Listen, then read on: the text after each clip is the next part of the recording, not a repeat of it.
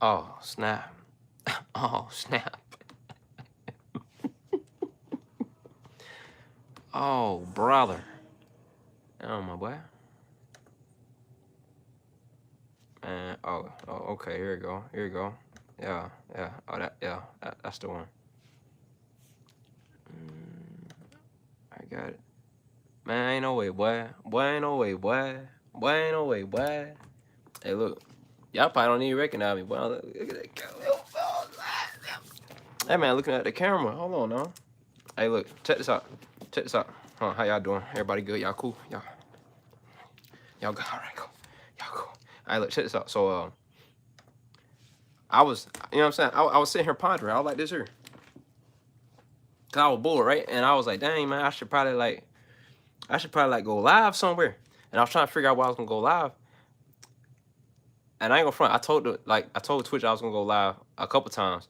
I might have like, I took the truth and I stretched it a little bit. But I'm gonna do it eventually. It's just, gaming don't be hitting like it used to.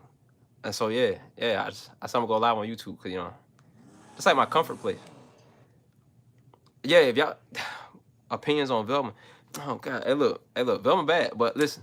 If y'all ever see me in real life, this is what I look like, bro. I be wearing glasses because your boy blind. I'm blind as hell. I ain't gonna lie to you. All right, cool. So I got the chat over here so I can see it. You know what I mean? I'm like, cause I told y'all I'm blind, so I got my glasses on. If I wasn't looking at the chat, I wouldn't have my glasses on. But I need to be able to read what y'all saying. So you know what I'm saying? I got it over here, but y'all over there. So it's over here. I got a Rubik's cube. I can solve this Rubik's cube right now. I don't know, like $10. Oh my God.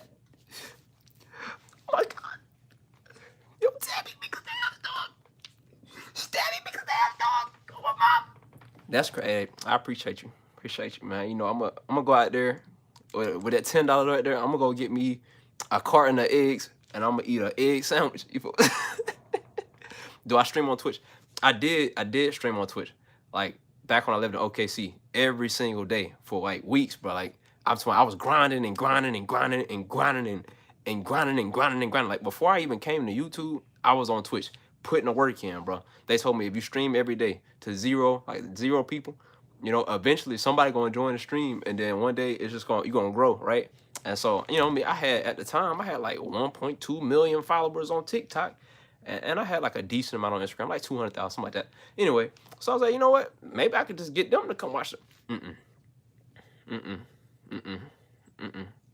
And it was cool. Don't get me wrong. I had like a cool group. It was a small group, but it was a cool group of people to watch me stream every day. And we was just chilling, man. It was usually like 40 people. Sometimes it'd be like in the 100 range. But I got like 8K subs on not subs. I got 8K followers on Twitch. I ain't streamed in a minute though. Like since I moved, I haven't really like streamed too many times. So yeah.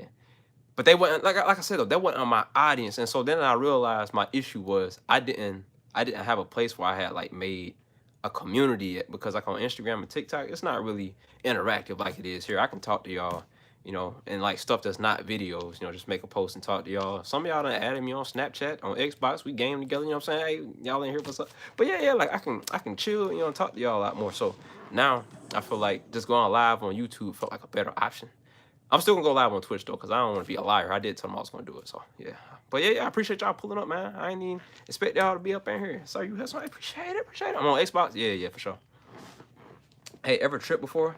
I'm tripping hard. It depends on what you mean by tripping. I thought you would quit and making content. Me? You thought I was gonna quit? You see, this is the problem with people on the internet. No, you've never in your life. If you thought I was gonna quit, you probably woke up one day and like hit your head on something. You probably getting like this, bam, Tom and Jerry knot right out the middle. That's what happened to you. Or you had drunk some of that Hennessy and you ain't mix it up with nothing. You know what I'm saying? You ain't chase with like no water, eat no bread, nothing like that. And you woke up and you were drunk and you still drunk now. Nah, I ain't never gonna quit. I think when I'm like 80 something years old, if I ain't got, my jaw might be loose. I talk a lot. My jaw might be a little loose. I probably can't talk like I do now. I probably talk a little slower. So yeah. But nah, I'm probably gonna make content till I croak. You know what I'm saying? And then when I go to the afterlife, I'm probably still gonna be cracking jokes. That's just what I do. So nah, I ain't never gonna quit. Quitting ain't really my thing. But yeah. I'm a lot. You said you don't like quieter? Quieter? maybe you, okay. All right. So I ain't gonna front. I be watching like the bigger. I ain't gonna say. All right. So I see like the bigger streamers, right? They stream and the chat just be like this the whole time, and I be trying to figure out how they keep up with it. You know what I realized? I realized something. They don't respond to the chat. That's weird for me because I always do, but it's moving at a rate that I can't keep up with. Yeah. Oh yeah, I ain't no quitter, but yeah, not quitting is like my thing. Mississippi gang. Oh yeah, to all my Mississippi people in the chat, and ain't no favoritism, but they know my folks. But you know what I'm saying? Hey, appreciate y'all.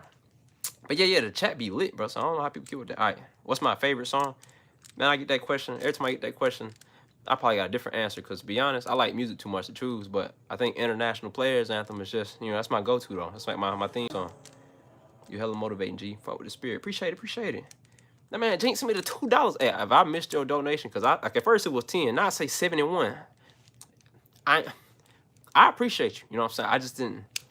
You feel me? Yeah. How tall am I? I'm 6 foot. I'm 5'11" on a bad day. It's kind of iffy because like I took my height test without my shoes on. I was 6 foot, but I also think that maybe my hair is why I got the 6 foot. I don't know. If you saw me with shoes on though, there wouldn't be a doubt that I'm 6 foot. But if I'm barefooted, 5'11", never gonna be anything lower than that though. So 6 foot, 6'1" on a good day. Fredo, there's a slow mode on chat. Oh snap! I'm a noob, but I don't went live on YouTube. Like I think it's my 3rd time now since I made my account. Are you by chance ADHD? See, let me tell you something about black people, bro. If you got a mental illness or anything like that in a black household, it don't exist. You don't go to the doctor and find out because they're not finna put you on a medicine. So I probably got a lot of issues that would explain a lot of things. I just don't know nothing about it. So yeah, I based off what I've been told though, it seems like it, cause I got some issues, but it's alright though. It worked for me. You watch anime? Hell yeah. Do I still dance? On occasion, not like I used to. I used to dance every day from sun up to sundown. Now it's just I bust a little move throughout the day, but I don't really be laughing like that. What'd you be doing if you didn't do YouTube? If I ain't do YouTube, man, honestly, I can't tell you what I'd be doing. I feel like I'd either still be performing or I'd be on TV. I didn't take the TV route because it was 2 reasons. One, I felt like I didn't want to get caught up in the little Hollywood stuff. You know what I'm saying? Because I mean, I feel like if I would have went that route, like I had the opportunity to, I would have been like pretty decently known at this point as far as like the Hollywood world go. But at the same time, I'm an antisocial person, and I don't really get into all that weird stuff, man. And I got a moral compass, so like I couldn't accept no role doing anything that I ain't proud of, or like I wouldn't, think my mom would be proud of, or anything like that. So you know what I'm saying? It ain't seem like my cup of tea, and it seemed like a lot of like responsibility that I have to commit to that I wouldn't want to. Like I wouldn't mind being a guest on a TV show or like in a movie, like something that like I'll take the time, we do it, and then I get to leave. That's my thing. I couldn't move to California and live in Hollywood and then just be working all the time, flying here and there, and that's not me. I don't like that. I don't like being on planes. I don't really like being around people like that. I'm not really social, so like them interviews and stuff, I can do like I got about a solid 3 in me. You know what I'm saying? But after that, boy, I can't do it, man. So yeah, I feel like YouTube was a comfortable place for me to entertain people without having to compromise my personal preferences. You know what I'm saying? But again, I wouldn't mind like guesting on the show. I just don't want to commit to being on it. You know what I'm saying? And when I say California, I ain't talking about the state as a whole. I'm saying like, most of the people that do like entertainment and stuff like that, they always move to Hollywood, like that. The area that all the content creators and entertainers and athletes, they all live in there. Yeah, I ain't want to be over there with them folks, man. They ain't my type of people. You know what I'm saying? I'm not going to one of them Hollywood parties. I don't want nobody just snorting coke in front of me. You know what I'm saying? They ain't really, hey, that ain't how I get down. But yeah. So, but aside from that, yeah, I don't know what I'd be doing. I mean, before I started doing content though, I was a photographer, a track coach at a university. Actually, the school that I ran at, I was a track coach for them. And I was like an intern also at the same time, and I did like community service work in the mix of all of that. So like I was busy, but it was busy doing stuff that I was comfortable doing. You know what I'm saying? So it's like I wasn't stepping out my box necessarily. But yeah, that's what I was doing, man. And I ain't had no problem with doing none of that stuff either. It's just when COVID had hit, there was no more coaching because there was no more sporting events, and so I was like, damn. But I went to school to be a personal trainer, and yeah, that's what initially my goal was gonna be a personal trainer. I was probably gonna start like a personal training YouTube and get everybody fit. And then I realized I ain't have a passion for getting people fit like that. Like I don't mind helping people do it, but I don't wake up in the morning like, man, I want to help somebody get in shape today. It's just it was something I wanted to help my mom with, but yeah, that's a long pothole right there. All right, let's see. Would you ever come visit Australia? Would I ever look? I don't even want to lie to y'all. I want to tell y'all, because y'all rock with me, I wanna show my face. I feel like that's the least I could do, right? But I be seeing the animals that y'all got over there, and I ain't gonna lie, I don't feel like we unlocked them on this side of the map yet. Yeah, we ain't got y'all probably got dragons and all kinds of shit like that. Y'all probably got ogres and just chupacabras and all the mystical creatures that we didn't think he's it. Kulu, he probably over there at y'all crib, not gonna cap. But what I'm saying, I ain't, me, I'm a country boy. I ain't scared. I'm very cautious. I stay away from things that I ain't got no business around. But I joke around and say that I'd definitely probably visit Australia. I feel like my persona comes off as I'm scared of a lot of stuff. I'm actually a knucklehead. I'd probably have fun there. Especially, I want to see a kangaroo in real life, bro. I really do.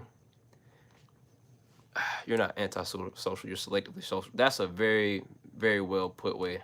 Yeah, that's more accurate to what I am, bro. Kangaroos, I wouldn't say they scary. Like to me, they not scary because I know what they capable of. They just cool. Cause I seen Kangaroo Jack. You know what I mean? And he might kick my rib cage out my back, but it's like, dang, boy, what a way to go out. Cause like where I come from, you could walk outside and get shot. And that's not really an honorable way to die. They ain't gonna sound too cool. They're gonna be on the news and in other news. Another black man was gunned down walking outside today, taking out the trash.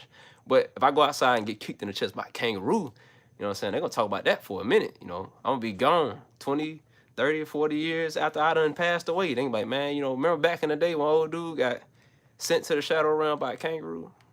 That was me. Yeah, that's cool. That's cool right there. That's the only thing I want in life. If I'm gonna die, I either want to die a peaceful death or I want to die one that's real cool. Like, I don't want y'all to be at my funeral talking about I got folded by like cancer or something like that. Not saying, that probably sounded terrible, but like, I can't fight cancer. You know what I'm saying? I wanna have a fighting chance. So if I get smacked by a kangaroo, I got, what I'm saying? I had a chance to throw the dukes up with him. I'm gonna give him a 2-piece before I get to the chest. But he gonna have a loose tooth when he get done with me. But cancer, you just kind of gotta sit there and just hope you made it. You tough if you make it though. You know what I'm saying? But I just feel like, me, I want to go out. I want to go out with some oomph. You know what I'm saying? Yeah, that's just it. It's stupid. I know it probably sounds dumb, but that's me. That's just me. What did you walk into? It's something wrong with me. It really is something wrong with me. But like every time somebody asks me about that, that's all I got, bro. It's like I just want to go out. I want to go out dope, bro. Like an Avenger. You know what I'm saying? Tony Stark, he went out like a G. Let me go out like that. Any advice for someone who might not be where they want to be? If you aren't where you want to be in life, you cannot ever be satisfied with where you at in life. And you got to know that ain't the end of the road. You know what I'm saying? You might be there right now, but tomorrow could be a different story. So, shit, when you wake up, just have that mindset like today could be the day it changed. And if you ever lose sight of that, you'll probably get stuck. That's what I do. When I wake up, I'm like, man, I ain't where I want to be at. But shoot, I mean, look, I'm like, in a literal sense, I'm not where I want to be in my career. But I'm not struggling no more. So like by my own terms, I've made it already. I'm still just not where I want to be at. And so when I make my content, I put that in the back of my mind, like, what can I do to make this better than it is? Even if people are already liking what I do, what can I do to make it better or to reach more people? And that's my goal in the long run. It's not, for me, it's not a financial goal. It's just an impact goal. Like, some of y'all might see me as the funny guy. Some of y'all might see me as like the guy to be giving out advice.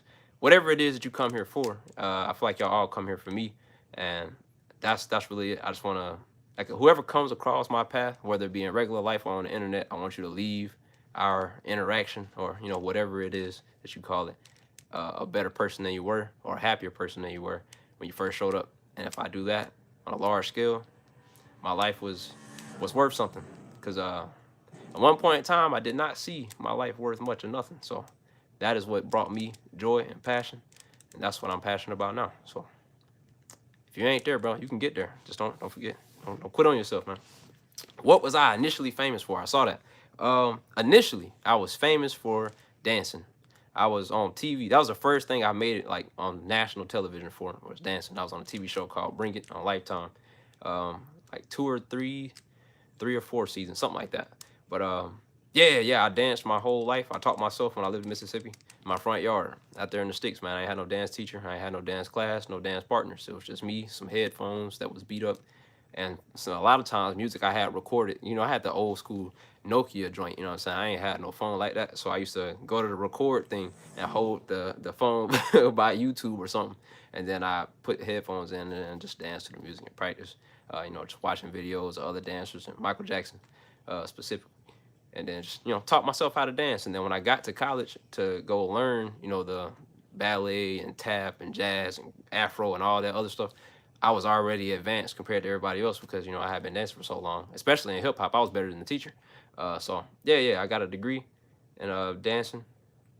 That sounds crazy, but yeah, I went to school for that. And then while I was there, I ran into two people that were on a TV show, Kayla and Jay and Tim. All three of them went to the same school with me. And I didn't know them when I got there because, I grew up in the woods. So I didn't really, what I'm saying? I wasn't really like connected with the outside world like that. And so they didn't know that I was like, I came to the school famous on social media, and then they were famous in, regular life. And they was like, man, you want to be on a TV show? And I'm like, bro, I've been trying to do this my entire life. Hell yeah. So they invited me. I met the producers and all of them. I was on the show for my first time. I spoke, which was, I wasn't supposed to speak because I told them, like, I don't really talk. And then even on social media, people had never heard my voice before because, like, for the majority of my career, like making content, I didn't talk. I didn't start talking on social media until 2021. I started making content in high school. So that was like 2012, 2013. So it was a long time where I was just the guy to dance and whatnot. But yeah, I was on a TV show. And then after I was on a TV show, I started like popping off in track and field. So, I started making the news for that. And then I ended up going on getting put on ESPN because, I ain't gonna front. There was a meet where I was a little angry, man. Before the meet had started, my mom sent me a message and told me that my aunt and my grandma had died the same day, right before I ran. And that, like I told y'all, death in my life was pretty normal. So I just internalized stuff like that. And whenever I performed or whenever I ran, that's where I put all that energy. And I fucking blazed that meat. I cooked everybody. And so, I got the ESPN top 10 performances of the week. They had me on TV on ESPN. I was baffled. I was like, dang, that's crazy. Fredo on TV again. You know what I'm saying? So then, I did pretty well in track. And, a lot of people knew me for that. And then once I stopped running track, I went back to making content. So I feel like I'm most known now for content, but overall, that's what it was, man. Athletics and dancing. And then now I'm the funny man to some people.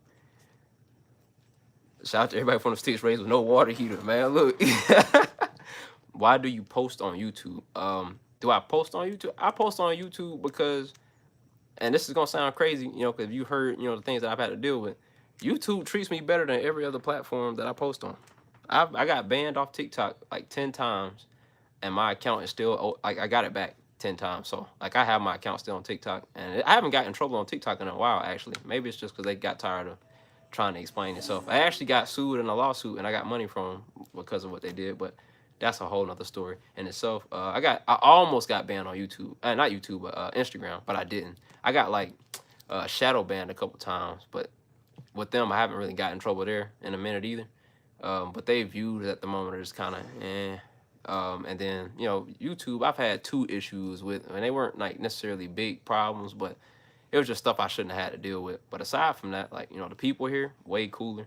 I feel like when I post on YouTube, I can be a lot more well-rounded. Like, I ain't just in that box of like crack a joke.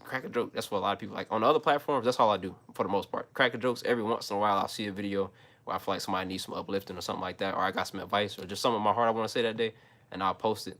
Very rarely, but like here, it's not weird for me to do something other than say something funny. So I feel like just, here I'm Fredo, and then there I'm the comedian, or whatever. To them, I'm an entertainer. To y'all, I'm a person, and I value that. So YouTube is by far my favorite platform, although it is my smallest.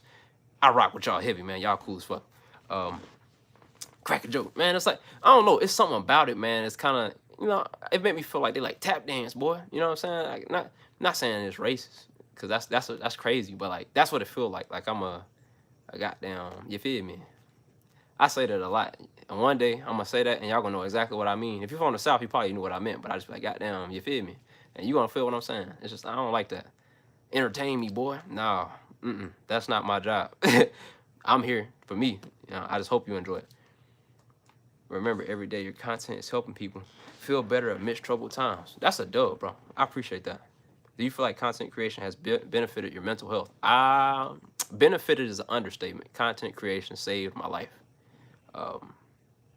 In a very, very literal sense. I was a dark spot, not even the word for it. Cause like when you see the picture, y'all probably seen it before. The picture of me at the national championship holding my medal, I look like one of the happiest people on the planet.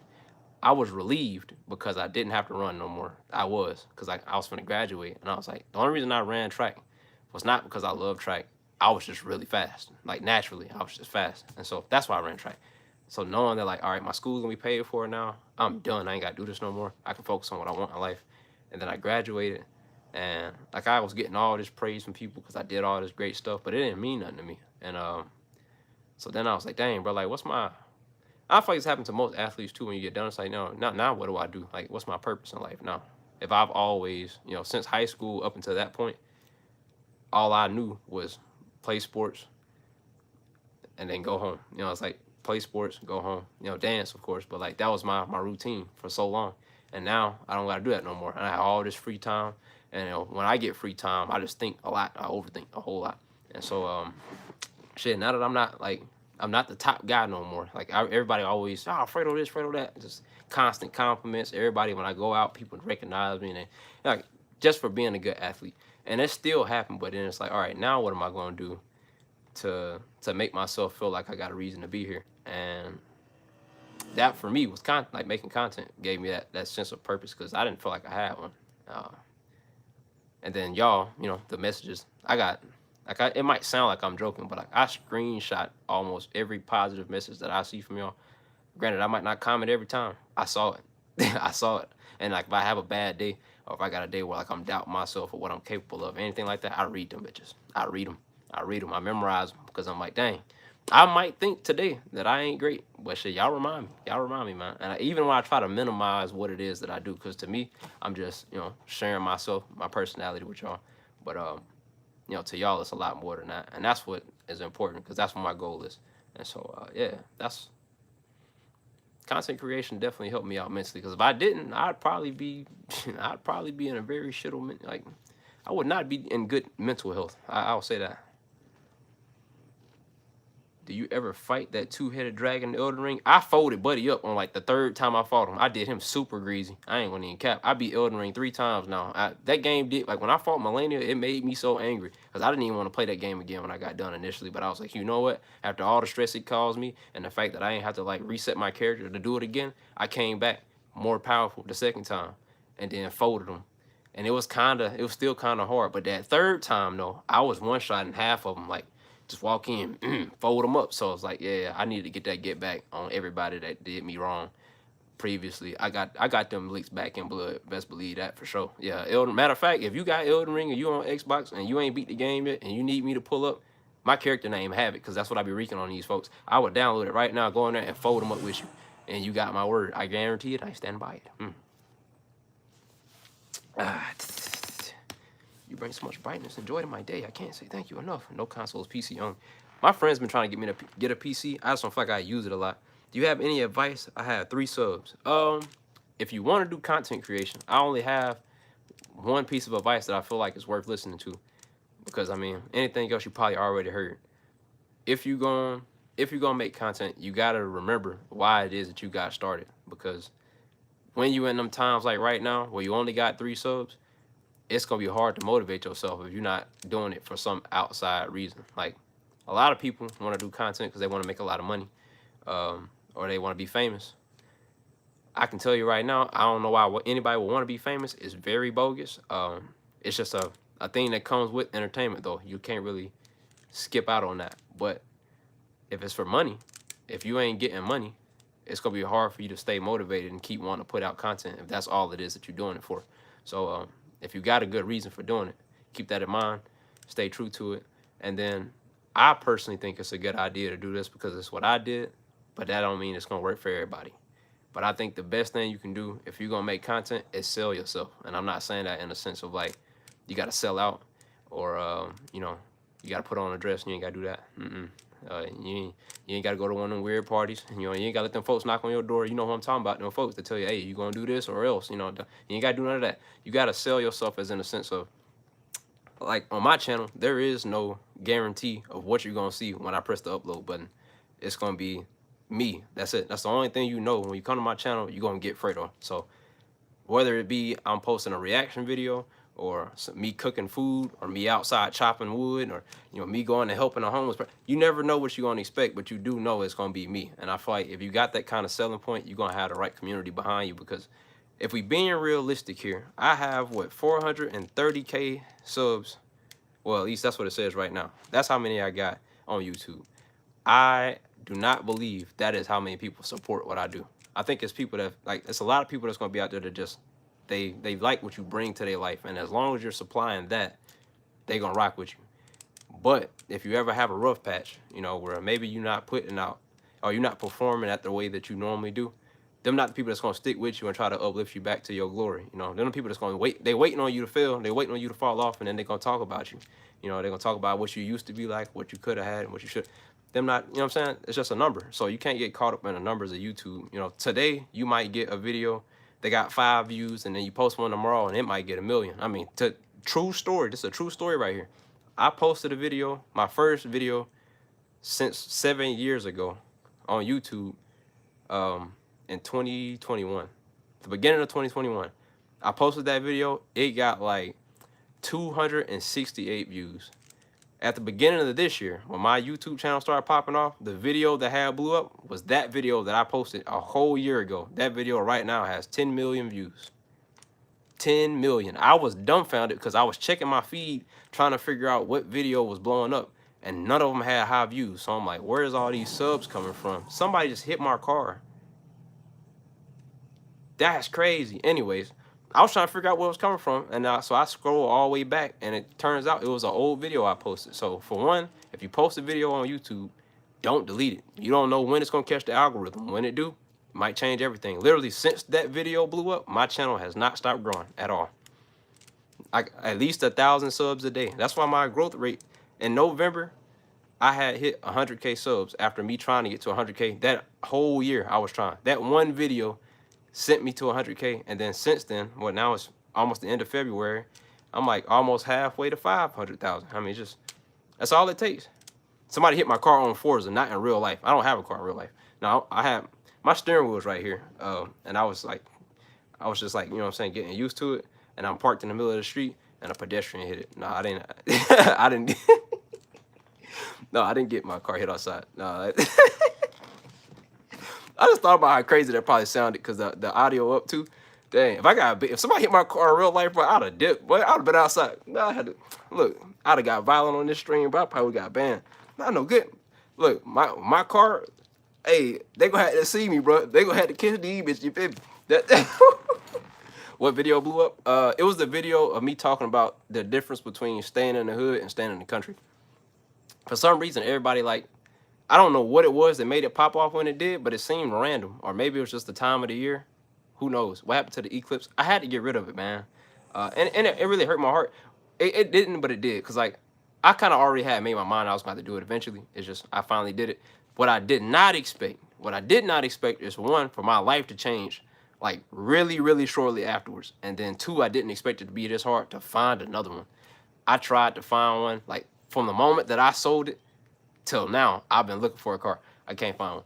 Or when I do find one, it will either get sold before I got a chance to go get it, because a lot of times they're hours away from where I'm at, or somebody else, somebody else will buy it. Or, it's always some obstacle in the way, but it's it's cool.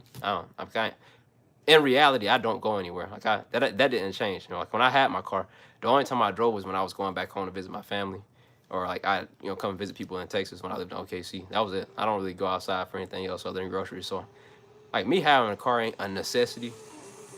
But at the same time, I did like to go on joy rides and do knucklehead shit, but only at nighttime when nobody else was on the road, and usually on the interstate, because I wouldn't put nobody else's life in danger. But I got a speed problem. I ran fast. It's not normal for me to move slow. So when I get on the road, I like to go out there at 4 o'clock in the morning on the interstate and just, you feel me, and really get that worked out the car. But yeah. So I'm gonna get a car eventually. But yeah, y'all ain't gotta worry about that, man. What are your top four favorite fruits? Top four favorite fruits. I think you got two of them. So peaches, elite. Strawberries, elite. Now I gotta think about it. Cause like I ain't gonna front. Aside from them two fruits, there ain't ones that I just have a strong craving for. Pineapples, definitely pineapples. It's a problem with pineapples though, cause you know what I'm saying. When you eat too many pineapples, it feel like somebody done did something to your tongue, like they done laced it or something, bro. And then I don't really like that feeling, but it be busting. And then so shit that. All right, 3 of them. All right, we got one more to go. Now this is a hard one, cause like I said, I don't really be fooling with the fruits like that. All right, if we talking about the actual food itself, I think I'm gonna have to give it to like a banana. Yeah, cause I eat a banana. I don't really like apples like that. I don't care for oranges. Like I like orange juice, but I don't like the orange. So like when I eat an orange, I chew the orange up, spit the orange out. Like the actual piece that you chewing on, spit that out. But the juice that's in it, drink that. Get rid of that. Kind of like an apple. I chew on the apple, spit the apple. Cause the outside of an apple nasty as hell. The green one, the green apple kind of fire. That Granny Smith. Granny Smith, she thick. Granny Smith. Banana good, but banana flavor stuff nasty. Apple stuff be good sometimes. Maybe I should put the Granny Smith at 4. Granny Smith do be going crazy. Plums. I forgot all about plums. Plums be hit and miss though. Sometimes them bitches taste like serpentine belt. That was a good question. You really got me thinking right now, but I'm pondering. I'm the thinker. Yo, I feel like I just got 3 favorite fruits, and then the 4th one it's up in the air. I go back and forth. Hey, Granny Smith, she be doing that thing though. You know what I'm saying? She out there in that garden. You like banana bread? Nah, I don't like banana bread. That's the thing. I don't like nothing banana, nothing. Like, I mean, I like banana pudding, and I like bananas. But anything else they got, like banana nut bread, banana nut muffins, banana oatmeal. The banana oatmeal, if I mix it with another oatmeal, it'd be pretty good. But like by itself, I don't really care for it. So I don't really even like bananas like that. But I like a regular banana. I eat that bit. Maybe it's because I ran track. When we got cramps, we have to eat them joints. Banana split do be hitting. They do if it's done right. But I don't like chocolate. I know y'all probably gonna get on my head for that, and I am. You feel me? But yeah, I don't really like that. Pistachio pudding, never had it, but I like pistachio. I like pistachio on my ice cream. It's pretty good. You still live in the South? Yeah, I live in Texas now. I used to live in OKC. I'm from Mississippi. I lived in Tennessee. Then I moved to Oklahoma. Then I moved to Kansas first. Then I moved to Oklahoma. Then I moved to Texas. But yeah, pineapples are sus. Pineapples, yeah, like pineapples fine, but there's something wrong with them. Kind of like kiwi. Kiwi good, but yeah. Freddie, you got siblings and you ever any rivalries or opinions on them? Man, look, y'all finna get a crazy story. Y'all gonna have to pay attention to this one, cause like when I tell y'all like I've done a lot of progress as a person. My siblings can attest to the person that I am. The only people aside from them that can are my cousins and my best friend Jack. Nobody else in regular life, people I met in college, nobody else has the relationship with me to tell you about how I was at my worst and how I am now, to really get you the picture of how much I've worked on myself. Because I'm telling y'all now, I'm not a bad guy, don't get me wrong. But when I say, like, y'all see me in this real positive light, and I tell y'all, like, I say I'm decent. I'm good 99% of the time. But that 1%, horrible, like terrible. I'm not proud of it. But here we go. So I have 4 siblings. I have an older brother named DJ. His name is Delonte, but we call him DJ because his middle name is Jamal. He has a different dad than me, but his dad died when he was young. So my dad raised him. So in my life, like in my mind, he's always just been my older brother. I've never seen him. Like, he's not my half brother. That's just my older brother, DJ. Then I have an older sister, Precious. Some of y'all probably seen her on Instagram. That's the sibling that people always slide in my DM trying to get a number. It ain't gonna happen. Then there's me, the middle kid. That explains enough in itself. You know how the middle kid be. And then I have a younger sister named Trinity. And that's my arch nemesis / best friend. We best friends now, but when I tell y'all this story, y'all gonna see why I said, arch nemesis. And then my little brother, Isaiah, and he's still in high school. He's gonna graduate this year. But Isaiah, he's about to be what? He's finna turn 18 in May. Trinity is 23.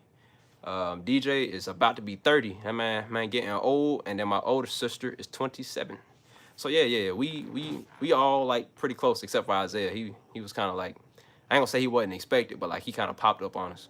So I had to grow up with a little baby at one point. But yeah. So when I say it's like opinions on him. So my older brother, I'm always gonna be an honest guy. My older brother, he got some work to do on himself. You know what I'm saying? I have hope that one day he get right and he do, he get where he trying to be in life. But he's rough around the edges. He rough as fuck around the edges. But that, I digress. That's my brother, and he'll step behind me any day of the week. I know it for a fact. As a matter of fact, I'm gonna tell a story from each sibling. So the crazy story I got from my older brother. I told y'all that he threw somebody off a bridge, and y'all might have thought that was a joke. That was not a lie. So when I lived in Tennessee, I lived in a neighborhood that was like, it was me, my brother's friends. I ain't really had no friends, but my brother's friends, and then there was some gangs that lived. There was one on this side of my house, and then one down the street a little bit. Those are like, that's my family right there. That's how everybody we was cool with. So, we go to school, and at the time, like, the elementary school kids had to ride the bus with, like, the older kids. And I sat in the front, typically. But one day, it was, like, not enough space. And so the bus driver told me to sit in the back. But that's where all the old kids were.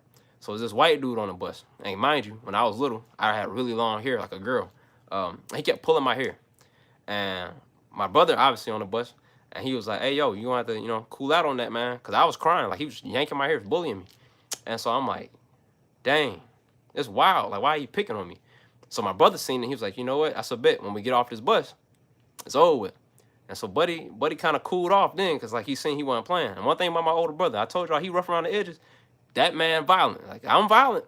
He just, if me and him both mad at you, it's a wrap. But anyway, so we get off the bus. Buddy put the scooters on. He tried to get on down. Now, you know what I'm saying? We fast. He didn't outrun us. We didn't jump him. All right? You know what I'm saying? You finna catch the fade with the person your age. So he runs. And he's running through our neighborhood. The way our neighborhood was set up, it's all the houses. And then somewhere in our neighborhood was a big park that was like connected to our school. He ran to the park. The thing about the park is the park had a bridge on it. The bridge goes like this here. And then the under part of it is like this. So it's like a giant circle. And then them boulders that be at the bottom. I say boulders. It's some big, big buff-ass rocks, right? Steroid rocks at the bottom of that bit. So that's what he ran to. He ain't smart. He ran to that bridge. And not only did he run to the bridge, he ran on top of the bridge. So now put yourself in a predicament because I went to this side of the bridge. His friend Brandon went to this side of the bridge. He in the middle. DJ came and met him in the middle. So you already know what happened once they meet up in the middle. DJ wasn't finna talk to you. He throwing them hands to him. Minky. He fanning him. And I'm like, dang. I'm not gonna front. You had it coming. You shouldn't have been picking on me. You know what I'm saying? But now he beating your ass. What are you gonna do? He couldn't fend for himself. And he tried to get away. Now, this the part I don't understand. Maybe it's just something in our blood. But DJ, you know what I'm saying? I feel like he let the intrusive thought win. In his mind, he was like, dang, I should just, you feel me? And so that's what he did. He hit the man, he grabbed him, and he just flipped him over the rail. So now everybody shook because we sitting there like, oh yeah, that's it.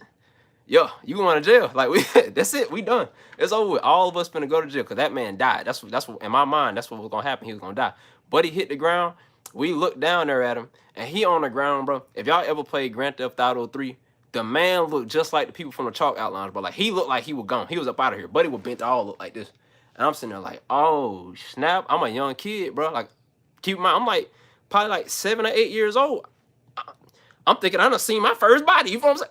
Buddy hopped up and took off running. So, like, we had a slight relief. Like, oh, he made it. Boy, ain't got good. But now we still thinking like, dang, boy, 2 black kids, and then the cops gonna hear you just threw the white boy off the bridge, bro. Off a bridge.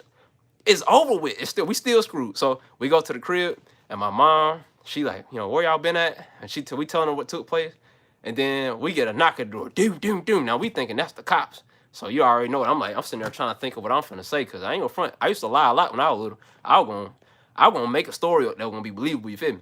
Turned out it was the kid and his dad. And his dad was trying to figure out what had happened because I'm pretty sure he was probably just a logical man. What would lead somebody to throwing you off a bridge? Or better yet, why were you at the bridge in the first place? So then we explained to him what took place. And he real for this. Instead of him calling the cops, he made his son become friends with us. I'm not bullshitting. Like, his son had to go to the hospital. He broke some ribs. His arm was broke. But I kid you not, I got like a very vivid image of us sitting in that man's house playing the game together with his broke ass arm and broke ribs. He wrapped all up, bro. And we just in there gaming together. And he actually ended up being our friend. He was pretty cool. But to like just knowing that took place though, I couldn't imagine. Like, if somebody threw me off a bridge and my parents' way of like dealing with that was like, hey, y'all gotta be friends. What? But yeah, real cool dad right there. You know, probably saved my brother's life because it was probably gonna be a wrap for him after that. But yeah. So that was the story with DJ. Then my older sister Precious. Precious is the sweetheart in the group. I say sweetheart. We all kind of violent, but she's like the nicest one on the normal setting. She does like she's an MUA. She does makeup and stuff like that. She real cold, especially like Halloween time. She don't want to make you like a zombie and shit. So Precious, I feel like is the talented one. She's like super talented. She draw better than me. She nice with it. You know what I'm saying? I'm a big fan of my older sister. So anyways, she's the real nice one. Crazy story from Precious. I gotta tell y'all a story of the time she was being violent because most of the stories of her are just they're real lighthearted. She don't mess with nobody. So Precious, right? Keep in mind, Precious is quiet. She don't bother nobody. She real goofy, but like she kind of to herself. Well, there was this kid on the bus. It's always the bus, bro. The public schools. This girl kept, what I'm saying? She was messing with her. I ain't gonna front. Precious got tired of it. Again, hopped off the bus, thought shit was gonna be sweet. Ain't finna be no talking. This is not an exaggeration. Precious beat her ass from the bus stop at the end of our street all the way to her house.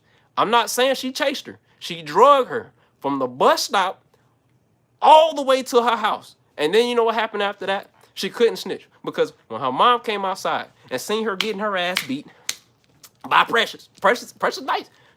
All she could do, they drove past us. The girl was in the back seat, probably going to get checked up because she got beat up bad, and she just flipped my sister off. I'm like, you didn't learn nothing. She just, you know what I'm saying? She just minked you up, and you tried it again. So the next time we seen her, she got a black eye and everything.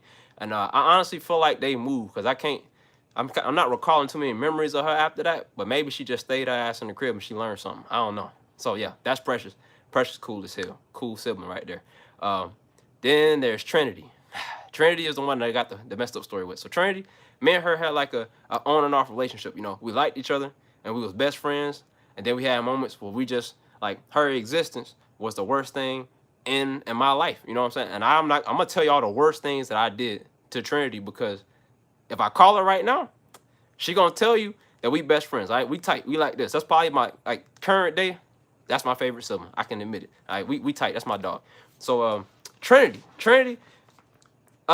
Which story? I'm gonna tell y'all two because it's like they're very important. So when me and Trinity were little, each sibling had their rivalry. DJ and Precious always got into it. Me and Trinity always got into it. DJ and Precious, they set each other's bed on fire. That's gonna set the standard for the type of violence that we come with. All right, they ain't, you know what I'm saying? It ain't no plan. When we get mad, we just do shit. All right. Me and Trinity did something way worse. So granted, I will say what I did was worse than what she did. So all right, kid, we at home, right? And typical at my house, my dad is usually gone. Like I know my dad, but he was usually not at home because he was always like working on cars or doing whatever. So we was usually with my mom. And if my mom wasn't home, it was just us. Most of the time, it was just us. So now it's gonna make sense why we used to get in trouble so much because it was just four of us for the most part. But we looked after each other. So cool. We at home. My mom was there this time. Trinity had hit me with something. I don't remember what it was, but y'all won't even see it now. I have a mark on my forehead somewhere up here that Trinity gave me. It's been there since I was a child. It has not went away. So she scarred my face, and I got mad. And one thing about me that I told y'all before is that I'm not a bad person, but I have a very evil level of intent. So like, I'm calm all the time until I'm not. But once I do, I'm not the person that's like, oh, I'm gonna lose my temper when I get mad.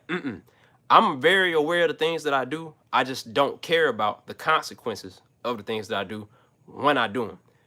5 minutes later, I'm gonna be on your side. Within them 5 minutes, you don't mean nothing to me. So cool. Trinity marked my face up. Immediately, no thought, I grabbed a cord out of the wall, took the middle piece that you know what I'm saying, sticking on. I took it and I dug her cheek off, like a big piece of, just straight off her face, like bam, revenge. Now, that sounds crazy. It was. She still got the mark. I got my mark. She got hers. It don't look the same no more. It shrunk, but that lets you know what I mean when I say I carry my. That's how I am. Like I'm still like that now. It's just I don't get into it with nobody because I stay by myself. I ain't bipolar. Like that, I'm telling y'all now, it's not an issue. That's me. In my heart, I got that in my heart. I just, I don't like it. I'm not proud of it. Don't get me wrong. But I feel like, and I've learned that it is, like it's a good thing to have, but it's terrible. And now you got to think about, if that's what I did to my sister, and I love my sister to death, I've done worse to regular people. So that being said, that is why I'm always at the crib. Because when I get angry, I just tend to do real stupid shit. And so, to anybody out there, don't be like me. But yeah. So, anyways, I messed Trendy up, and we went on through life going back and forth, but we always kind of came back to the common ground of, yeah, I might do this, but I wouldn't let nobody else do it. So this is where the second story comes in. We on the bus. This time we live in Mississippi. Now we're adults. DJ, he's a senior in high school. Precious is like 2 years under him, and I'm a freshman. Trinity also rides the bus with us because she's in middle school. Now, Trinity was on the bus, and this girl was throwing water bottles at Trinity. Now, Trinity was a band nerd. You know what I'm saying? Trinity was a book smart one. She the one that got the 4.0 GPA. She got the full ride scholarship to fucking Ole Miss. You know what I'm saying? Trinity's smart as hell. So she don't really bother nobody, but she was messing with her. So she kept hitting her with the water bottle, and we was like, you know what? You hit my sister again, it's a wrap. So the girl threw the water bottle again. Bam! Me, Precious, and DJ went to their house and beat every sibling up that was our age. So like my older brother fought their older brother. My older sister fought the chick that was throwing the water bottle because she was Precious's age. And then I fought their brother that was my age. We beat every last one of their ass because of what the older sister did. And that's just how we move. That's my family dynamic. And if my cousins were there, if they had cousins, they would have went and beat their cousins' ass too. That's just how we do. And we ride together, we die together. Bad boys for life. That's my family. Now we might beef amongst each other, but when it comes to, like, you know what I'm saying, if we gotta pull up, we stepping all the way and we don't care about nothing. That's how we do. And you know, now we all done grew up and became, I feel like we're pretty civilized people. But like you can kind of tell by how, like, when we together, you know, we go out in public, we kind of carry ourselves like that. Like, hey, look, don't step wrong, because we gonna do it. And like, you gotta understand though, like when I grew up, we didn't have like neighbors and shit. So like my family and my cousins, that's like, those are my friends. Like those my people say that I ain't gonna even say it was a choice. Like we literally grew up in the same household at some points. That wasn't all the people I knew. So like we was like, you know what I'm saying, we best friends and enemies, but when it's us against y'all, I don't give a fuck who it is. It's a wrap. So anyways, that's me and Trinity. And then Isaiah. Isaiah's the one that I ain't got too many stories about because he was like so much younger than us. A lot of stuff that we went through, he didn't deal with because he was, you know, such a young man. You know, he was a baby for a lot of our life. Isaiah, I feel like in a way, he's a lot like me. He just ain't came into his personality yet. Or not saying like me in the sense of like he wants to be like me, which he might, I don't know. But like at his age, I feel like I was kind of the way he was until I kind of embraced who I was as a person, you know.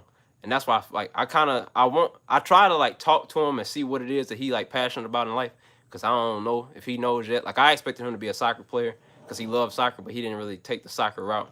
And he's like real good at gaming, but like he don't really take that like content creation, like gamer route. So I don't really know what's going on in his head, but I hope something going on up there. But I feel like he gonna figure it out, and I'm gonna try to help him the way I can. But he just me and him had a iffy relationship. Like I ain't never necessarily beef with him because he was so young, but he used to annoy the hell out of me because, like, you know, it's the baby child. He got treated like a little toddler his whole life. He couldn't, like, when I grew up, it was normal for my brothers and my cousins to beat me up. You know what I'm saying? And they friends, like fighting and stuff like that. You know, getting us all the trouble and stuff we got in. That stuff was cool to do to me. When he became a baby, my mom wasn't going for it. We couldn't do nothing to him. And then he had this thing he used to do where, like, he knew we'd get in trouble if he started crying. So what he'd do is, if he got mad at you, he would run and jump into a wall and then yell, and then my mom would come and punish us for it.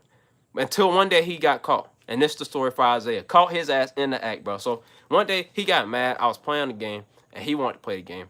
I said, nah. He was like, bet. He runs, jumps into the wall, starts hollering. Now, in my mind, I'm like, oh, there it is. I'm in trouble now. It's over with. Except my mom was in the hallway behind him when he did it. So then she's already smiling. I'm sitting there like, oh, yep, this is it. Because, like, keep in mind, it was literally been years that we had been telling her he been doing this. And she denied it she took to the grave. He wasn't doing it. We making it up. And then me, with my track record, I ain't had no weight to hold. It's like anything I say wrong. So She finally caught this man in the act. And I'm like, now go ahead and explain to her what it was that you did. Like, what happened to you, fam? And so he was like, he hit me. And she was like, that's crazy because, you know what I'm saying? I was sitting right there. And he caught the ass whooping for the last 2-3 years that he had lied. Because, like, bro, you know how many times I got in trouble because of that? Boy, look, if I could have did it myself, it'd have been a wrap for him. I'm telling you. But yeah, that's Zay. That was him. And then the other thing he did that I feel like is real funny is he got caught cursing for the first time. And like, my parents didn't believe he could do anything wrong. More so my mom. But like, you know, one day he was playing Roblox on a computer in the living room, right? This is why it makes it funny, because he knew where he was at. So he's in the living room, I'm in the living room, some of my siblings and my cousin, and then my mom was in the kitchen cooking. She can literally see him from where she's at. He was playing Roblox. I don't even know what happened to him on the game, but one of the kids made him mad, and he screamed out, "Man, what the fuck?" So us, you know how kids do, we finna instigate. Ooh, yeah, it's over with now. I'm laughing because I'm like, dang, boy, all this time I told her he be out here, you know what I'm saying, throwing out them slurs. My mom didn't think I cursed until recently, like last year. She thought I didn't curse my whole life. Y'all know me. I be letting them joints loose. But anyway, so I'm like, dang, boy. Now we finna see how he get out of this. Cause you know, he the baby. She gave him an opportunity to get away from the ass whooping. But see, he didn't take it like I would have. So she was like, if you didn't say what I think you just said, tell me what word you just said and you won't get whooped. Now, one thing about my mom, if she say something, she mean it. She was not gonna whoop him. But let me tell y'all the dumb, like this is what he told her, bro, out his own mouth. Everybody sitting here looking, we waiting on this. Like anytime Isaiah got in trouble, we would celebrate him because it didn't happen too often. So we was like, yeah, what are you gonna say? This man said, I didn't say the F word. I said fuh. Fuh, F-U-H, fuh. A sound effect, an onomatopoeia. That's what he said. So now we sitting there like, boy, your ass good and beat. Because, like, ain't no way. She gave him a second chance. Now, listen, this is why it's funny. Because down south, if you understand down south dialect, this man really had a chance to get out of this problem. She said, use "fuh" in a sentence, and I won't whoop you. I can tell y'all right now, this in the South is a grammatically correct sentence. If somebody slap you in your face and you say, what did you do that for? Correct grammar right there. He didn't say that. This man said,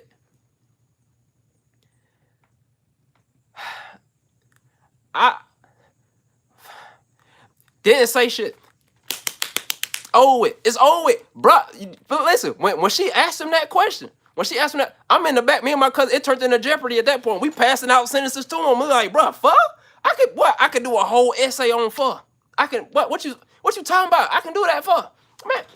So, anyways, he didn't use his opportunity. I was very jealous at the fact that he got one, because I never seen that. Like, it was never a, look, if you do this, you won't get in trouble. Nope. That boy got his ass towed up. And so, yeah, he ain't really cursed too many times in their presence again. But I'm just saying, like, even though I'm 25 now, and that happened when I was in high school, if I ever get in trouble for cursing, because I don't curse from my parents, it's a respect thing, but, like, bro, I'm going to need that opportunity to clear my name, you know what I'm saying? Because I done had plenty of time to practice. You know me, I'm like a cursing professional at this point. So, yeah, but that's Zay. So, yeah, that's my siblings. You know, it's 5 of us. And then my 2 parents. I knew both of my parents. They cool. They wasn't always cool. We cool now, though. Like, we friends now, but I ain't gonna hold you up. Majority of my life, I ain't like my parents at all. I ain't like them. I ain't get along with them. So now, like, when y'all hear stories about me and my parents, we sound like we like this. That's happened in, like, the last couple years, you know what I'm saying? Like, probably 3 or 4. Yeah, that's about how long we've been buddies, you know what I'm saying? Before then, I ain't really rock with them like that. But that I can always say, like, you know, a lot of people like to say the downsides of their parents. I like to, like, focus on the good things they did. You know, my parents, they taught me a lot. You know, my dad, as far as, like, my mentality goes, my dad, he taught me, my mindset, I say that come from my dad. He told me a lot of shit, you know, taught me a lot, taught me how to work on cars, taught me how to plumb, taught me how to survive, you know, like, all that stuff right there, you know, taught me how to push through life, through hard times, you know, because he was a convicted felon. And so, you know, a lot of times I got to see firsthand, you know, how you get treated when you got that cloud over your head. And then on top of that, you black and you in Mississippi. So it's like, you know, just seeing him navigate through stuff like that, that's where that dog, you know, that dog in me, he from Chicago too. So, you know what I'm saying? That violent side of me, that's from my dad. He was in the gang, you know. I ain't gonna go too crazy into his stories. I feel like next time I go home, though, he'd probably tell y'all a lot. You'll learn a lot if I get him to talk on live, and he ain't camera shy. So I'll probably get him to tell y'all some of his stories, because they crazy. And they, you know, some of them crazy, some of them funny, some of them sad, but he good at telling stories. So I let him do that. My mom, she taught me, how to be compassionate, how to be a better, not I ain't gonna say a better man necessarily. She taught me how to treat women properly because she didn't get treated properly, and so just seeing how she got treated, it always made me like I told her when I was a little kid, and I was like, look, I know DJ ain't gonna do right, and my dad might not do right, but I promise you, I'm gonna do right. And so that is why I have always been a faithful man. I have always did my best by whoever I'm with, just because not saying that I want to do wrong. It's just like I stick to that though. Like I'm gonna do right because I know what's wrong, and I seen that like the effects of when you make a decision without putting your partner's best interest in mind, and I don't want that to happen to nobody. So good man. I try to be a good man. Um, yeah, and then I guess there is me. I guess I can tell a story about me. Uh, I've done a lot of dumb shit. I've done a whole lot of dumb shit. Like one time I had I had this little tinkering problem when I was younger. I used to take stuff at home and I'd take it apart and then I'd try to find a way to put it back together. That's how I learned how to like build shit. Cause my dad used to tell me that's what he did. But one day I was making something and I needed plastic. And so I went and found something plastic in my house and I melted it with a lighter. And when I did it, the plastic landed on my hand, the melted plastic, and I couldn't get it off. Like I was trying to shake it off, it wasn't going nowhere. So my hand don't look like it used to now. It's like it's done healed. This was years ago, but my hand used to look disgusting. It was like I didn't go to the doctor either. A lot of the stories I'm gonna tell y'all, I didn't go to the doctor. My mom worked at a hospital, so like a lot of times if something happened, she already knew how to take care of it. And if I didn't feel like, I probably should have told y'all I hate the hospital. That's a very important thing, because like I almost died in the hospital a couple times. And then I've been there and like all my experiences at the hospital were terrible. And so like my whole life, if I have a problem, I ain't going to the doctor unless like I think I'm finna die. I'm not going. That's how I am. I'm trying to work on that though, like getting checkups and stuff like that. I went and got a checkup last year for the first time since I like was in adult supervision. That's how much I don't like the doctor. You know what I mean? I don't do that. And also I was poor too, so like, you know what I'm saying? Going to the doctor is expensive. And I'm definitely not getting in the back of no ambulance. So anyways, yeah, a lot of times like when you hear stories like when I getting stabbed, stuff like that, like if I didn't think I wasn't gonna make it, not going to the doctor. I went to school and learned how to like treat, wounds and first aid and all that and CPR. I'm certified and all this. So I don't know if y'all knew that. I'm a Band-Aid. I'm actually a Band-Aid on paper. Yeah. If you finna die in front of me, I can save your life. You didn't even know that about Fredo, did you? You ain't know that? Yeah, that's me. I actually on my like when I got my certification, I put on my little quote, I'm a Band-Aid now. I'm finna go save your girl.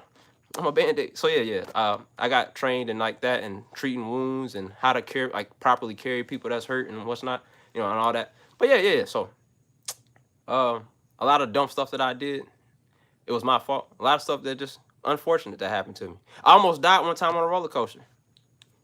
But yeah, I was on a roller coaster one time. I went to the fair with my parents. I don't like the fair. This is probably why I ain't never thought about it, but it probably is. So I got on this ride where you get on it, the little thingy, majigger, you know what I'm talking about, the metal whoop, you pull it down over yourself, it's supposed to hold you still. Now, mind y'all, I told y'all I'm 6 foot now. Majority of my life, I was not over like 5 foot. So I say like 4'11", between 4'11" and 5'2". That's like majority of my life. That's how tall I was. I was very short. So I went to the ride or whatever. I get in the seat, and that drink, like it's a big loop, and then it goes in the air and it starts spinning, but it be like tilting like this, really fast. So I get on the ride, it starts, and immediately the thing that's supposed to be holding me down, mind you, I'm short, so like I'm already kind of like I'm holding on to it, but it's like the seat, my butt ain't in the seat. I'm hanging on to the thing. That's where the abs came from. So cool. The ride start, and the thing lifted up, like it open, and I'm like, oh shit. That ain't supposed to happen, bro. Luckily, I was holding on to it already. So like now it's lifted up. I'm not in the seat. The ride's still going. Problem is, it's moving so fast, I can't tell the man that the thing open, and he probably can't see that it's open because it's spinning us so fast.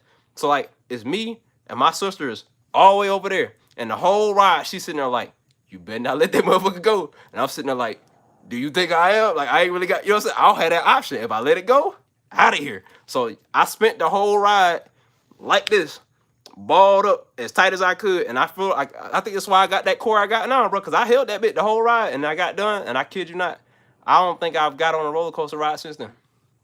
I'm not scared of them.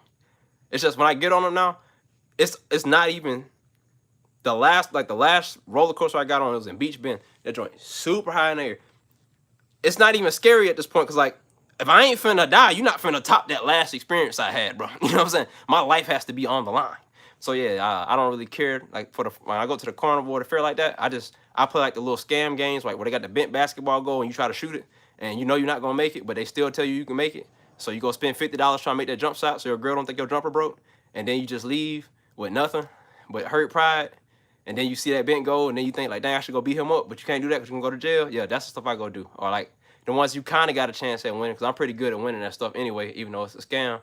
So they don't really like me at the fair. And I buy food. But aside from that, yeah, I'll watch you go have fun on a roller coaster. And then when you die, if you die, like on a chance that you go up there and a machine dysfunction and you lose your life, I'm gonna talk good about you. I'm gonna tell them about how you went up there with the heart of Hercules and you died. Cause I don't trust them. I don't trust them no more, bro. And sometimes I be seeing the rides, like the cables and stuff they be attached to, be wiggling and shit. I'm checking the whole ride before I get on it. Cause if I'm gonna die, like I said, it gotta be something good. I don't wanna go out like that, got folded up by a Ferris ride. It just ain't, you know what I'm saying? Just, I ain't with that, bro. But yeah. When I tell the story, bro, I got a tendency to lose where I was at and just ended up somewhere else. Somebody almost hit my car again. We're gonna let that slide. But anyways, yeah, that's my siblings. Opinions on Mexican food and who in your family can handle spicy best. Mexican food, it ain't too much you gotta say about Mexican food. Mexican food is fire. You know what I'm saying? I feel like the culture in itself, that's just a culture that comes from good food, good people. And then as far as spicy go, I'm not the guy. I'm not the guy for that. I don't like spicy food. Like talking about it, like I don't even rock with hot sauce. Like, well, actually, ever since I ate that ghost pepper chip, I can tolerate some spicy stuff now. I ain't even tell y'all that. But yeah, I don't know about the one chip challenge, but like spicy food don't even bother me no more. But my dad probably the one that can handle spicy the best. That man, I don't even think he got taste buds. Cause my dad, you know, he a mechanic. He'll go outside and pull an engine out of the car, come in with like motor oil and fucking transmission fluid and, you know what I'm saying, gasket on his hand, and then eat with the hand that got the car part juice and stuff on it. And he don't care because he say, hey, it go in one end and come out the other. That's my dad. Yep. So yeah, I don't think he got taste buds. So if that count, it's him for sure. But yeah. Sending peace and love from Minnesota. Have you ever been to Yazoo, Mississippi? My big homie Flame is from there. Hell yeah, I've been to Yazoo. Yazoo is pretty close by where I live. Flame sound like somebody I know too. What's your advice for a small YouTube shorts creator with 347 subs, trying to find what content to lock in on? If you said find what kind of content to lock in on, you already lost, because it sounds like you trying to find what's working for somebody else as opposed to what worked for you. When you make content, you got to make what's on your heart whenever it is that you decide to upload. Because one thing I noticed is if you're making content that you like enjoy yourself or that you like passionate about making, it always comes out better.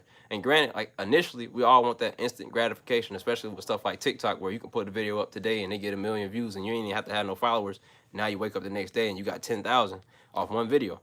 It don't always work like that. It can, but it's not guaranteed. So, you know, put out whatever it is that you feel like is best for you, and know that, like, you know, it's 1 billion plus people on the planet, you know, 7 billion people. And I granted some of them babies, you know, somebody out there is gonna like what you do.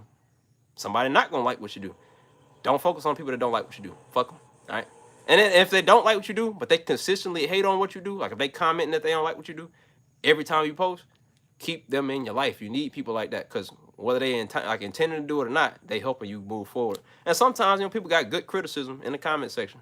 Even if you don't like it or agree with it all the time, it's good to keep that feedback from the good people and the people that don't like it. Because they might say something that might click in your head, you make a change, and then look, you just gain a new fan. So, yeah, just focus on what you do best, man. That's what's going to work for you. Just from us having fun and wanting some clips. Opinion on eating. Opinion on eating? Eating what? What's my dream car? The car that I had, well, not necessarily that year. My dream car was the Eclipse from Fast and the Furious. Yeah, y'all, if you watch the movie, you know what I'm talking about. I wanted that car so bad. I kind of grew out of it now, so I don't necessarily have one. Or like that old school Chevy SS, bro.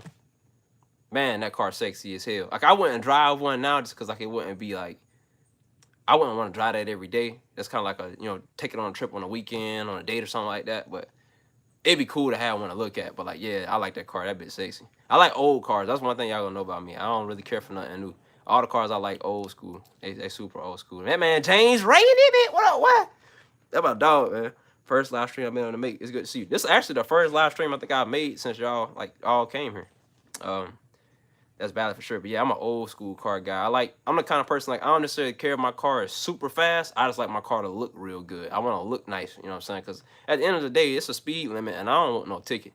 And a lot of people like to get tickets for clout reasons. Oh, I drive fast. I'm a cool dude. You know what I'm saying? My meat ain't small. I ain't got to, make up for that. So, you know what I'm saying? I just drive a car to look good and it drive, the speed limit. I mean, I ain't going to say I don't be speeding. I ain't going to lie to y'all like that. But, like, I don't need no car to go 200 miles per hour because I'm not finna drive 200 miles per hour on the road with nobody else, kids and family. That's just stupid. Because what if I mess around and slip up? A deer run in the street. I hit a fucking pothole. A stick fall off the back of a truck or something like that. Speaking of, another crazy story. So I told y'all I went to school. I'm from Mississippi. I went to school in Kansas and Oklahoma. I can't remember which school I was going back to, but it was one of them two. From where I lived at, it was either a 9-hour drive or a 12-hour drive. Regardless, long ass road trip. And when I do road trips, I don't stop for nothing but gas. I don't eat. I get my gas. I hop back on the road. It's like a NASCAR for me. I drive there straight through.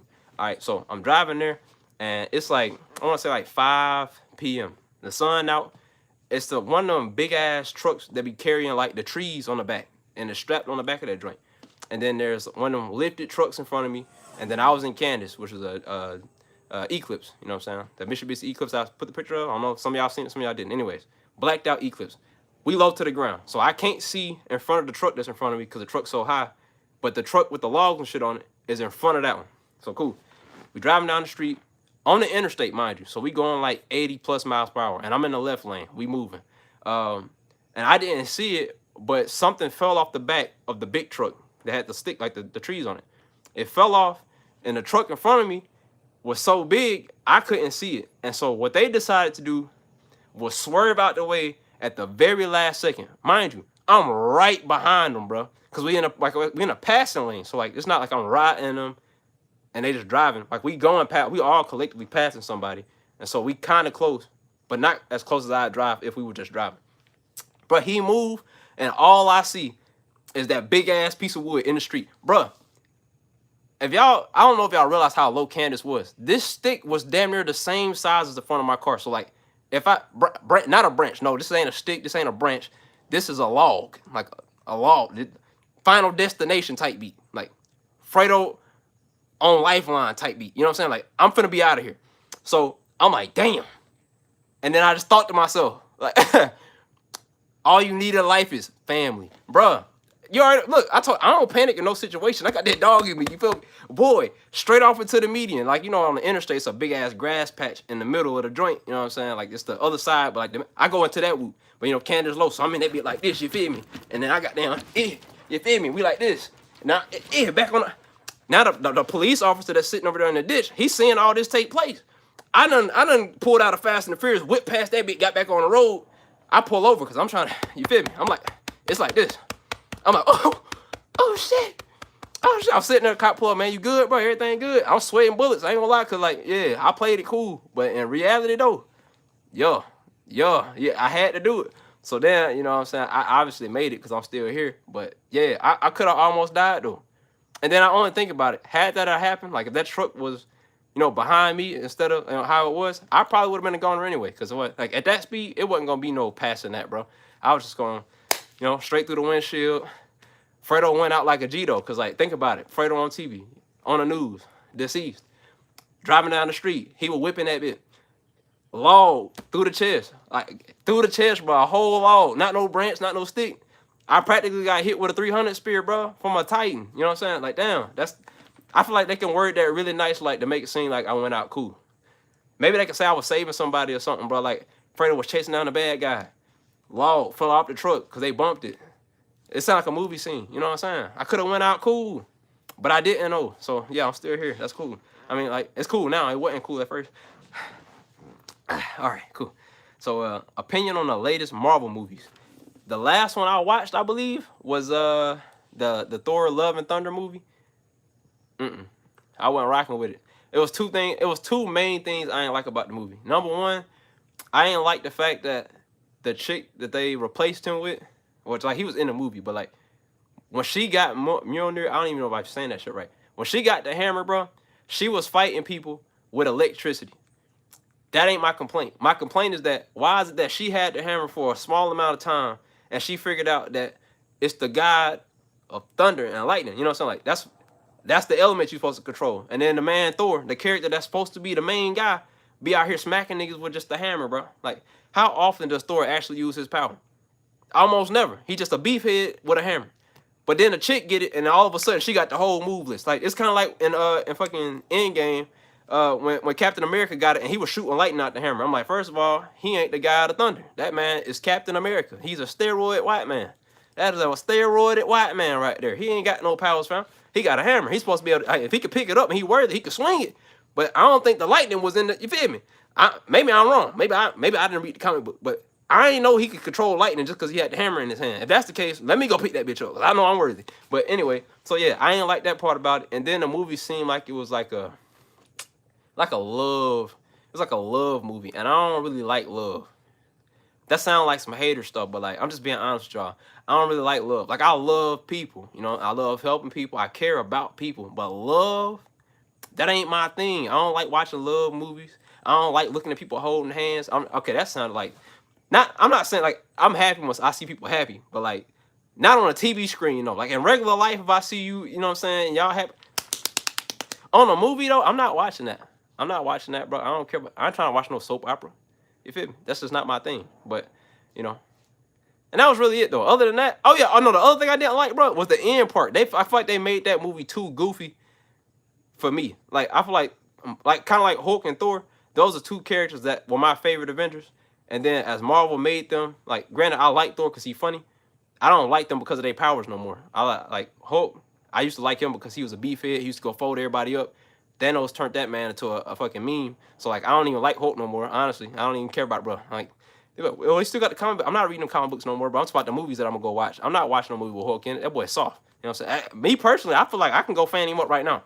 But anyways, so I don't really care about him no more. And then Thor, they made him kind of like a Deadpool type character. Like he might not be out here bodying people, but he's like a comedic relief as opposed to him being the one that's folding everybody. Because really, he you know what I'm saying? He liked that, bro. They made Captain America and Iron Man, the two most regular people in the squad, the main focuses. And I ain't really rock with that, like talking about it. So yeah, that ain't really my cup of tea. But other than that, I rock with him. You know, Scarlet Witch, she like that. She different. But yeah, and then we're not going to talk about DC because DC can't make something good to save their life. I seen Black Adam, and I will say, like, granted, the movie's like storyline probably wasn't hitting like talking about it. The character, like him, the way he was killing people. I'm just saying, if I had powers like him, that'd be me. Yeah. That man, it was like seeing him actively choose to kill people in the worst way he could think of. Had me in here rolling, bro. Like I'm dying. It was, I think, the funniest part in that movie, bro. I don't know if y'all seen it. I'm not ruining it because it was just one person that died. But anyways, they go into the base. They go pull up on the bad guys, right? And you know they was trying to devise a plan to figure out how they was gonna go about it, you know, the right way. And then Black Adam was like, "Fuck all that. He just gonna go ahead everybody else and do whatever he want." Bro was folding people. These regular humans, mind you, a little normal soldier, bro, with the gat and everything, military suit. He picked Buddy up. And he threw him. But then after he threw him, he thought about it. He was like, dang, I could do even worse. He went and caught the man, looked at a helicopter, threw him into the helicopter and killed him. Bruh, I was hollering. You know how funny that? You could see his brain process it like, boom, he's going to die. Like, in your mind, he's already gone. Then he was like, went and caught this man, super speed. Threw the man out of the helicopter. Bro, I was crying. That shit hilarious. So, like, that was the only thing I really enjoyed about the movie. It was just like, in my mind, the way I am in Blade and Sorcery, that's how he was in that movie. And that's me. You know what I'm saying? Deadpool and Black Adam were more of like what I'd be like if I had superpowers. Because as long as the person's bad, what I'm doing in my mind is good. So, fuck it. You know what I'm saying? But yeah, can you do a backflip? Hell yeah. I would do one right now. But I kind of jump kind of crazy. And I don't want to hit the ceiling and fall on my head on the stream. Y'all going to laugh at me. And I don't want that to happen, bro. Not laughing at me part. The not falling on my head part. Is that a projector in the back? Yeah, it's that's the projector screen. The projector's over here. The light bulb ain't in it right now because it's getting replaced. But yeah, that's why I be watching all the movies at, so I ain't got to go outside. I told y'all I don't like to go outside. Right there. Movie night, Right there. Don't go nowhere. Right there. Yes, sir. Oh, y'all like the hoodie? See that? You feel what I'm saying? I got a lot of hoodies, man. Do I have any tattoos? I have 2. I got one right here for my cousin. I got it in high school.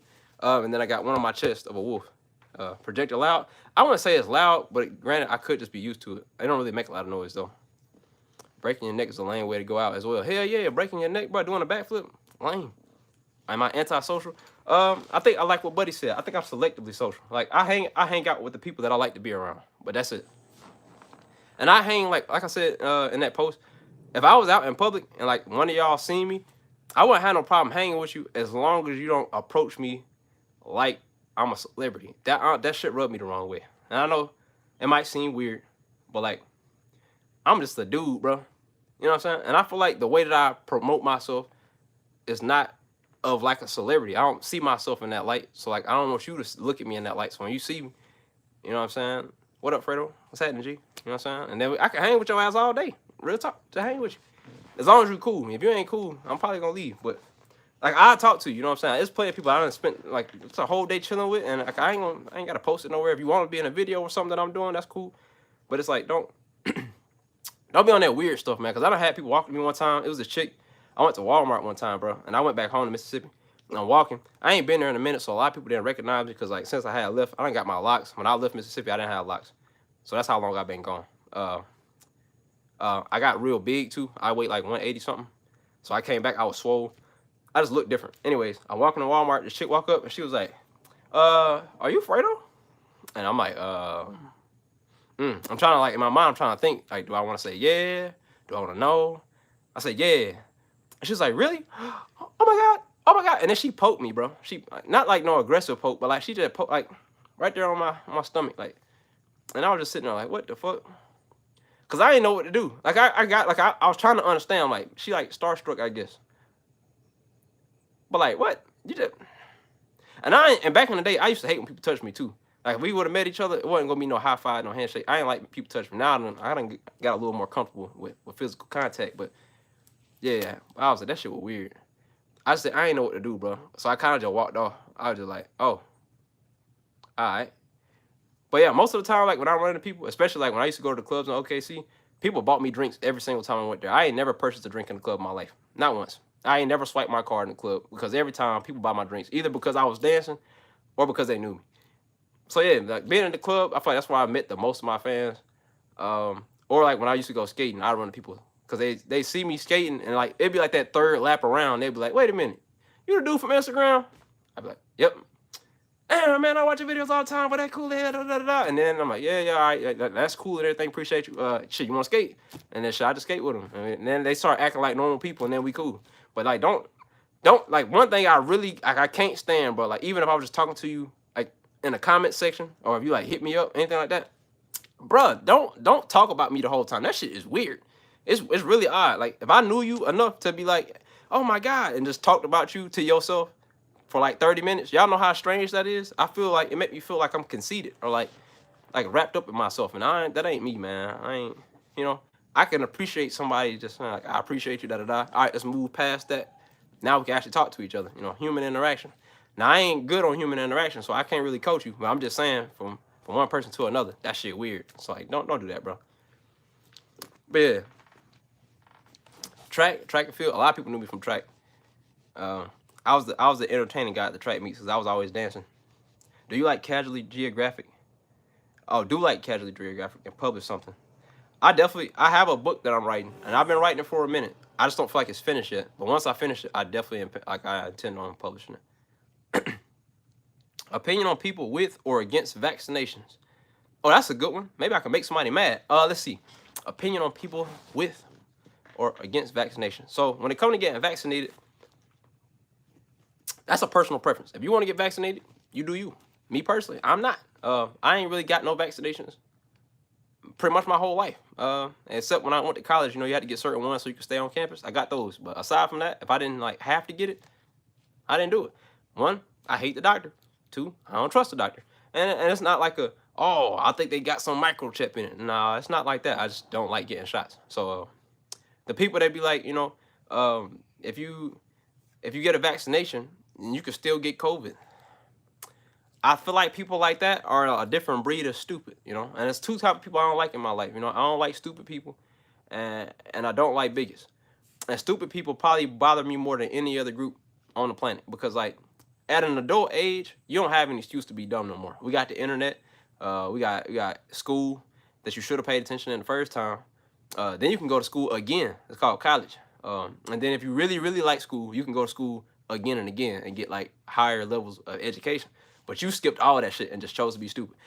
A vaccination, you know, is supposed to make it like it's giving you a chance at fighting off whatever it is when you get it, not preventing you from getting it. It's not a cure, it's a vaccine. And the one argument that I hear from the smooth brains is that it don't cure COVID. It wasn't supposed to. It was just supposed to help your ass out in case you got it. But one thing I know about vaccines is that usually if you get the shot, you're probably gonna get COVID. So it's like, I don't feel like everybody should have an opinion sometimes. I think some people should just shut the hell up.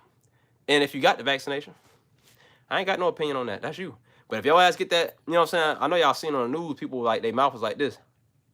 I was laughing. I'm not gonna lie to y'all, act like I'm a saint. I was laughing hard because they was like, why I order? Like, just, it was funny. And I hope I didn't get stuck like that. But I ain't gonna count. That shit was funny as hell to see that. So I'm glad I did. But like my girlfriend, she got the vaccine. She fine. I mean, you know, she be barking sometimes. But aside from that, like, she pretty normal.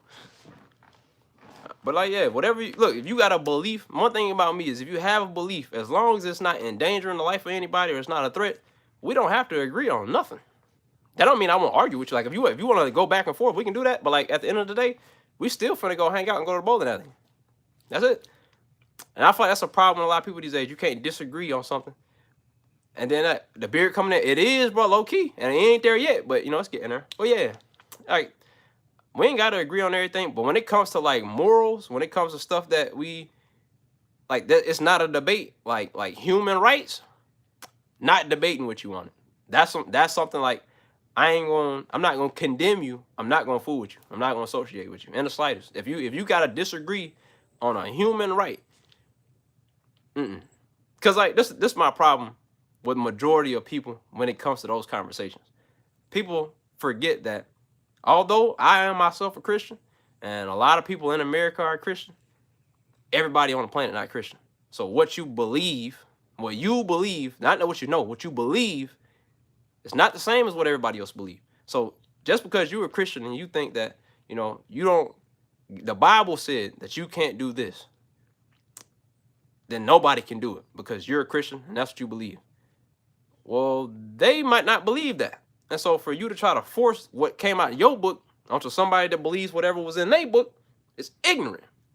Now, we can disagree, but when it comes to trying to force your beliefs on somebody else, where it's like, now you can't do this because my book says that this is illegal. Bro, as a believer in Jesus, when I die, that's who I believe I'm going to see. If I die and I find out I was wrong, I'm going to be fucking wrong. That's it.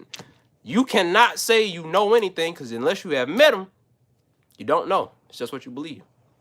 And when I went to school, I learned about other religions. So I learned about Buddhism and, you know, and Muslim religions and Jewish. Like, that was part of, I went to a Christian school at one point for a year.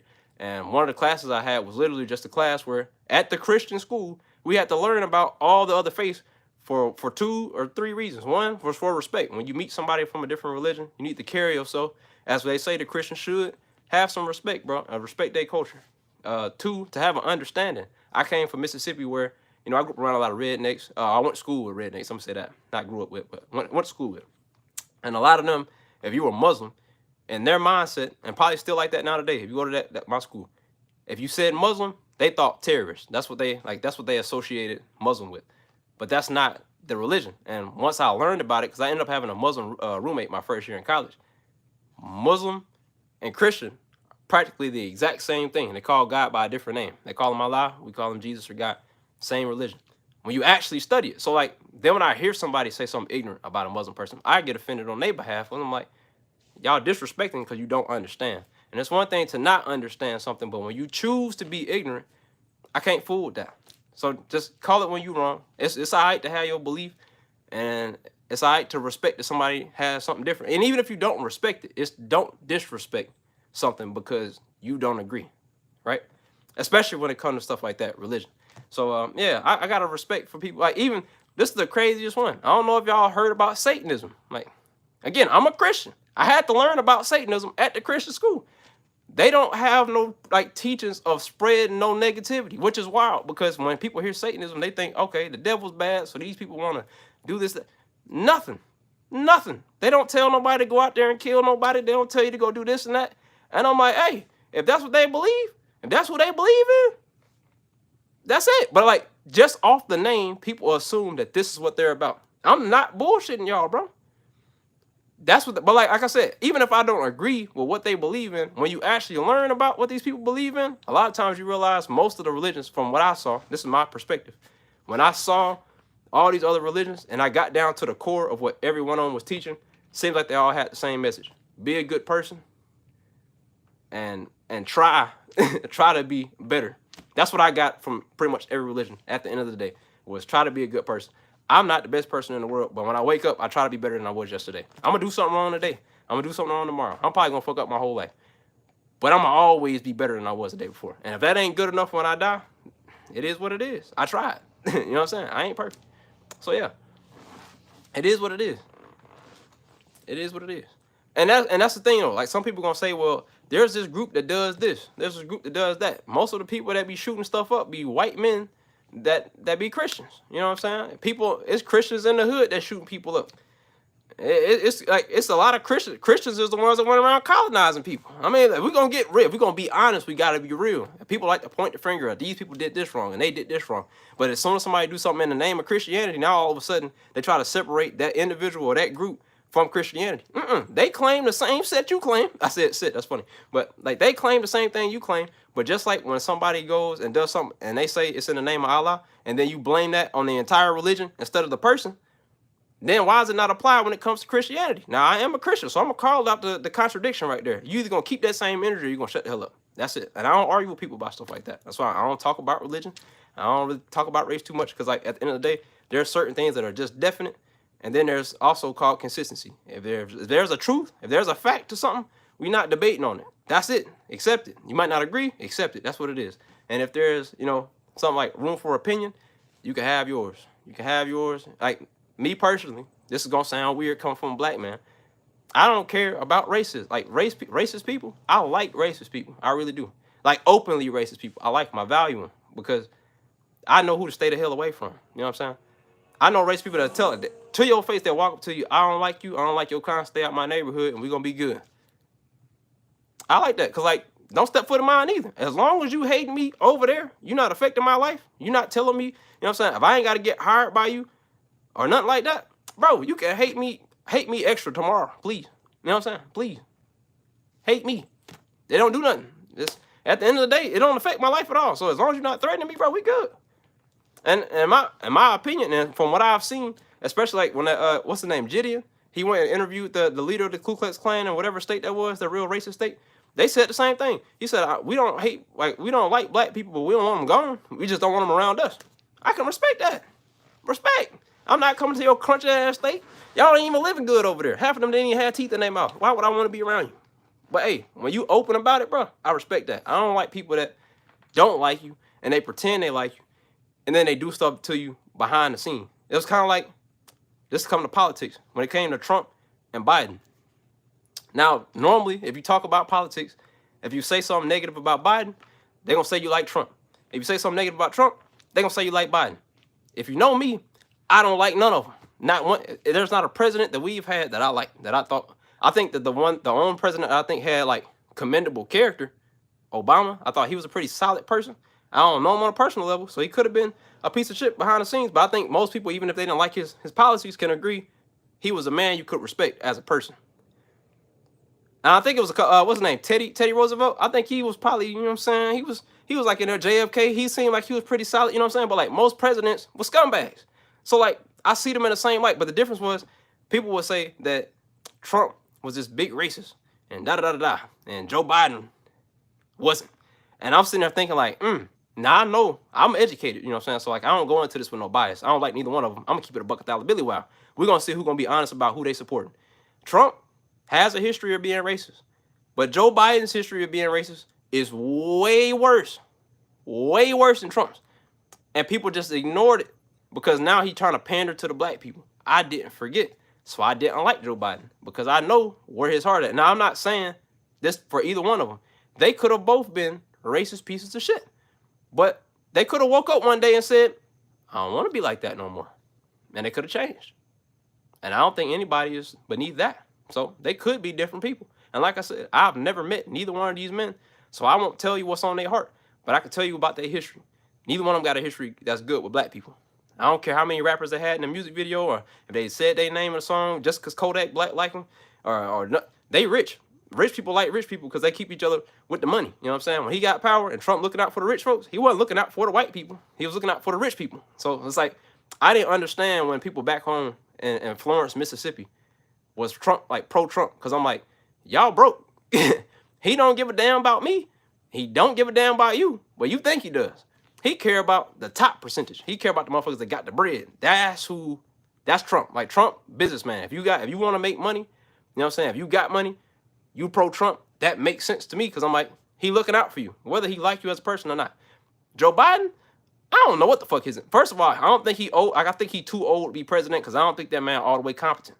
That's not even an insult. That's just genuine concern for that man's health. He a little too old to be that. You know what I'm saying? But I don't think anybody his age should be president. Y'all out of touch. Y'all grew up. Y'all know what I'm saying? Y'all was in fucking segregated times and shit. Like y'all didn't even grow up in the right time to be trying to tell us what to do moving forward. A lot of y'all folks was, you know what I'm saying? You came from a shitty background. You got a shitty view of life and you ain't like adapting with the times. You're not in touch with the communities. You don't really get what's going on.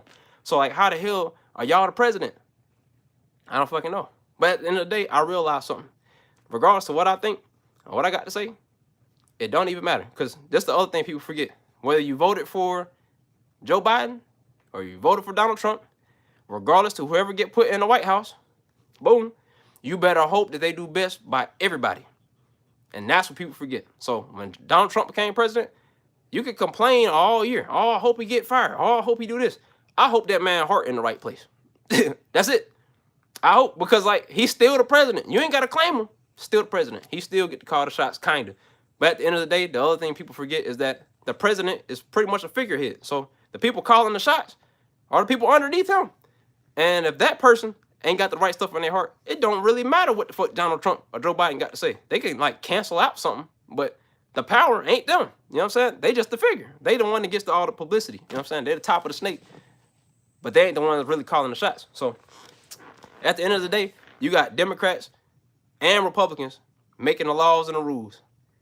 Even if they be beefing with each other, both sides are in power at all times. Why the fuck are y'all beefing? Why are y'all beefing? Y'all sound real stupid. Y'all sound real stupid. They be like, Joe Biden's ruining the country. Joe Biden don't make all the rules. He don't. It's not. You ain't gotta like him. I don't like him, but it's not true. They get to call some shot, but at the end of the day, it's that large group of two different groups of people that's calling the shots. Be mad. Be mad at the right people. Because then if you get mad at the right people, then you might go make a change. You might put the right person in office. Somebody that actually give a fuck about you. But you can cry about it and do all of this and that. It don't fucking matter. Look. It is what it is. It is what it is. And then and at the very end of the day, when all the ignorant stuff goes aside, the stuff you disagree on and all of that, we all still live in America. And the one thing I always said, that like it sounds negative, but it's the truth. We ain't gonna get right until somebody send a missile to this bitch. We not. Y'all keep forgetting that just because you like Trump and such and such like Biden, if that rocket come and that bitch finna land in your city, both y'all stupid asses finna be dead. Why are y'all beefing? Why? We on the same goddamn team. Y'all stupid. Y'all stupid. Y'all better figure it out. But I ain't gotta deal with this. I ain't gotta deal with it. I stay away from people. I stay out the way. I do my part. I try to do what I can. I try to unite people. And for me, it's not even, I'm not trying to unite people in America. I try to unite people, period. Because for me, that whole beef and shit with Russia, stupid. I don't know not one person in Russia that I got a personal problem with because I ain't never met them. Not one. I got fans in Russia. So if we get to beefing with Russia and something happen to one of them, I'm gonna care. I'm not beefing with nobody. The people at the top beefing, they need to go box. They need to go handle that shit on a personal level. I ain't got no problem with them. Because then again, the same way that missile could come here, if a meteorite come to this bitch, the planet, if a meteorite come, regardless to where you at on this motherfucker, now we all on the same team. What y'all beefing for? Y'all stupid. Y'all stupid. Stupid. I'm not beefing. I don't beef with nobody, bro. That's just stupid. It's a waste of time. Because we all gonna get folded together. And that's all it takes. It always takes something on the outside coming in to remind everybody of what reality is. If we keep fucking the planet up, not your country gonna die. We all screwed. We always on the same team. But, you know, humans just have a tendency to be stupid. So, you know, we just separate each other by, by our country. Your country is a separation. Then you got your race as a separation. You got your political affiliation. That's a separation. Your sexual orientation. That's a separation. You know what I'm saying? Every down, like all the way down to your favorite football team, to your favorite color. It's always something to separate you from everybody else. And then just take that one thing and remind you, we all on the same team. God. Y'all ain't hear what I said. What? Y'all ain't hear what I said. Hey, that boy preaching. He preaching. But ain't nobody gonna listen to me though. You know what I'm saying? They ain't gonna listen to me. Because I'm the funny guy. I'm the funny guy from Mississippi. So they gonna tell me to stick to cracking jokes. But it's all right though. All I know is people say, hey, Fredo, you need to run for this, run for that. Y'all couldn't handle me in no office. Because, like, first of all, I'm probably going to get assassinated. Then people like me don't really get to make it in politics. You get to do, I'm going to always speak my piece. But I already know it ain't going to go too far. I speak it to the people that want to listen. That's it. But I also don't want to run no politics because I got a problem. All right? Now, I just told y'all all that good stuff, right? One thing I can't deal with is threats. You know what I'm saying? Because, like I said, my personal life, I done lost a lot of people. All that, like how people be, I'm going to send a rocket over there to your country. I'm not, I told y'all heard the story from earlier how I am. You can't do that. You can't do that, fam. Because, like, you got to remember, if you're the president, you got to do what's best for everybody. And my mind, if you threatening to blow up the people where I live at, I got to beat you to it. And I ain't finna go back and forth and go have no meeting and shake your hand like you ain't just threatening to blow my country up. What? No. You gonna wake up to a very bright morning. I'm gonna be like, hey, look, anybody that's over there that value life, leave. Because I promise you, it's over with. And then that's it. It ain't gonna be no, we finna have no debate and have a you're gone. Now, if I can just get you, I like to do that. But if I know I can't, you gotta go. Gotta go. And they gonna say that, hey, you know, they be like, oh, America is the worst country. They might say that, but we still gonna be here. So that's what it come down to. I wish that the world could be peaceful.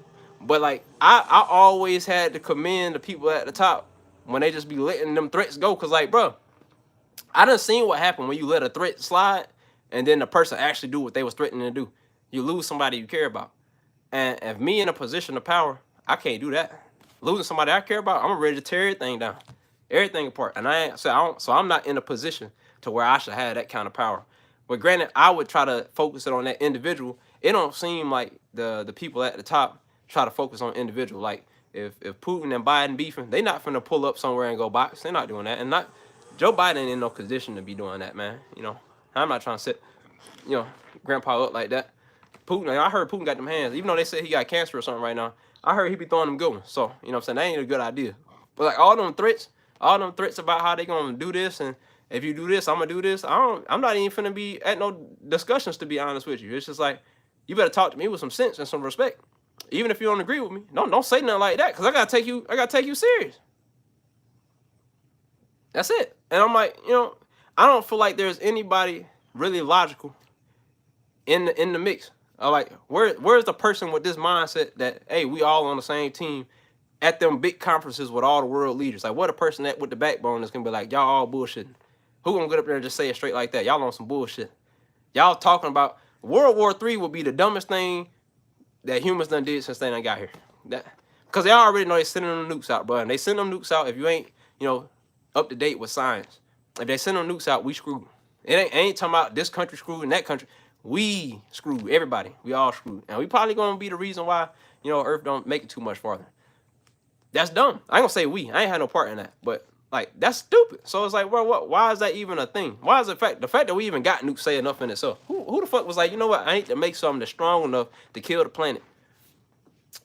Who you beefing with that got you want to take a whole planet out? A whole planet, bro.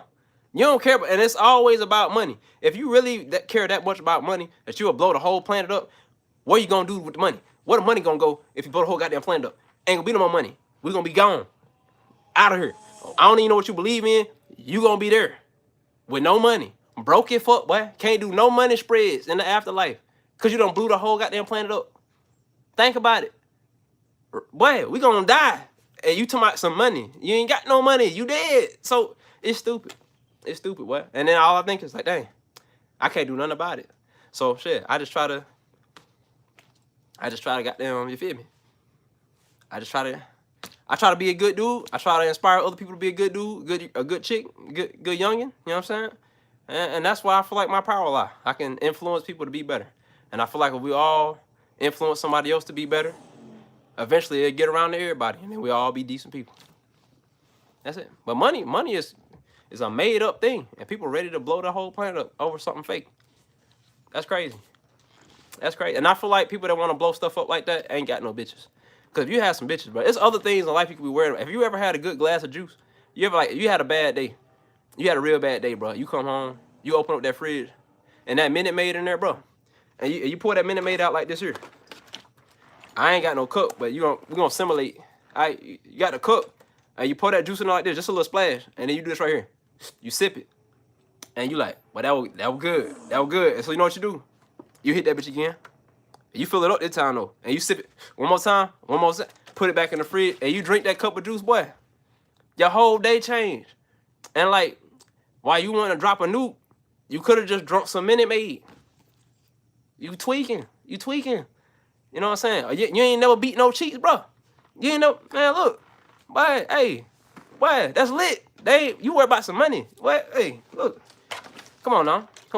They tweaking, bro. They ain't never had you ain't never had your dream car and just went driving in your dream car, bro, and the sun was setting. That shit pretty. The trees be looking all nice, bro. Life be going on. It be butterflies. I don't even like butterflies like that, but they pretty, though. You could be doing that, but you want to drop a nuke on somebody. You tweaking. You ain't never had a good pizza, bro.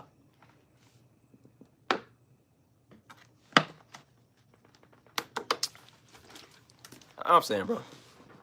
I'm just saying, bro. They tweaking. They tweaking, bro. Honestly, I feel like if I got the opportunity to talk to Vladimir Putin and Joe Biden at the same time, which has never happened, I feel like we leave that conversation with no more threat of World War III. If they both two reasonable people. I don't know Putin to be that from the way he get painted, but if they were, either that or they're gonna both want to assassinate me by the time the end of the conversation is up. Yeah, that's probably more realistic of what's gonna happen. Yeah, they gonna be like, as soon as we leave this room, I don't know which one I'm gonna get them first, but he out of here. Matter of fact, probably not gonna even finish the conversation. They gonna hit one of these, black out of here. They gonna feel insulted, cause like this is the thing. Y'all know most people probably go over there and they talk to they probably talk to them leaders in a way that's like you're a hierarchy, and then there's people like me who I done met Beyonce in real life, and I talk to her like I talk to somebody at the grocery store.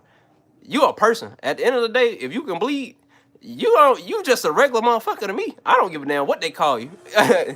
You can die like me right now, today, everybody. You know what I'm saying? So it's like, nah, I ain't worried about that. So like when I speak to you, you know what I'm saying? That man, Vlad, hey Vlad, look Vlad.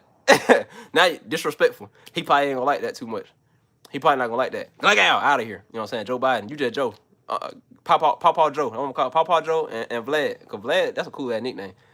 I'm like, man, y'all tweaking, bro. Y'all tripping. You know what I'm saying? Your ass tweaking, bro. You always on some bullshit. You can't talk to that man like that, bro. Because he the big dog. But that's how I talk to people. I talk to you like you my friend. So, yeah, they probably going to get me up out of there. Yeah, definitely. Me and Putin doing a video together would be crazy. I'd probably get assassinated just for doing that. They going to call me a damn traitor, and y'all know how they... They going to hate my damn guts I did that, boy. I don't feel like I don't like neither one of them. But, you know what I'm saying? I'm always reasonable to be the voice of reason in the room. Is water wet? Is air dry?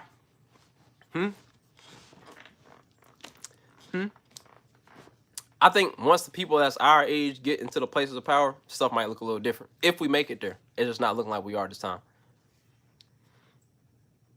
Do you think Chick-fil-A is overrated food place? Absolutely. Honestly, I would tell y'all, I eat Chick-fil-A, but I can't tell you why. Because, like, it's not that they got some crazy good chicken or something. I think they got some kind of, like, addictive thing in it, though. Because, like, I'll go get Chick-fil-A, I'll talk about how mid it is, and then I'll eat the whole meal. Like, I be like, you know what I'm saying, like chubby cheeks and all, bro. Yeah, that's mid-tier pickle chicken. I don't even like pickles, but it's pretty straight. Question: no offense, but you've been in a lot of fights. I've only been in 2, and I was terrified both times. Is there any advice on how to stop feeling so scared of fighting? I ain't gonna even hold you. I don't think I've ever been scared of fighting. So I don't know if I can give you like some honest advice. But I ain't never been scared of fighting because I grew up in an environment where you couldn't be scared to fight. Like especially when you grow up with people that's like in gangs, bro. Even if you're not in a gang, if you hang around people that's in gangs, it's normal for them to just get a group of people and tell them to go beat you up. I'm not joking. And not beat you up in a sense of like they trying to hurt you or kill you. Like they might hurt you, but they ain't doing it to hurt you, if you get what I'm saying. They just trying to make you tough. So you got stomped out, you know what I'm saying, and hemmed up by a group of people. Even like when your birthday comes, bro. Most people get like that birthday lick, they hit you that one time. On our birthdays, you'll walk in the room and your whole friend group just yim, yim, yim. Like they're not even counting to a number at this point. Ain't no one to grow on. Every last one of them want to grow on. You just getting fanned down, bro. Happy birthday. You know what I'm saying? Stuff like that. So like I ain't never been scared, I guess, of getting hit. Let me put it that way. I ain't never been scared of fighting. But I have been in a whole bunch of fights. And like, I'm gonna tell you like this. I don't even feel like I should give you advice on how not to be scared in a fight, but you might end up in one. But I think the best thing I can tell you is don't get in one. Being in a fight is like overly glorified. Even like now with the influence of boxing and shit. Combat sports, while they are enjoyable to watch, it's stupid. But in a sense of like, your body, whether it's not hitting you right now, your body ain't made to be hit, bro. You wasn't designed to be beat on like that. So whether you win the fight or you lose the fight, you still losing something at the end of the day. And when you turn about that damn 50, bro, and your ass get to shaking and shit, and you can't remember nothing because you done got hit upside your head so many times over the years, you gonna regret that little bit of glory that you got when everybody say you the big dog because you won some fights. You losing in the long run. You getting some money, you know what I'm saying? But your body not gonna forgive you for that. So I think the smartest thing you can do is not get in a fight. Walk away. That's what they say, walk away. And if you fast enough, run away. Because in a fight, in a regular fight, like in street fights, I've been in a lot of street fights. Not too many organized fights. Street fights. You never know what's gonna happen next. That's how I ended up getting stabbed. That's how you get shot at. My mom found out I got shot at for the first time. She looked at me like I don't even know my son no more because she didn't even know. That wasn't even the first time. That was just the first time she found out. And I didn't even know that I didn't intend on her finding out. I had went home one time. I had came home to visit, and I was cleaning my car out, and there was a bullet in my trunk. I was cleaning my trunk out. There was a bullet in my trunk, but not only was there a bullet in my trunk, it was a bullet hole in my trunk. And so I was like going to get the vacuum, and my mom was like looking in the trunk, and she was like, "Is that a bullet hole in your bumper?" And I was like, what are you talking about?" And then she was like, "Is that a bullet?" And yeah, she got on my ass, and she was like, "Why you ain't tell me?" And da da da da da da da. And I'm like, "Mom, I'm at home, ain't I? That's all that matter." And so yeah, but yeah. So like when it comes to fighting or anything violent, bro, I think the best thing you can do is try to talk it out like an adult. Maybe y'all just got a disagreement somewhere. Or sometimes if you can't reason with a person, it's just better to go home, bro. Because I mean, I got a lot of friends right now that's deceased, and all they had to do was take their ass home, or let that shit slide. And like, granted, people might. When we was younger, at least, where we grew up at, our big thing was you didn't want nobody to play you soft. And I say it's a Mississippi thing because, like, y'all got to understand, even though we not ranked 50th now, I just found that out recently, but majority of my life, Mississippi has been ranked 50th in damn near everything. And so our state as a whole has been like a laughing stock of America. Like, when you leave out of Mississippi, it's rare that you come across somebody that hear you from Mississippi and they, like, think something highly of you. It's almost like they're always trying to, like, they look down on you. And even if it's not just like openly, you can just tell they like, "Oh, you from Mississippi?" Like, yeah. And like even like especially if you're on social media, bro, people, you from Mississippi, bro? Don't y'all got dirt roads and don't the Clay KK be having rallies down there at the park? Like, bro, it ain't like that no more. But I'm not saying it wasn't never like that or like it ain't bad things in Mississippi, but the image that people have of the state just isn't good. And so that was like one of my main focuses when I started making content was to change that image that people have. But anyways, because of that, when we like got into altercations with people, it was like, I can't let you think that I'm weak. And so I got to do something about it. Like physical. I got to do something to you because of the disrespect. Being disrespected, that's one of the main things people get killed over, like in Mississippi. Disrespect. And that could be anything. Somebody stepping on your shoe. You know, somebody say something about your mom or somebody that you know what I'm saying, lost, and one of your dead people. You know, they cut you off on the street. Anything, it could be some. I know a dude that got killed over a biscuit, bro.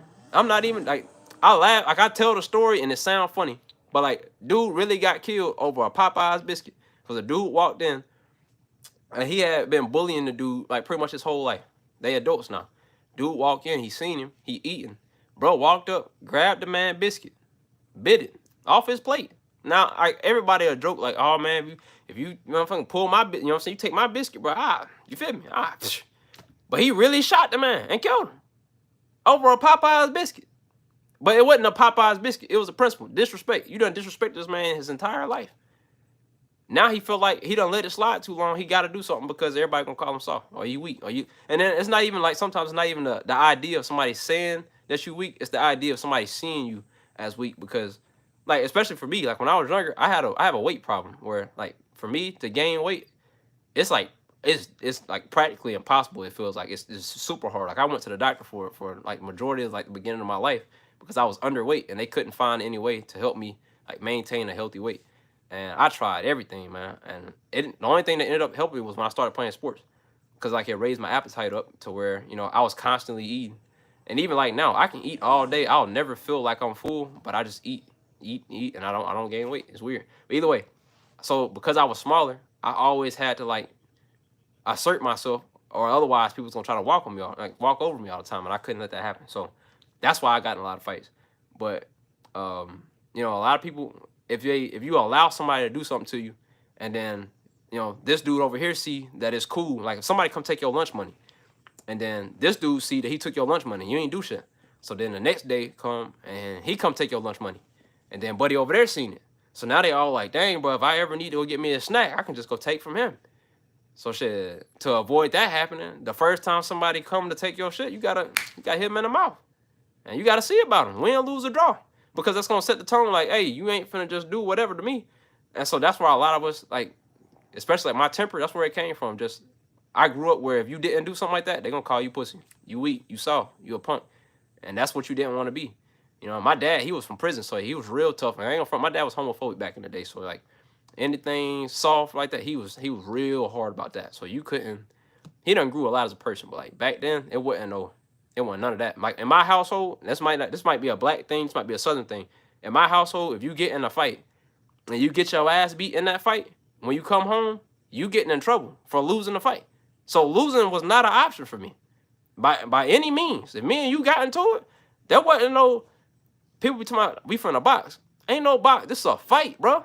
A fight. Like your life on the line right now. Because I'd rather get my ass beat by you than get my ass beat by them. So I'm finna beat your ass. Like this not no ifs, ands, or buts about it. You can have 200 pounds on me. Well, shit, I'm finna go find me a stick or something. Something gonna work. That brick, you know, like Debo did Craig. Craig did Debo. I said shit backwards. That's, you gonna get whatever come your way. And so like that's, you know what I'm saying? I feel like it's a cultural thing. Maybe I don't know if that's a black culture thing or a southern culture thing, but like fighting, you know, in our household, you gonna scrap. You know what I'm saying? We don't let nobody walk over us. We ain't really big on that. And I feel like it was more so it was probably like a deeper message than that, because, you know, you're gonna face a lot of obstacles in your life if you're a minority in the area like I grew up in. And just not letting people walk over you might have been like a mental message as opposed to a go out there and fight on message. You know what I'm saying? Like my parents ain't never just told me straight up, go fight. Well, maybe like a couple times, but most of the time they didn't condone me doing nothing violent. But they also, like, they told me, you know, growing up, somebody put their hands on you, hit them back. You know what I'm saying? It ain't no hitting them and then I'm gonna go tell the teacher that you hit me. Nah, because if I go tell the teacher, then y'all just gonna call me soft. You gonna hit me again. So if you hit me, I'm gonna beat your ass, and then you probably not gonna want to hit nobody no more. That's the way I was raised. So, you know, but that just because I was raised the way, I'm telling you now, it ain't worth it. I mean, granted, I ain't really getting too much trouble. I almost got arrested one time before I even got in a fight. And I'm pretty sure it was the last time I almost got in a fight at school, or at least got caught. Because the other time when I got in a fight, it took place somewhere out of the way. But anyways, when you're in like high school and stuff, you know, you get in a fight, you might get sent to alternative school, you might get expelled, you might get suspended, you know, whatever the punishment is. It's not really nothing too deep. But when you become an adult and you get in a fight, now you're looking at, you know, getting arrested, which could lead to you losing your house, losing your job, losing access to your kids, losing years of your life, you know, depending on how bad it went.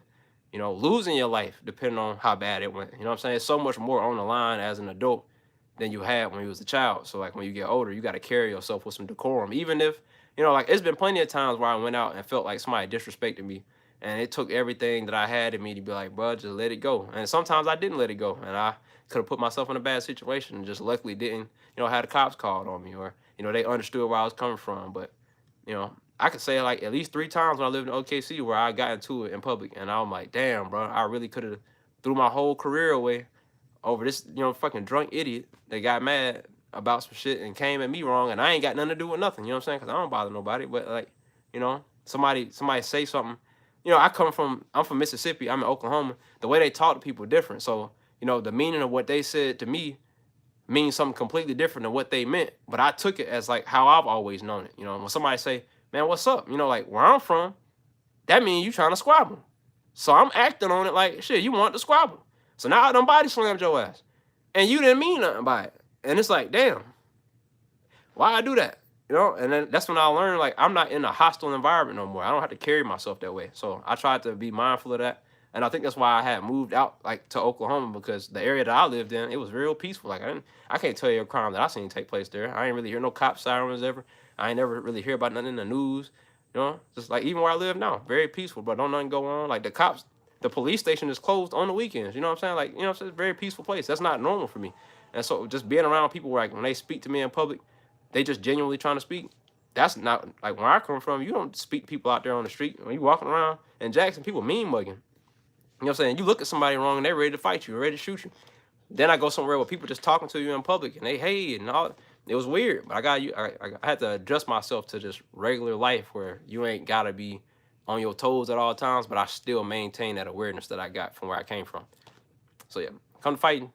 Long story short, don't fight unless you have to, and if you do have to fight, only fight until it's not a threat no more, and then leave. Don't go overboard, bro. Don't go overboard. It ain't worth it. And you might, and like that's the other thing too. It's not, people might call you cool. You know what I'm saying? Because you got in a fight. They see the video, you knock somebody out. It's on Twitter. It's on this going hard. You know what I'm saying? Everybody like, oh, man, you the man because you did this and that. You might hit somebody, bro, and they fall and hit their head and they die. And you didn't have the intentions of doing that to them. You just want to, you just trying to stop the fight. And they end up losing their life. Now you got to live with that for the rest of your days. You done took somebody's life. And you didn't, you know what I'm saying? You got to think about it. It's way deeper than that, bro. So, like, that clout that you're going to get, I've learned in my lifetime that the people that I tried to impress when I was younger, wasn't the kind of people that I want to impress now, and that say something. So like, don't be thinking about what the people gonna say about you if you decide to walk away. Cause that's, man, like I can tell you what, that make you strong. It's hard to walk away, especially when you from a place that walking away wasn't normal. But yeah, open carry. I got a pistol. I'm gonna tell y'all that now. That's why people be asking me, why I don't be uncomfortable when I be talking about certain things. I carry a gun and at least 2 knives with me everywhere I go, everywhere, concealed. Licensed and trained in them sticks, hunting and all that. See, it's a difference when people got that stereotype that black people can't shoot because they be seeing them hood movies where they be shooting like this. I'm a fucking redneck. I'm a black redneck. I ain't gonna waste my bullets. I don't like to waste my money. So, you know what I'm saying? And I don't want to do that to you. You know what I'm saying? Guns expensive, bullets expensive. Why would I spend 10 bullets when they only take 1? I don't want to use none of them. You know what I'm saying? So I just, hey, relax, man. I don't never try to escalate a situation when I get into it. Somebody try to come at me wrong, I just talk to them, man. I try to calm them down. Let's be cool about ourselves, because all it takes is that one time you threaten me. I'm gonna fear for my life like them cops do.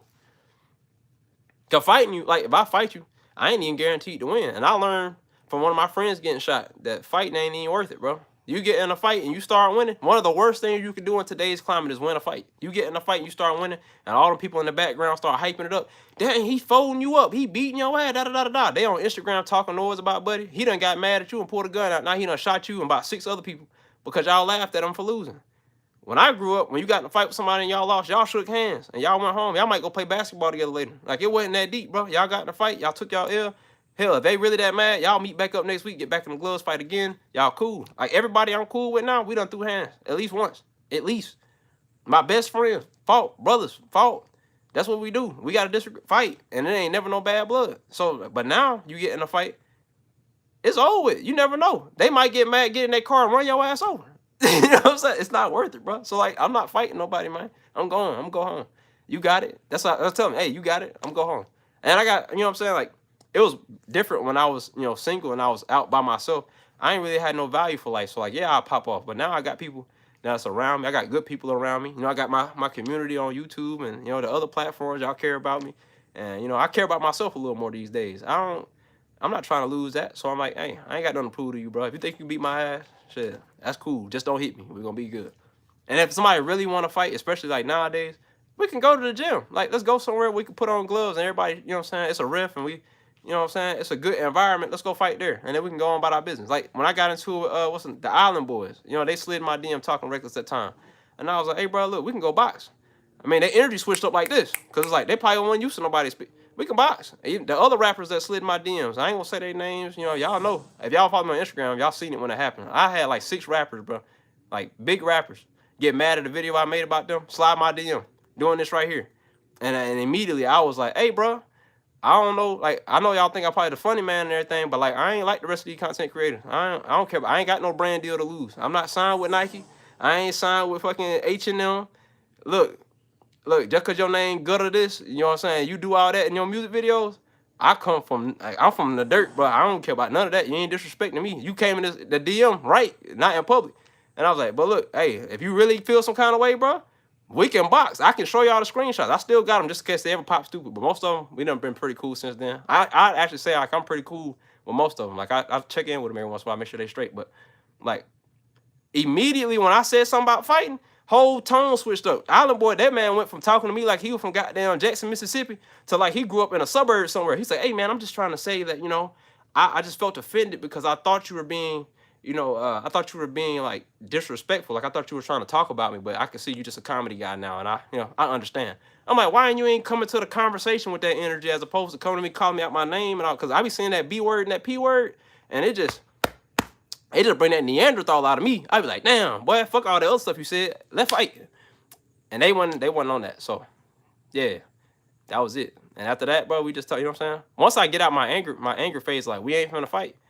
It's all good, bro. We can talk about it and then clear it up. And I'm like, if you ever offended by a video I make, I take it down like it ain't never no beef. Cause I don't make no videos with ill intent. But it's like I could see how I could understand why he got mad, because I had made multiple videos about stuff they had did, but it wasn't because of them. They were just doing dumb shit. You know what I'm saying? So it's like it wasn't nothing ill towards them. You know, they getting paid. I'm happy for you. He was trying to flex on me. He was like, man, you ain't got no money. You ain't got this. You ain't got that. I was like, I don't. What? I ain't say I did. I'm like, you don't see nowhere on my page where I'm like, I got this money and I'm a commoner. You know what I'm saying? To me, I got money because I was poor. I'm not now. So I'm like, shit, I'm not no millionaire. You got the Lamborghini, if that's actually yours. Like, you got that. Congrats. But like, what that mean? I'm like, you ain't respected. I'm like, you ain't had a better impact than me. Tell me that's not true. And he respected it. He was like, you know what, you're right. He apologized. We were cool. And I say, like, outside of that ignorant moment, he seemed like a pretty decent dude. I think he's trying to paint an image. I don't even know which one I was talking to. That's the crazy part. I know his Instagram name, but like I don't know which twin it was. But either way, he seemed like a pretty decent dude outside of that. He just seemed like one of the people, like he maintained that image because that's what get them the clout. But he seemed like a decent dude. So like I ain't got nothing bad to say about him. The other dude had got shot up. This is the crazy part. The first rapper that ever slid my DM, he had got shot like 8 times and survived. And I made a video about it. And he got mad. And I guess he thought that I was like, I forgot exactly what he said, but he pretty much took it as like I didn't care that he got shot up. And so he felt disrespected. So that's why he said my DM talking reckless. And I'm like, man, bro, it ain't. First of all, you know, like I said, I already addressed him with that. Hey, bro, if you got a problem, we ain't got to do none of that gangster shit. We can just fight. Cause I'm like, you don't come my DM talking about no guns, bro. That's the one thing. I don't know if I posted it on YouTube, but I know for sure Instagram and Snapchat saw it. Cause like when I go back home, I go shoot. Cause I live in the country. They seen like how I actually live in regular life. I'm like, y'all from the hood, y'all probably done shot at people before in their direction. I shoot to hit shit. I'm not, bro, don't talk that gangster shit with me. We not finna, I got people I care about, but don't do that. Somebody, let's fight. And he was like, man, look, I just felt like, you know, disrespect, And I explained to him, like, man, look, I was just, you know, it's just a joke video, but I wasn't laughing at you getting shot. I'm just saying, you made a video talking about, please spin back. I'm like, but they shot you up already 8 times. Value your life, which is what I said in the video. Just in a comedic way, though. And he was like, oh, I see what you're saying, man. I was like, man, look, be safe, bro. You know what I'm saying? I wished him well. I ain't heard from him since, but I'm like, he ain't got no problem with me. I ain't got no problem with him. It's cool. That's it. But like some of y'all favorite rappers, and I'm telling you, I got the screenshot still. My Twitch group, no, because we in a group message, but like, bro, some of your favorite rappers that slid in my DM, and I done pulled their card, but I ain't one of the people that's going. I'm not trying to start no shit, and I don't. Like I told them, hey, as long as we respect that at the end of the day, ain't nobody got to know. But don't ever pop on here talking gangster and pull my name. I'm a comedian. I make people laugh. You don't want to say you gangster. I ain't gangster. I'm country. So, you know, hey, you do your thing. You keep your image. I ain't got no beef with nobody nowhere. I'm good. Everybody cool. I'm cool with everybody. I'm not international homie. That's what I call myself. But all I'm saying is I ain't never did well with no threats, and I'm about what I say. But I try to stay away from shit like that now, cause like I said, if I would have went and boxed one of them and they would have got mad and they would have had one of their partners shoot me, I'd have been asked out. And that'd have been stupid, because I was gonna drive by myself. You know what I'm saying? I knew where buddy stayed at. I told that man, I'm like, this your address right here. And he was like, how the fuck? I'm like, yeah, I'm one of them. Yeah, like, watch your mouth when you talk to me.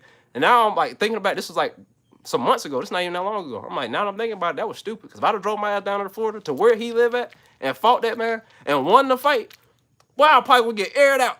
Fredo on TV, it's Fredo on the news. Won the fight, lost his life. What was it like? What was the cost? So like, yeah, I don't. Unless they gonna do that influencer where it's on camera and in a neutral area, I'm not fighting you, G. If you think you gangster, you be gangster. I'm gonna just be funny. I'll just be funny. As long as you ain't as long as you ain't threatening me, they don't never be nowhere near me either. Cause don't be down the street talking like that. Don't ever do that. Don't ever be down the street flapping your lip. I'm fast on foot. You know what I'm saying? Yeah. And so like I said, just when it comes to violence, altercations, all that, I just try to stay out all the drama, bro. Cause y'all notice I've been big elsewhere, at least for like 2 years now, where I've been like in the millions range. And you ain't heard not one negative story about me. Ain't nobody came out the woodwork talking about I done did them dirty. There ain't nobody got no story about the time I ain't tip them at a restaurant. I ain't did nothing. No women that came out saying nothing bad about me. And I ain't gonna front. Part of me I always said, like, if that ever came out, I feel like that would be the funniest shit to talk about, because I wouldn't even need to clear it up, because there's like literal proof. I don't leave my house. So if a motherfucker try to lie on me, you finna, hey, you gonna catch it. You gonna catch it. Cause they're like, this nigga, hey, he don't leave the crib. That means you broke in my house and got violated. That's wild. So like I ain't never had that happen. And shit, you ain't heard about me getting in no altercation at no club. Granted, I did a few times, but you know what I'm saying? It wasn't my fault, and it didn't hit the news, so that's all that matters. But you know what I'm saying? You don't hear nothing bad about me, bro. I ain't got to jinx it. I don't, man, look. Even when, like, before I got in a relationship, bro, I kid y'all not, and this gonna sound crazy. Even though I had a lot of followers, I didn't try to talk to no women, none. And my dad told me not to, but I already had my mind made. Like, once my career started heading in the direction where, like, I was like, bro, I'm finna pull it off. Like, I'm gonna be successful. I'm gonna actually do it. I thought to myself, if I ain't met the woman before made it to this point, unless there's somebody that's already up there in life, I'm not talking to you, because I don't know your intentions. I'm like, and keep in mind, once you start getting famous, like, even if you ain't got money, women is like this. They own you. They own you, bro. Everybody want to talk to you. And like, in this climate, people love clout. People want to get with you just so they can have your name. Like, they want to blow themselves up. They might have an OnlyFans they trying to promote. They might have a content career that ain't took off yet, and all they needed was that exposure. You never know where their heart at. Some people might just think you got money and they want the money up out you. You don't know what their intentions is. So like me, I'm like, shit, if I ain't know you, if you didn't know me back when I ain't had nothing, I ain't got no interest in talking to you. You might be cute. I'm good, Shawty. I'm straight. I'd love to go on a date with you. Shit, that sound like it'd be a good time. We ain't never gonna know. And I might have hold you. But that's all right, though. I can't do it. So, yeah, I don't even... But even I feel like even before I was famous, I was the same way. I ain't never had no strong desire for no relationship, so I ain't really... I stayed to myself my whole life like that. I ain't never been girl crazy. A lot of people, girl crazy. Best athlete on campus, in a newspaper, all that. I'm the guy. Still not interested. I didn't care. I was in my crib playing my Xbox. I go to practice, go to the crib, Xbox. If I ain't know you, want talking to you. Hey, Fredo, oh my God. How you doing? Keep walking. Can I help you? Keep walking. That's me. I ain't gonna ever get caught up in the women trap. I've been growing for my hair since 2015. But yeah. So anybody that's like in the content creation world, athlete, artist, anything where like you can get that kind of like fame or money, make sure you stay away from the wrong people. Like honestly, not even just women, the people you surround yourself with. I ain't made too many new friends since I left Mississippi. Like my friends that I have now, same people that I was getting shot at with back in the day. Like we was all running together. You know what I'm saying? When I was fighting back in the day, they was fighting with me. When I was struggling, they were struggling with me. All them people, them the same people that I'm cool with now. I got like that's not blood related to me. I got like probably 4 friends. I have 14 contacts in my phone. 2 of them are me. 4 of them are not relatives. Everybody else, either a sibling or a cousin. That's it. I don't fool with too many people. Then I got like my Twitch mods. You know, I consider them friends. Like my, you know what I'm saying? They was with me when I first started off most of my content careers. So like, you know, we cool. I got my Xbox friends. You know, they're my dogs. I ride for them. I ain't never met them in real life, but if I did, if they fucking kid got sick, I'd come see them in the hospital. Like that's how tight we is. We been game together for years. Them my dogs. You know, some of y'all that have been following me for a minute, I know y'all username and shit. I talk to y'all in the chat sometimes. I consider y'all like some variation of a friend. Like I rock with y'all. But aside from that, like I'm real careful about who I involve myself with on a friendship level, relationships, anything, because you never know what somebody got on their heart, man. I don't want to get caught up in nothing. I don't ever want to be associated with nobody negative either. You know, like Kai said that when that his friend had like sexually assaulted that chick at that party, and they had his face all over the thing like he did something. That's not happening to me because I don't hang with nobody like that. I don't hang with nobody that will put themselves in a situation to be accused of something like that. Me and my friends, we all homebodies. We stay at the crib. If you hear something bad about me, that shit happened in here. You know what I'm saying? If you hear Fredo on TV shot 3 people, know that them 3 people got shot right here in this room. I had my head. I was recording a video just like this, not looking at the camera. They walked in. I popped their ass without even looking at, and then I kept recording the video. That's what happened. It didn't take place outside because I don't leave. You know what I'm saying? That's just how it is. I avoid trouble at all costs. Even when I travel, I go out of state, be in the hospital, leave the hospital, man. Look, go anywhere. As soon as I get back, right back to the hotel room. I ain't going to no club. I ain't doing nothing. Staying at the crib. If you want to hang with me at the crib. It's a foolproof plan. That's why y'all see, you know, stuff like that. You know, this. I feel like I just took this off the damn stand. I did. Anyways, this racing wheel, you know, y'all see it? Yeah, that. Stuff like that. I got an Oculus. You know what I'm saying? It's a pool. Anything that I want to do, I keep it at the crib. So I ain't got to go nowhere. Or I'm trying to get it at the crib, so I ain't got to go nowhere to get it. I feel like that's just a smart thing to do. Keep me out of trouble. I got a wheel just like that. Yeah, I tried it, man. Look, I'm telling you, my ideal dream is to have everything that I want outside at my crib or like close to my house, so I ain't gotta leave. Advice for young people in high school that don't know what to do. I ain't gonna front. If you live in a household where you're welcome to stay at home, my advice would be to stay at home and figure your life out. I feel like a lot of people get caught up in that idea of like you gotta be out of the house at 18 and then have your life figured out by 20 in your 20s. That's not really realistic, bro. I left the house when I was 17 years old. I never came back. I never came back. Granted, I didn't have a good relationship with my parents though. So I told them when I leave, I ain't coming back. We got a better relationship. I pop back up. But like, granted, they always welcome me back home though. I can give them that. I didn't necessarily like have my life figured out. I just knew what it was that I wanted to do in life, and I just chased after it 100%. And I've been doing it ever since. So, if you got that time to think about it, you might not even know what it is that you want to do in your life, man. Because like a lot of people, especially when it comes to college, you'll get to school and you'll get towards the end of your degree, and as you're learning about it and like how it's actually gonna be when you start doing like the internships where you get the experience and get to work in that area that you thought you wanted to be in, or even like when I was an athlete. And I used to I run, and like at some point I was like, you know what, maybe I could do this professionally. And then I got the opportunity to like, it's like you can run professionally, and I'm at the top of the list, and I'm running against the Olympians and the professionals, the Nike athletes, and I'm in the news. You know what I'm saying? I'm making records, and I'm like, damn, I thought like this would be something I'd be happy about, but like once I got there and I'm holding the medals and shit, I'm like, I don't feel nothing. This ain't doing it for me. I'm not happy about this. sometimes it takes you getting to where you thought you wanted to be to realize it's not what you wanted. So, don't be scared to have to start over, or, to be failed at something, because, I mean, it's shit. I failed plenty of times. Like, obviously, you're going to hear about, when I won a championship, but you ain't going to hear too many stories about the time I lost. You know what I'm saying? When I got injured and I missed my whole freshman year of college track. I got hurt my very first meet, missed my whole first season. I got to run like one. I ran my first indoor meet, got hurt, and then I made it back in time just to do the very last outdoor meet before they went to nationals. That was it. I missed the whole year of my career over an injury. You don't ever get to hear about that, and like how I got treated in that time, like that struggle that came with that. You ain't gonna get to hear about just the like back when I made videos and like getting 100 views was a lot. Or when didn't nobody watch it. I used to like my own videos back in the day. That's crazy. Like when I used to post, nobody seen it. I liked it. I watched it. I liked it. You know what I'm saying? So it's life. You get to hear a lot about the success and not too many times about the failures like that led up to it. You're gonna fail a lot to succeed.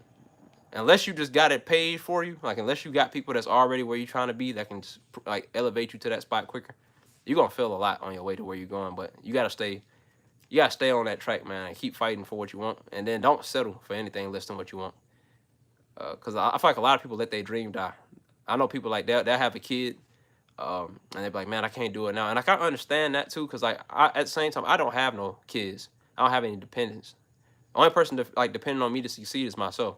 So I can understand like having that other factor. But when it's just you, and I'm pretty sure that's probably like how you are right now, focus on like just making sure you all right, man. Don't get too distracted with all the outside things.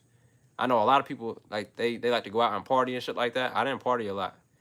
I didn't party a lot. The reason like I was good, I didn't do all that. What did you do when you got shin splints? I've been fighting a losing battle for the past months and a half. Oh, bro, I got a shin fracture. I broke my shit. Yeah, I kept running like an idiot. I started taking painkillers to be able to make it through practice. I got to the point where I was taking like 6 to 8 of them before a practice, which is like the daily amount that you can take. So I was like really doing damage to myself. And then eventually it just ended up breaking. And so my advice is to strengthen your shin muscle. I didn't even know this was a thing until I broke it. But this is an exercise you can do. You can start doing it now if you want. This is how like my shins now. I ain't had shin splints since. If you're sitting down in the seat and you dorsiflex your foot, if you don't know what that means, it means just raise your toes up to the air. So foot's like this. Lift this part up. You hold it, and it'll your shin muscle's gonna tighten up. It's gonna start burning. Hold that shit for like 30 seconds. Relax and just do that throughout the day. Like if you're in school, you're in class and stuff, you sitting down, just do that throughout the day. My shin muscle looks like a bicep now. So doing calf raises, that's real good for like strengthening your shin. Just the muscles around your shin.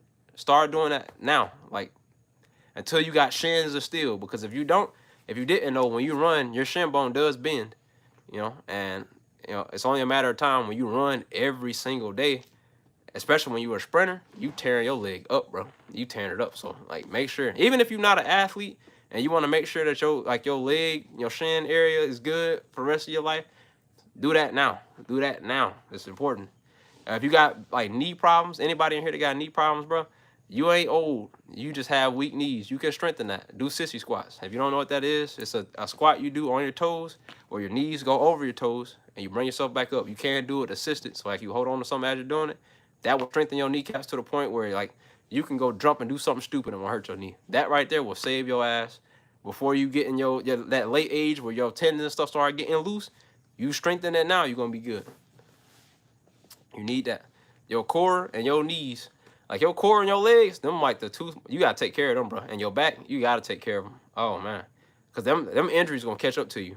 Luckily now, I don't really have too many like aches and pains for my track career. But like the first 2 years after I stopped running, I was always in pain. Always. Just walking in stores was painful. But yeah, for sure. Fredo, fine. Ask me with glasses on, partner. Oh, okay. I definitely read that wrong. How do I hide a body? Shit. Well, first off, you don't want to say nothing about it on the internet, because the internet forever. That's like the most important part. And after that, I don't feel like it's a good idea for me to give you no advice, because then it's gonna make it seem like I know how to hide a body.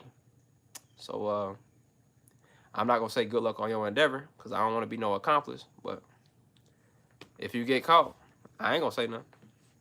I ain't know nothing. Yup. Yo, how did you get your bracelets? Most of these were either gifts or I bought them. So this right here, birthday present, I got. I used to wear a fucking Walmart watch. I told y'all I ain't no baller, bro. I had a Walmart watch. It was like $10, $20. I wore that joint every day. And the band broke because it was cheap. And I got this on my last birthday, I believe. It's a custom G-Shock. You know what I'm saying? I wear it every day. I don't take it off. I just got these from my girlfriend's mom. She went to Mexico and got these for me. They're pretty cool, man. She, you know what I'm saying? She know me a little bit. She got the skulls on it, and then this one got a turtle. You know what I'm saying? Sea turtle. She know me a little bit. You feel me? I bought this one. This one was a gift. This one right here I bought. It has a knife in it, a thermostat. I said thermostat, yeah. Anyways, it temperature gauge. This is a SOS light, so if you get stranded, paracord rope, a whistle.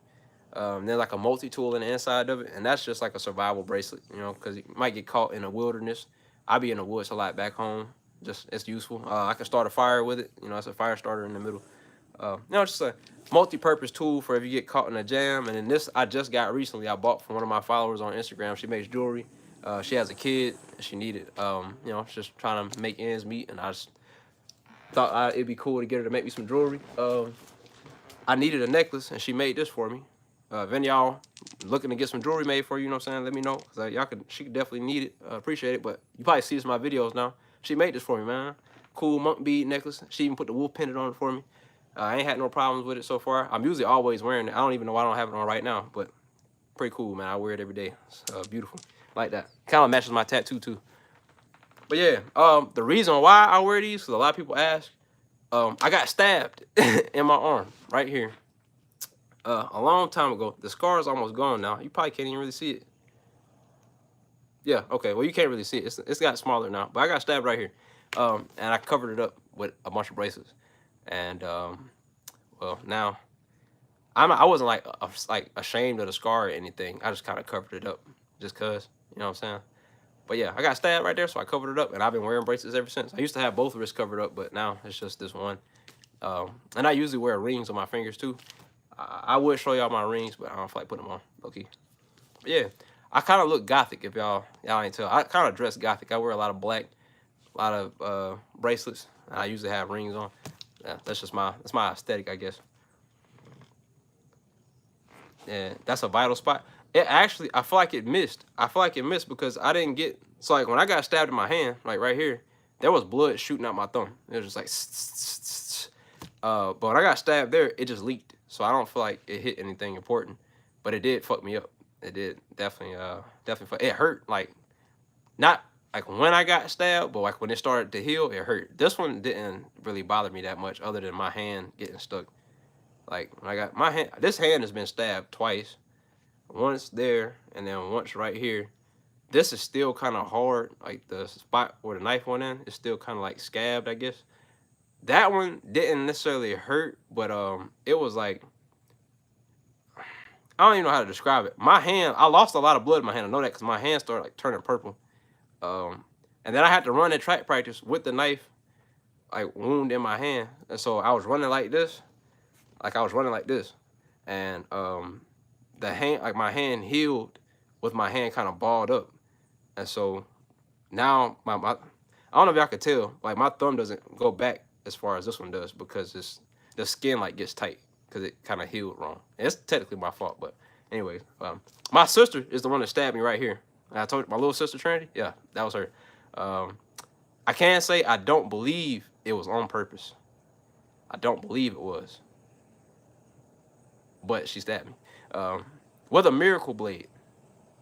Yeah, that really, you know that commercial where like the dude was cutting the hammer with the knife? One of them knives. Yeah, that bitch, it fucked me up. She actually, I don't think she did it because she got scared afterwards. So like, I don't think she intended to do it. But either way, I ain't die, so it ain't that deep. The other time I got stabbed was in my back, and then I think that's all of them. My hand, this hand got stabbed more than anything. One of these was my fault because I was opening something. It had a zip tie on it, and the knife that I had wasn't rigid, and so I couldn't like sew it off. And so I was, this is a fucking rule everybody knows. You never cut towards yourself. I was trying to cut it off like quick, and when I did it, it didn't cut it smooth like I was intended for it to do. It didn't just slice through it. It literally just flew through it like real fast, straight into my damn hand. And I was like, fuck. And so I was like, damn. And it didn't, like I said, it didn't hurt. So I took it out, and like blood was just pouring down my hand. And I really ran from my car upstairs because I lived in Kansas at the time. And it was just a blood trail from my car all the way up the stairs to the fucking house. And then I had track practice a little while afterwards. And so I just wrapped it up. And then I went to track practice. And then the next day, my hand like had started closing already. They caught me fucking iguana for the rest of the year. And my coach was trying to figure out why I didn't go to the doctor. And I was just telling him, like, bro, I don't go to the doctor. That ain't really my thing. And it was my fault. And so, you know, it wasn't that deep. But I ain't gonna front, though. I honestly do believe if there was any time that I should have went to the doctor, it was that one. Because my hand looked fucking terrible. Like, it looked like I might have lost my hand if I would have lost any more blood. Because I ain't gonna front. They knew me. Like, I got injured a lot when I was there.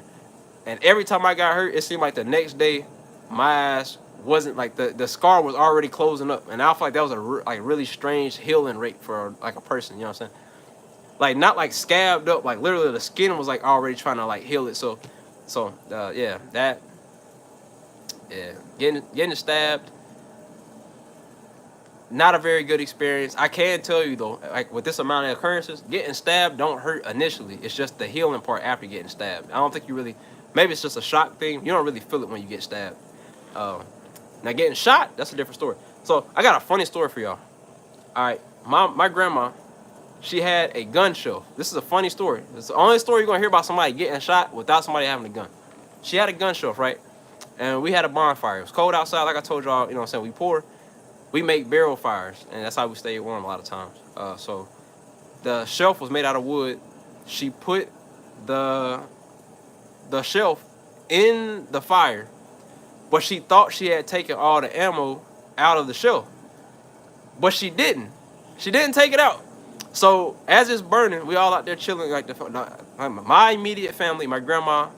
And I don't think my cousins were there at the time. I think it was just us, because she lived right next door. Anyway, we were there, and once it started, like the fire got to them, they literally just started flying off in the yard, like. So we ran, like we hauling ass, because like at first we didn't know where it was coming from. We was like, what? Where the fuck is these bullets coming from? Like it's nighttime. We lived in the country. Like it wasn't nobody beefing with us or nothing. And then she was like, I forgot. And so we hauling ass. Ew, bam, bow, bow, bow, bow. Get in the house. Everybody started checking. Everybody trying to see if they got hit. This it ain't funny, but it is. My grandma. My grandma comes in the house, and she had her lip like this, and she was like, I got shit. It's not funny, bro. She said, I got shot, bro. And she had her arm like this. She got shot in the forearm, bro. She got shot in the forearm. And so, oh my God, I got hit in my leg, the bottom part of my leg, and like I feel like because it's not, I feel like it's because it wasn't out of a gun. It really didn't. It really wasn't that bad. It really wasn't. And so it you know what I'm saying? Like it fuck you up, but I don't feel like it fuck you up with intensity like it's supposed to. You know, not saying it's supposed to, but either way, she ate it like a G, man. She, you know, cleaned it up, covered it and whatnot. We ain't go to the doctor as you could have, so no, man. It's not really a part of our thing. We don't go to the doctor, but it wasn't that bad though. In fairness, yeah, the barrel is. I feel like if it had been a barrel. It'd been a different situation. I wouldn't have been giggling so much then. But it was just funny to think though, like because that she forgot to take the bullets out. That's what happened. That shit was funny. It really was. Like in a moment, it was funny. It was funny as fuck. I feel like maybe because I've been shot at so many times, getting shot at, I can laugh at the situation during the situation as opposed to like the first time, it wasn't funny. It wasn't funny at all. I was actually frightened. But now it's like. When I hear gunshots, the first thing I think is, dang, what they shoot? I think it's just, I don't know. I think that's funny. It's some funny shit. But either way, yeah, it's probably the only story you've ever heard of somebody getting shot at. And it's like, you're going to laugh about it. Because it really wasn't that big. But yeah, guns. I'm not scared of guns or knives or getting shot at. But I don't care to get shot or stabbed. You know what I'm saying? You can die. It's like, I know it's serious. It's just like, once you done had it happen to you though, once you know, like, once something that happened to you, the fear of it is pretty much gone. It's not. That's not really an issue no more. But yeah, so I don't I don't be sweating a lot of shit. It's funny, but it ain't funny. It's funny to me. You know what I'm saying? Like if I ever get my cousins like to do a video with me and my siblings and we talk about stuff that like happened to us when we were younger, you'll notice we'll be talking about something that was like completely fucked up and we'll be crying, laughing the whole time we telling the story. It's cause like when it happened, we probably wasn't laughing about it. But like we lived though. We survived. We made it through it and we all doing well now. That shit hilarious now, bro. Like, damn, it's crazy. Like it's more so like it's crazy and we laughing about how crazy it was. Not necessarily like it's funny that it happened to us, but I don't know. I feel like this is a common thing with people that just been through a lot. You laugh at the pain. Laugh at the pain so you ain't gotta cry about it. You know what I mean? Real shit, real shit. How about the Mets? I don't watch that sport like that, so I don't really got no opinion. I don't watch no sports really. So yeah, I don't really care too much about them. Yo, them shoes in the back be nice. I actually don't wear none of them shoes. I wear slides every single day. That's it. Slides. Like, I got shoes over there in a box that I got as a gift. I've worn them probably once. They're custom made. They got my name on them and everything. They say Fredo on TV in the back. Never worn. How long have you been growing your hair? Let me do the math real quick. About 8 years. Oh yeah, appreciate the gifts, man. I know I done missed a lot of them. That number done grew a lot. Thank all of y'all for them gifts, man. I always say this to y'all individually, but to tell anybody that's ever sent me a gift, because y'all might be in here, you know, watching my content is way more than enough for me. But for you to like choose to send money to me for something that I do, that's a confidence boost, man. Like it really means a lot to me. So I appreciate that. Whether it's a penny or whatever it is, like just the fact that you were willing to spend money on something I did, man, I appreciate that. That means a lot to me. So thank y'all. Yeah. You ever seen Chisel Don? I don't even know how to pronounce that name. He roasted a basketball player. It broke me. I don't even know who that is, to be honest, but it sounded like it was funny. How you got shoes but don't wear them, but wear slides? Look, I don't. You gotta understand something. Like when I was growing up, I only had like one pair of shoes most of the time, and them shoes was usually busted. So like when I became an adult and I started getting shoes, like when I was an athlete, I started getting a lot of shoes because like you don't gotta pay for them. When you're an athlete, that's one. If y'all don't know about this, you go to college and you're on a sports team, you get free clothing all the time. Like your coach take you to a store and y'all go get clothes and shit. Usually it's for like y'all to wear to like track meets and shit. But like you get a lot of free clothing. And so I didn't grow up with a lot of clothes and shoes, and so I ain't never been big on them. So when I got older, and I started getting all this stuff, like I didn't even have to buy most. Like when I get partnered with people, like brands and shit, they send me free clothing. I haven't went shopping since high school, so like now when I get stuff, I usually don't even wear it. Like most of my clothes, I don't even wear them. I got hoodies over there that I got that are brand new, still never worn. I like them. They're nice. I'll wear them one day, hopefully. But like a lot of my clothes, I've never seen the inside of them. They're just nice. It's nice to have stuff that I didn't have when I was younger. I just don't know how to accept it yet, I guess. Are you in the fictional universe like Marvel? I like Marvel. I don't like Harry Potter. It's not my cup of tea. Star Wars, don't care for it. But it's kind of starting to interest me. I might look at it more, but it ain't really my thing. They are not in good condition. I feel like I might have missed the other part of what you said. I'm 31 and still have 2 hoodies that I got in good. Oh, okay, I see what you said now. Yeah. I kid you not, the hoodie that y'all usually see me wearing in my videos, I've had that since high school. And it's like the plainest hoodie that I got. Some of my hoodies like cost hundreds of dollars because I used to have like the hoodie obsession. And when I first started making money, I used to dump money on hoodies all the time. So I got like hundreds, literally hundreds of hoodies. Like honestly, I think once I hit 1 million subs, instead of me, because like my hoodies literally just sit in the closet of my house in Mississippi. And then I got like a good bit of them here. I think I might just start giving them away to fans. Like I'll sign it and just send it to y'all. Because, I mean, shit, they ain't doing nothing. Sit in my closet. My little sister tried to steal them all the time, but I just felt like I was being, not that I didn't deserve it because I earned it, but it's like I didn't, I feel like it was kind of like a senseless purchase. Now that I look back on it, I'm like, I don't need that many damn hoodies. They're nice to look at, though. Do you have any advice on females? I am probably the worst person to ask advice on about getting women because I've never actually like actively pursued women except the woman that I'm with now. that is it. So like my experience with getting women has solely been I'm just a charming guy. I got charisma and I'm funny. And so like I draw in attention from women. And then once I see a woman that I like, you know what I'm saying? I already know that they like me. And so it gives me like a God tier of confidence because I know I'm not gonna get rejected. So I've never been rejected. But it's because of the way that I go about talking to women, if you get what I'm saying. Like I've the only woman I've ever like initiated the interaction with, like I want to talk to you type of thing, is the woman I'm with now, and I was sick to my fucking stomach. I'm not gonna lie to y'all. When I did that shit, I damn near turned my phone off, bro.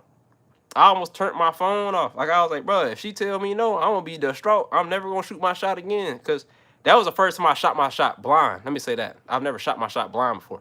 I always knew I was gonna make the bucket before. This time it was like I'm on a whim. She might say no.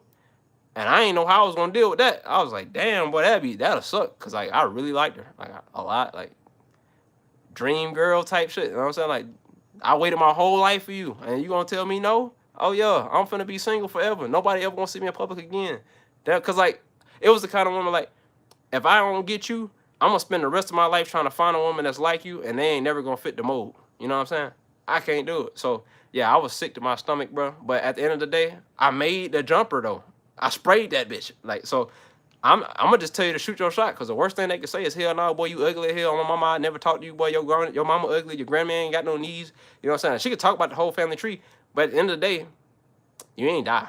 And so you could probably just go talk to somebody else. I mean, it's 7 billion people, and it's probably like 100 some thousand folks that you can actually like have an opportunity with, and they probably live in another state or another country. So that decrease the number a whole lot, but like somebody out there though gonna like you. And I think it's more important to focus on who like you than who you like, because at the end of the day, you know, you setting yourself up for failure if you don't know that the person like you. So like if you want my preferred method, I'm gonna tell you how to do it, because it's foolproof. It's never not worked. I'm telling y'all this. So basically what you do is, if you got like a factor about you that you know is that it factor, which for me is my sense of humor. I don't know if everybody think I'm cute, but I know everybody think I'm funny. And so what I'll do is I'll get into an area with like a woman that I think is attractive, and then I just let my personality go to work. I mean, it go to work, but like if you in a room with me and women, even if they think you look better than me, they gonna love me before. By the time we leave, they gonna love me. They gonna look like everything about me. Fredo, that guy. I'm just charming. You know what I'm saying? I draw them in, and then once I draw them in, once I can see it, I can tell when like, oh, you digging me. You know what I'm saying? You feeling me. So now you done use your thing to the max. Then you just go ahead and let the jumper loose, bro. Cause guess what? It's a splash. I knew it was you can pull it like Steph, bro. You shoot that bit and walk away because you know it's money. You know it's money, and that's what I always did until that one time, and I luckily cashed that bucket. But so yeah, if you had that confidence, bro, just when you around women, be yourself, bro. Embrace who you are, and then let them see that, and then they gonna come towards you. And if they don't like it, hey, they probably the ones missing out, not you. And then sometimes we gotta just be real with ourselves. Sometimes everybody is not our cup of tea. You know what I'm saying? They not everybody not gonna feel you, bro. You know what I'm saying? And every time you see somebody that's attractive physically, they might not be the best person. So you can't get too caught up in them looks, bro. Because I know a lot of shitty women that's pretty. A whole lot. They ain't got no substance. None. Terrible people. But they look good, though. So, yeah. But me, like, I think the main thing that women notice about me is that you never catch me in public. Like, I had to be summoned to come across a woman. Like, we had to have a class together. Or you went somewhere, like, to a sporting event and you seen me there. You never caught me out in public by myself. Though. Like, you wouldn't catch me at no clubs. You weren't finna catch me at fucking Starbucks. I was always in my room. So, like, I felt like that was one reason why women was drawn to me, because they knew nobody else had access. They was like, dang, why he don't talk to nobody? Because you got to think about it, though. If you the man, like I was a man on campus, I ain't gassing myself. They literally had posters of me on the campus. I'm on the website. I'm in the newspaper. I'm on ESPN. Like, everybody knew me. I was that guy. And for me to be that guy and not try to talk to nobody, you've never seen me on campus trying to spit game to nobody. You ain't never see me talking to nobody walking from a class. I was just by myself. I had on headphones everywhere I went on campus. That might have been a reason why people like me. Because it was like, why the hell he's so unbothered? Why you ain't, you know what I'm saying? I done been outside. Like, one time I was walking back to my room, and they was having, like, playing fucking volleyball. Because, like, our building that we lived in had a volleyball court and a barbecue grill and shit in the middle. So like the campus would come and play volleyball there. I walked there one day and it's like, Fredo, come play volleyball with us, man. And I was like, shit, all right, bet. So I took my shirt off, you know, I'm a shirtless dude, and I ain't gonna front, you know, college Fredo, I was swole as fuck. So they were like, damn, who is that? Out loud. They said that shit out loud. So now I'm sitting there like, oh yeah, they digging Deezy. You feel what I'm saying? You feel what I'm saying? So shit, hey, you already know what I did once I heard that. Jumper, you feel me? It's so easy, bro. It's so easy. So yeah, just gotta play into your own court, bro, and then have faith in what you got going on. That's all it is to it. And it always helped to be swole. You know what I'm saying? Like to look good, not look good in the opinion of what they think. Look good to you, because like when you feel like you look good, you carry yourself like you look good. Like you might not think I'm attractive, but if I think I'm attractive, I'm gonna act like I'm attractive. And when you act attractive, you tend to be a little more attractive, maybe more attractive than you actually are. You know what I'm saying? Everybody, not everybody want to admit it, but there's been a girl for the guys, and for the guys, you know, or the girls, a guy, where there was a person that you didn't find attractive when you first met them, but then as you got to know them, they just slowly start getting, like, they just start looking good out of nowhere. Just like every time you seen them, it was something different. Like, damn, I ain't see that the first time, but that freckle you got right there, that shit hitting. You know what I'm saying? So like when you got that kind of charisma about you, you got that confidence in yourself, you look fine as fuck, you feel me? So just be fine, bro. Just be fine in your own right, and don't be letting nobody tell you what you ain't. Cause look, somebody, I'm gonna tell you right now, once upon a time, it was people that say, Fredo wasn't cute. And now that same person slide in my DM and not get acknowledged. You know what I'm saying? I'm just telling you. Somebody, like, you might live in damn Tennessee. And in Tennessee, they say your ass ugly. But then you move to California and they say you fine. It might just be the people you around, bro. You know what I'm saying? So, shit, don't ever take nobody's opinion to the heart, bro. If you feel like you look good, if you carry yourself like you look good, you're going to look good. Somebody think you look good. I might think you look like a goddamn... You know me, I'm probably the worst person to tell you ain't cute. Because I'm going to find some adjectives.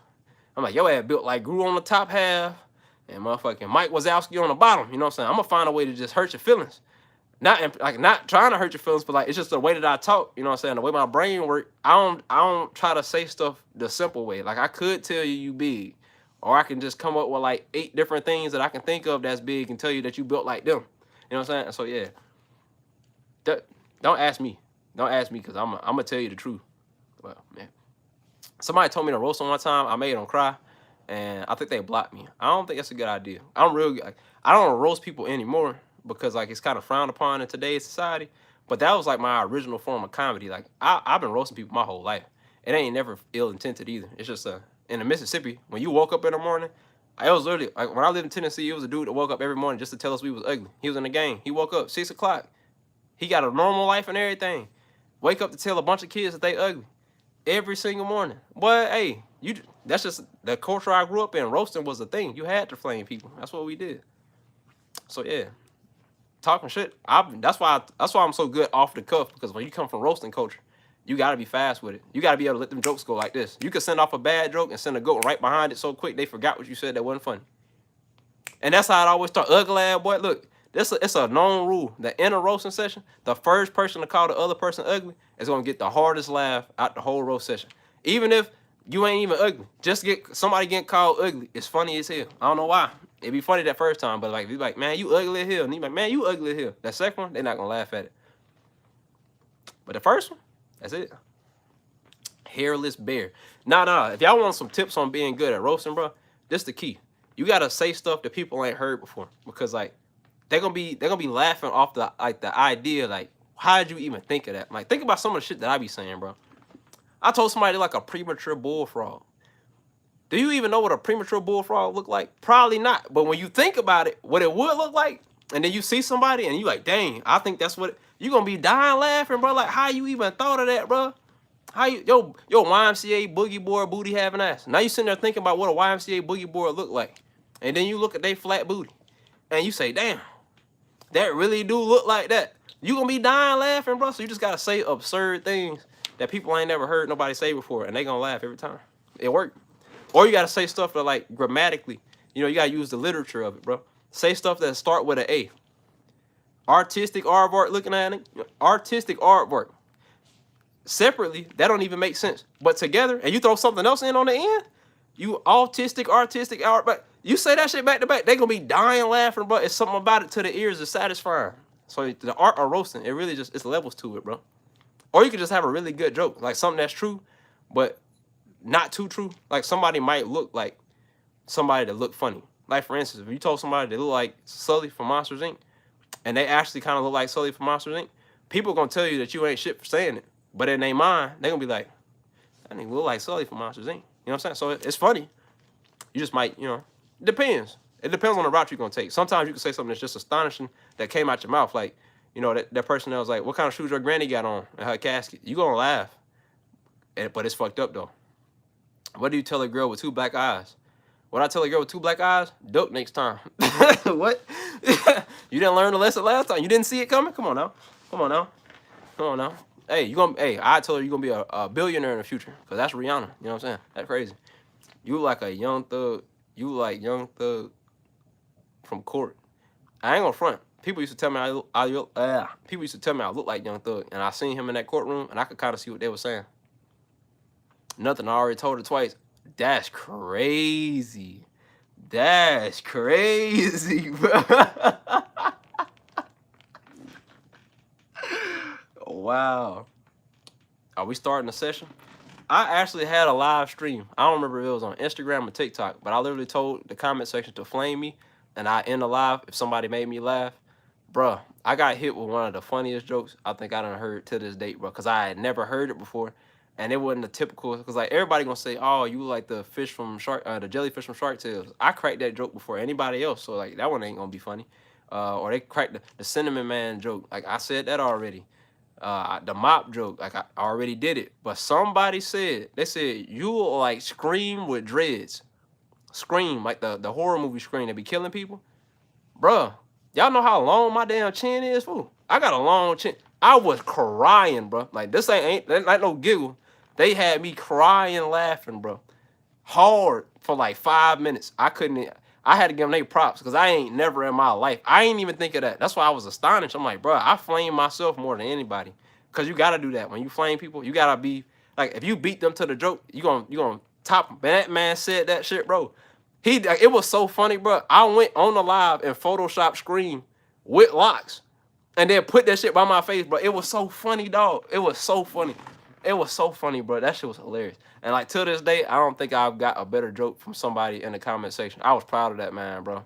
Cause like the comment section was looking corny. It was not looking good. I got a couple like that was almost funny jokes. That one right there, literally spit out. Like I would have spit my drink out, but that shit was hilarious, bro. Like Applejack, common. I give you props when you got a good joke, bro. Especially if you make a comedian laugh, man. That's a talent. You know what I'm saying? Cause like we used to hearing funny stuff. Especially if you gotta make a video when you know you're finna say something funny, you gotta not laugh. So like hearing that, I was like, dang, bro, I wish I could have used that one. I can't use it now. It's a known thing. They had the better joke. They won the internet that day. That was a solid ass roast right there. But like when it come to roasting people like think DC Young Fly funny. If y'all ever catch me on Wildin' Out and me and him go head to head, ain't gonna be no more DC. I'm gonna be the guy because I flame people. That's what I do. That is what I feel like that'll go on for a long time. Somebody gonna have to lose. But me, I'll be with the jokes. You got to get somebody that's like from Memphis or Mississippi to keep with me because we flame the same. You know what I'm saying? It's quick and we own you. This man look like Frozone without the dreads. Like that joke, old. The fucking stone emoji joke, old. We already got them. I did wonder how you didn't laugh. Yeah. Man, the man like an intelligent Brussels sprout. Hey, see, that's what I'm talking about. He get like, I ain't never heard that before. That's just funny. I don't even know why. I don't even know what that looked like, but that shit funny. I ain't never heard that, bro. DC, I ain't gonna front, like he had moments where he funny. I don't feel like he's as funny as he was before he made it, because I feel like that's a typical thing though. Like once somebody get successful, they kind of like start, like Kevin Hart. Before Kevin Hart was like super big, that first stand up that I seen from him, bro, I watched it so many times. Like that shit was funny. I was studying it. Like, bro, this man, he great. And then the second one he did, like it was solid. And the third one, it started like, now I can watch his most recent stand up. I won't even chuckle, not once. And I feel like it's because now he's trying to make himself how he was then. You know what I'm saying? Like he's trying to get back in that flow that he was in then. But like he's grown though. You know what I'm saying? Like he's grown since then. And I feel like his comedy style hasn't grown into that mature. Like Dave Chappelle had a way Dave Chappelle was back then, and then Dave Chappelle now, how he tells comedy, it's completely different. But he grew with the comedy. Kevin Hart, I feel like he grew, but his comedy, it didn't come with him, and so it ain't hitting like it did. You know what I'm saying? I don't know. It ain't even like him cursing either. Like when he used to curse, it like he cursed with intention. You know what I'm saying? It fit. Now it seems like it's almost like he's forcing his act to try to be funny. And there ain't no hate. Cause like Kevin Hart, I respect him. Like he accomplished a whole lot. But it's like he trying to be funny now as opposed to when he was just funny. You know what I'm saying? How I feel about Fluffy, Gabriel Iglesias, I feel like he kind of the same. Like I ain't gonna say he forcing it as much though. I feel like he still like stay true to his style. But I just don't find his jokes like the punchline don't be hitting like they used to. If you get what I'm saying. Not that he's like downgraded as far as like his style of comedy went. I feel like he still does his style right. I just don't think his jokes hit like they do, like they used to. Like it ain't too many comedians that I feel like are still like even Cat Williams. Cat Williams was one of my favorite comedians for a long time. Man, it's hilarious. I'd say like as far as like my style of like comedy goes, that'd probably be the comedian I'd say I'm the most like. Him and like Bernie Mac. Them two, they're a lot closer to like the kind of person that I am. Cat Williams ain't as funny as he used to be. It's not like that's all it is. But I mean, yeah, like I feel like that happened to a lot of comedians. Oh, let's see if we got any good jokes in the chat, bro. Pimp Chronicles, yeah, like old Cat Williams specials, old Kevin Hart, all they old stuff. I can watch this shit all day. I can watch it all day, bro. Good night, Fredo. Thanks for a great stream tonight, everybody. Man, you be easy, bro. What time is it? This stream was supposed to be short, and it's been long as hell, bro. I gotta eat. I'm tweaking.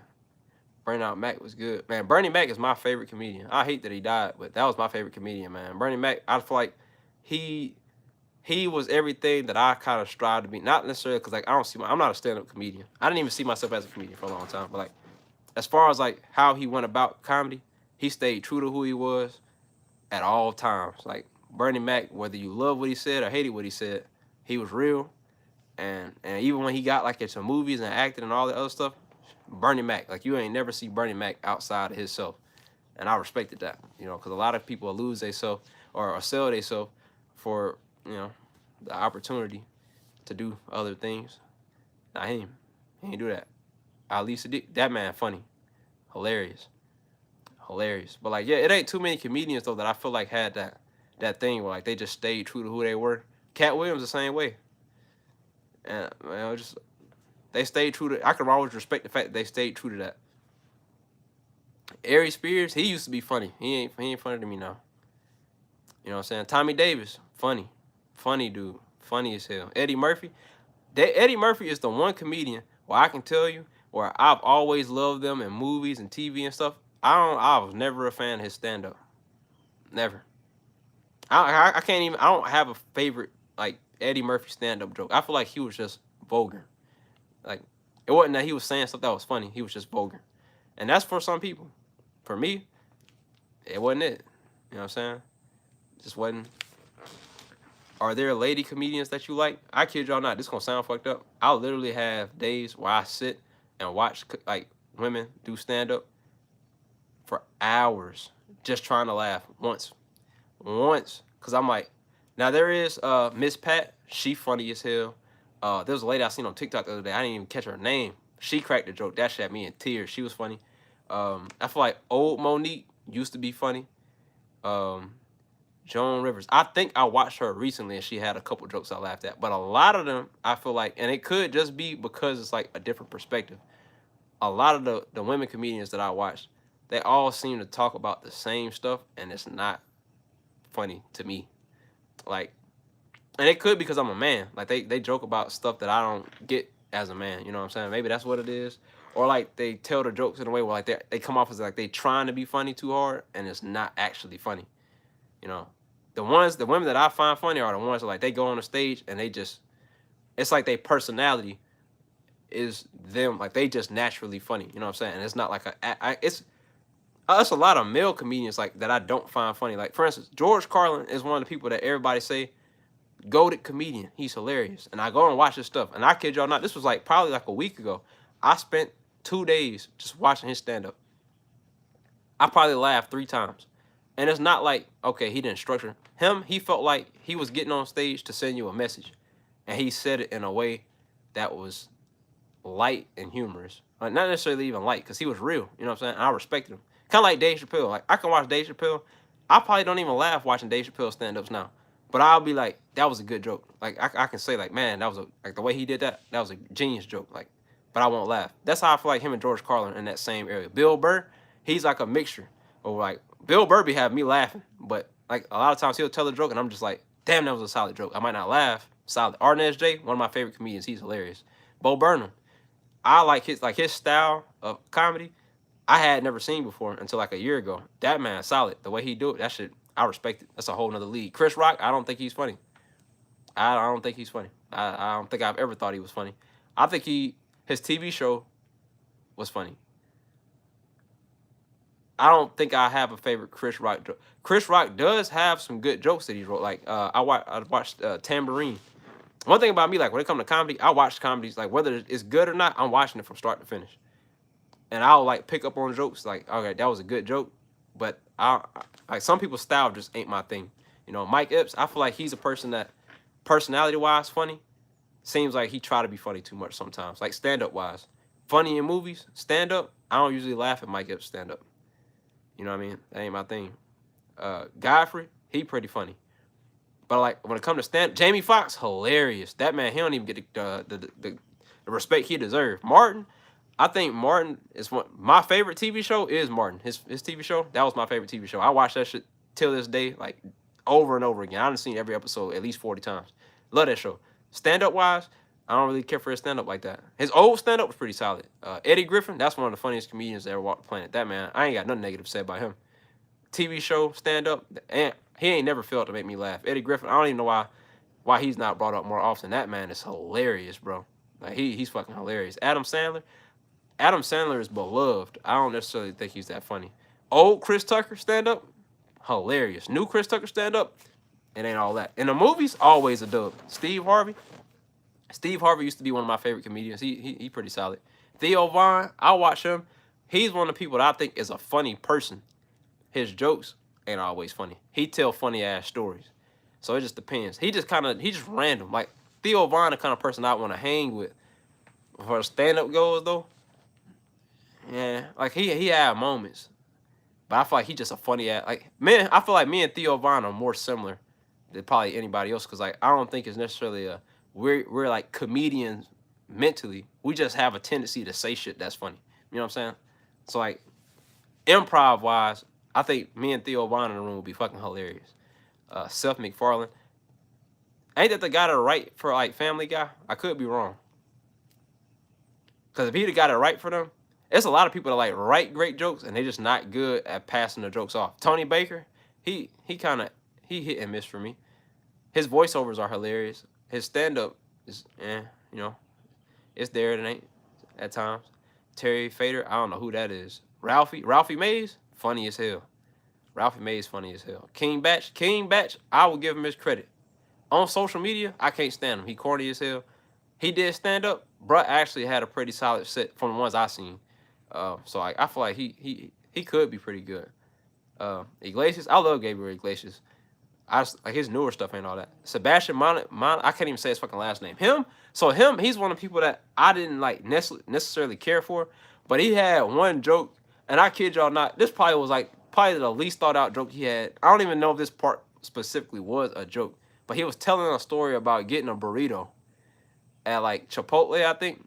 And this is the way he was acting out, like talking about the fucking burrito, bro. I literally watched that segment of that stand-up special. That's probably the only joke I laughed at the whole time. But it had me rolling for some fucking reason, bro. It's the way he be acting out. So like, I like him. Mark Norman, I ain't sure who that is. Andrew Schultz, I think that's like the best comedian that's out right now. Like the newer comedians. He killing it, bro. I don't think I've seen a video from him that wasn't even like a solid joke or made me laugh. Like he doing a great job, man. Bill Burr, yeah, he's I put him in my top 5. Bill Burr, solid. Uncle Roger, funny as shit. I ain't even know about him like that. I didn't know he was a comedian. I didn't know Uncle Roger was a real person. For one, I thought this was just like a joke that people were going along with. Dude, funny. Sinbad, I ain't seen too much. I ain't seen Sinbad enough to have an opinion. Bill Bellamy, he funny. Who else? Deion Cole. Deion Cole is fucking hilarious, bro. Richard Pryor. I ain't really care for Richard Pryor like that. Red Fox was pretty kind of funny. Richard Pryor, I felt was kind of like Eddie Murphy for me, at least. He ain't necessarily always have like funny jokes. He was just kind of vulgar. You know what I mean? That's some people's cup of tea. It ain't mine. But like then again, like in movies and shit, he was hilarious. So like he was funny. But like my top five, they not in. Um, Sam, I don't know who that is. I gotta check some of these people out. Like I don't ever have a problem watching comedians, man. I love watching comedy. I feel like I learn something when I watch comedians. They help me a lot, like on like my delivery. I stayed in my own way of delivery, of course, but like I learned from watching Preacher Lawson. He got like he kind of like a mixture for me. He have like a lot of moments where he had good jokes, but I feel like sometimes he try to like force a joke. Like okay, you know how like a person will have a joke and it don't go over well, and then like they just move on to the next one. I feel like sometimes he'll have a joke that don't go over well, and then he almost try to make you laugh at it. That's like the only thing I say. But like otherwise, like dude's hilarious. But I love when he was on America's Got Talent. I still see his like stand ups on TikTok sometime. But yeah, he pretty solid. Hannibal Buress. Hannibal Buress grew on me. I didn't think he was funny at first, but like eventually I rock with him a little bit. Favorite Eddie Murphy movie? That's a hard one, brother. When it comes to movies, I don't think he missed. I don't think he Denzel Washington is my favorite actor.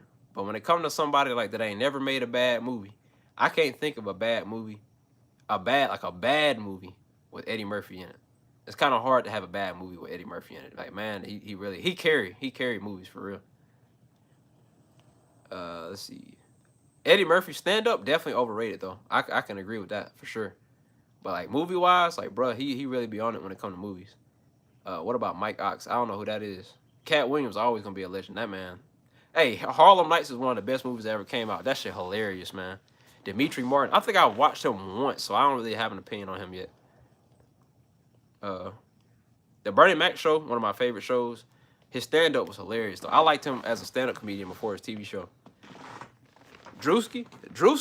This. And let me keep in mind when I give my opinion, I ain't sending hate towards nobody, cause like if you doing well in life, I'm rooting for you. Period. Russell Peters funny. But like if you doing well, I'm rooting for you. I hope you're successful. Drewski, I still ain't found out what it is that makes him funny to people. Now I'm not gonna say he ain't never had a funny video, cause I done seen a couple, or like just memes that came out with him in it that was funny, or like that could have been records thing he be doing now. That shit funny. But like most of the stuff that I seen with him, I didn't even know what he was at first. I didn't know he did comedy. I was just like, he seemed like he was always in like celebrities videos, but I couldn't figure out what it was that he was known for. Worst comedian in my opinion. Worst? Man, that's hard. Most overrated? Probably I can give you an answer. Worst? I don't even know. The Denzel impression is impeccable. I stand by it. I feel like my Denzel impersonation is pretty mid. It's definitely pretty mid. Because I've never studied to do the impersonation, so I don't feel like I do it that good. But I feel like I do it well enough for you to know that it's Denzel. You know what I'm saying? You still streaming? I was here an hour ago. Yeah, I'm just in here chilling, man. I was trying to figure out. I was editing 2 videos. I'm kind of like doing a spoiler. I guess I can ask y'all right now. It's not a lot of y'all in here, but y'all been in here for a minute, so I feel like it's pretty cool. Um, I have 2 videos that I have recorded already. I have my random video I did, which is a food review of some ice cream that I had seen in the store the other day, and they were new. And then I got Fredo Ranch Part 7, and it's about fear. I'm not gonna front. The Fredo Ranch video, it's like part of it is just funny, and then the other part of it is just real. So like you're gonna laugh at one point, but at one point you're gonna be like, Now you might not agree with everything I say, but like I'm just being real, being honest. You know what I'm saying? Give my thoughts on things. It's a rant video. But yeah, for the most part though, it's pretty fucking funny, and I share some stories about some funny stuff that y'all didn't hear in this. So which one do y'all want me to drop? I'm gonna post a video tomorrow. I should have led with that. I'm posting a video tomorrow. So like when I get off of this, I'm gonna finish editing both of them, and then depending on which one y'all say, I'm gonna post it. I was gonna make a poll, but then I was like, I don't think I'm gonna do that, so I didn't. And then I ended up going live. So if y'all don't give one, I'm gonna just pick myself. The food review, I can't. I don't know if any of y'all, like some of y'all haven't, don't watch the food reviews. The food reviews are usually funny as opposed to informative. It just depends on if the food's good or not. Strangest encounter you've had working at Home Depot. Oh, that's a good one. Man, strangest encounter I had at Home Depot. Y'all probably heard this story already, like on Instagram or something, because it went viral. But so like, I only worked at Home Depot for like 5 months, 4 or 5, something like that. And it was like after COVID. So like, I was a coach and a photographer, like I told y'all. COVID hit. They stopped all of the programs, like the sporting events and all that. So I couldn't coach anymore because there, no more meets. And I was taking photos for the school that I was working for the sports team. So there was no more any of that. So I moved back to OKC. I'm stuck in the house. I'm bored out my damn mind.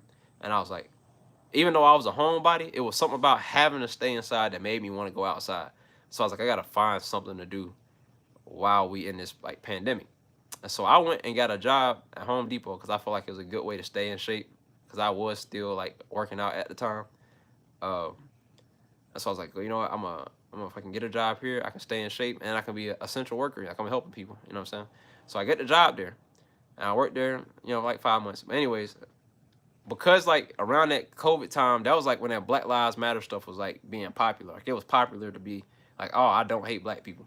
And so I had like them weird, the weird group of people that like, they be trying too hard to prove they ain't racist. I was in work. I'm over in the paint section, bro. And this customer walks by and like I get compliments all the time because like I didn't dress in the clothes that everybody else at work wore. I wore my sports clothes because I was an athlete. I didn't own like the collared shirts and all that shit, and I wasn't gonna buy it because I wasn't gonna wear it. You know what I'm saying? So I came to work. A lot of times I had like sleeveless shirts on, and like I said, I was swole. So the ladies come in. Oh my God, you got nice arms. Da da da da da. That was normal experiences for me. One day this lady comes up to me, and she says, "I just want to let you know that I support you," and did this shit, bro. If y'all could have seen my face when she did that, bro, you know how mad I got. I was like, hey, I was like, why the fuck you say that? Like, what made you do that? Cause like, if you support me, like, go give me go to the front desk and give me a good word to the manager or something. Don't come over here saying that shit. Like, bitch, I ain't get shot by no goddamn cop. I ain't got, you know what I'm saying? Like, my black life matter. All right, cool. I get that you, like, what was the point? You didn't walk up to the white folks and be like, I support you. Like, what the fuck you tell me that for? You know what I'm saying? Just cause I'm black. Mind you, it was me and a chick named Ashanti. And I think this one African guy. Everybody else in the store is white. Everybody. Like, you know how many people work at Home Depot. It's a lot of people. So, like, you looked for the one black, you know what I'm saying? The first black person you saw with a damn apron on. Probably the first black person you seen in the store. Because I was in Oklahoma. It's not a lot of black people there.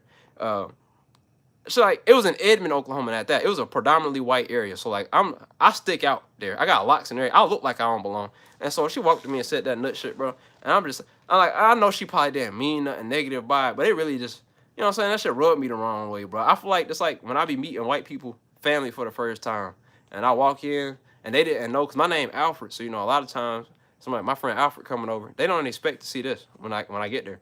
And they like, oh, and then they be like, just so you know, I voted for Obama twice. Bitch, what? Didn't nobody ask you that shit? I didn't even vote for Obama. So like, what you telling me that for? You want to get some cool points because you like the black man? Is that what you trying to? Tupac had a good album. I don't even think Tupac is the best rapper alive, like people try to say. He was overrated. Like, why are y'all trying to relate to me through black stuff? You know what I'm saying? Hey, one time my black friend, why are y'all telling me if I wasn't president, you wouldn't be telling none of these stories right now? So like, why are y'all doing that? That shit awkward as hell. Like, bro. Just, chill, relax. You know what I'm saying? I don't like that shit, bro. And that's pretty much what had happened. She walked in, throwing up the black power. Do you even know what that means? I want to throw one back to her ass. One of these right here, black power. Shut your stupid ass. Hey, if you white and you trying to, you know what I'm saying? You trying to prove that you ain't got nothing to prove, bro. Just treat people like people, and you gonna always be in the right, bro. Don't be doing all that extra shit. I don't need you to fucking get on your knees and, oh man, I'm sorry for what my hands. No, we don't need none of that, bro. Relax. Just calm yourself down. Act like you got some sense, bro. Like you got some home training. You know what I'm saying? Don't clutch your purse when you walk past me. That's gonna let me know my life matter. Don't call the cops on me if you see me barbecuing at the park. That let me know that my life matter to you. You know what I'm saying? Don't bother me. That's what I want. Don't be doing all that extra shit.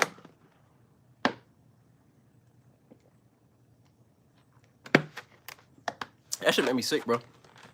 But like, y'all don't understand. If you black, That is a common occurrence, bro. Like when you meet white people, especially if it's not in an area where they like used to seeing black folks, it's almost like impossible for them not to do it. I know, and we expect it too. That's the funny part. Like I know you're gonna do it. We're gonna be sitting at the table, everybody gonna be eating, and the interaction so far done been great. I'm like, you know what, your family pretty cool. And then all of a sudden they be like, oh man, I made some fried chicken.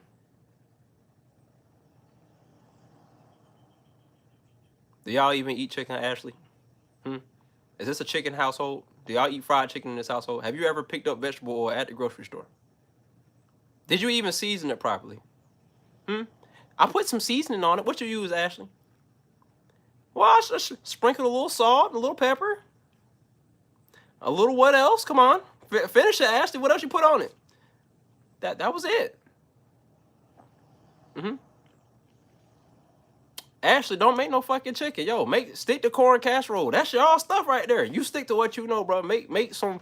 I want some Caucasian cuisine. I want to see what y'all be eating over here, bro. I want to know what's stressing y'all out at home. They got you making shit that you ain't used to making, so I can feel comfortable. How you even know I like chicken, Ashley? What if I like ribeye? I'm just saying. So like, it's like that. I understand what you're trying to do. You don't got to do it. I don't know who told you got to do it. Don't do that. Don't do that.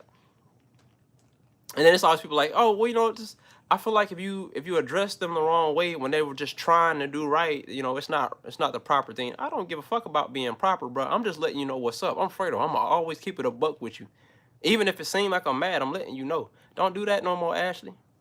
Ashley is my white person name. Like it's either Ashley. Like if it's a woman, I say Ashley, and if it's a guy, shit, I don't even know what name I usually use for white dudes, but it's probably like Tanner or Kyle or Connor. Like one of them names, like you just know it's a white dude. Oh, Cannon, you know, that's a white name right there. Chad, Jeff, yeah, Brody, you know what I'm saying? Hunter, yeah, Bradley. Come on now. Matthew, there you go. Come on now, y'all got it down. It's gotta be that name to let you know they white, but not like Cletus, you know what I'm saying? Not like Jethro. It's just not Tyler. I know too many black Tylers to use Tyler. It gotta be one of them names like when they hear it, didn't nobody think anything other than a white man. Bob, yep, Bob. You know what I'm saying? Bob a good one. But normally I say something like Tanner, because Tanner, I feel like that's like one of the whitest names you could possibly have. Tanner, yeah. Dude, me and Tanner, we were hitting the slopes the other day, dude. Yeah, Tanner. Yeah. Tanner. That was a rager. You know what I'm saying? Just certain things that just, you know what I mean? Gary. Yeah, Gary. That's a white name right there, boy. Gary. Doyle. Hey, boy, if your name Doyle, hey, cuz, if your name Doyle, your parents don't love you, bro. They don't love you at all. They did not want you. Gabe. Yeah, Gabe. That's it. That's one right there. Gabe. Oh, my God. Cameron. Dude, Eugene. Dude, Eugene. Bro, that's them white names right there. Then when it comes to white girls, it's names like Ashley, you know. Emily. Emily is arguably the whitest name of all time. Tell me one person you know that's not white named Emily. One. I don't know one. Not on a TV show. Not on a cereal box. Nowhere. Don't know not one white, like non-white Emily, bro. Emily is a predominantly white name. Susan. Jennifer. It depends on how the Jennifer spelled, because you know black folks like to take white names and then spell it incorrectly and make it black. Like your name could be something like Brandon, and then they spell that shit like BRAHNDEHN. Like, bro, why the fuck y'all spelled it like that? Dakota. Yeah, like that. Just be fucking the name up and then trying to we low key be gentrifying the white names and then just making it all kinds of unnecessary. Like or like I hate when a black person got a name where it's like it's spelled away, but they pronounce it something that's not accurate. Like they say, like this is my friend. Don't get me wrong. I love her to death. My friend's name is Tajane. Tajane. All right, I want y'all to, in your brain, Tajane. It is spelled Tizhane. Your name is Tazane. All right, I said Tazane, that's your name. Your name not Taja. I was like, I can't even comprehend in my brain how Tajane came out of that. Your name Tazane, buddy. But so I just call it Trap. But yeah, like that's, come on, bro. Z. Yeah, I'm like, how? What a Taj? No, it's an E on the end of that bit. Grammatically speaking, I don't see any logical way as you could have got that name, bro. It don't make no sense to me. It don't make no sense to me. I call her Trap, bro. I had to call her Trap. Yeah, cause why the fuck you? Come on, Tazane. I call her Tazane. Yeah, when I first met her, bro, I kid you not, I seen her name. I said, "What's your name?" She said, Tajane. And I looked at the paper again, and I was like, "What's your name?" Tajane. So I tried to sound it out. Tazane. Tazane. Your name Tazane. Tajane. Where that's at? It ain't not Nan J in that bit. Your name Tazane. Tazan. It's a Z in that month. And if the T silent, if the T is silent, you ain't got no goddamn, you know what I'm saying? Your name is goddamn Tahane. You feel me? Tahane.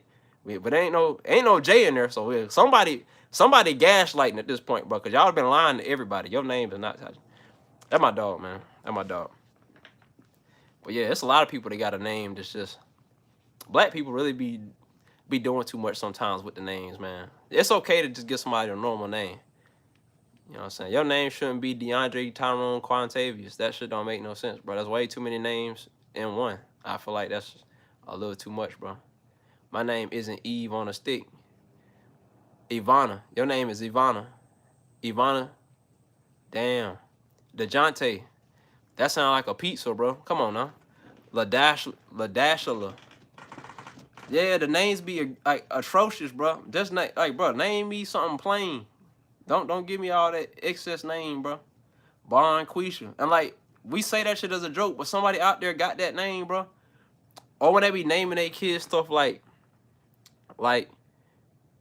fucking, what's a I'm trying to think of a good word that they pick, but something like fucking manifest.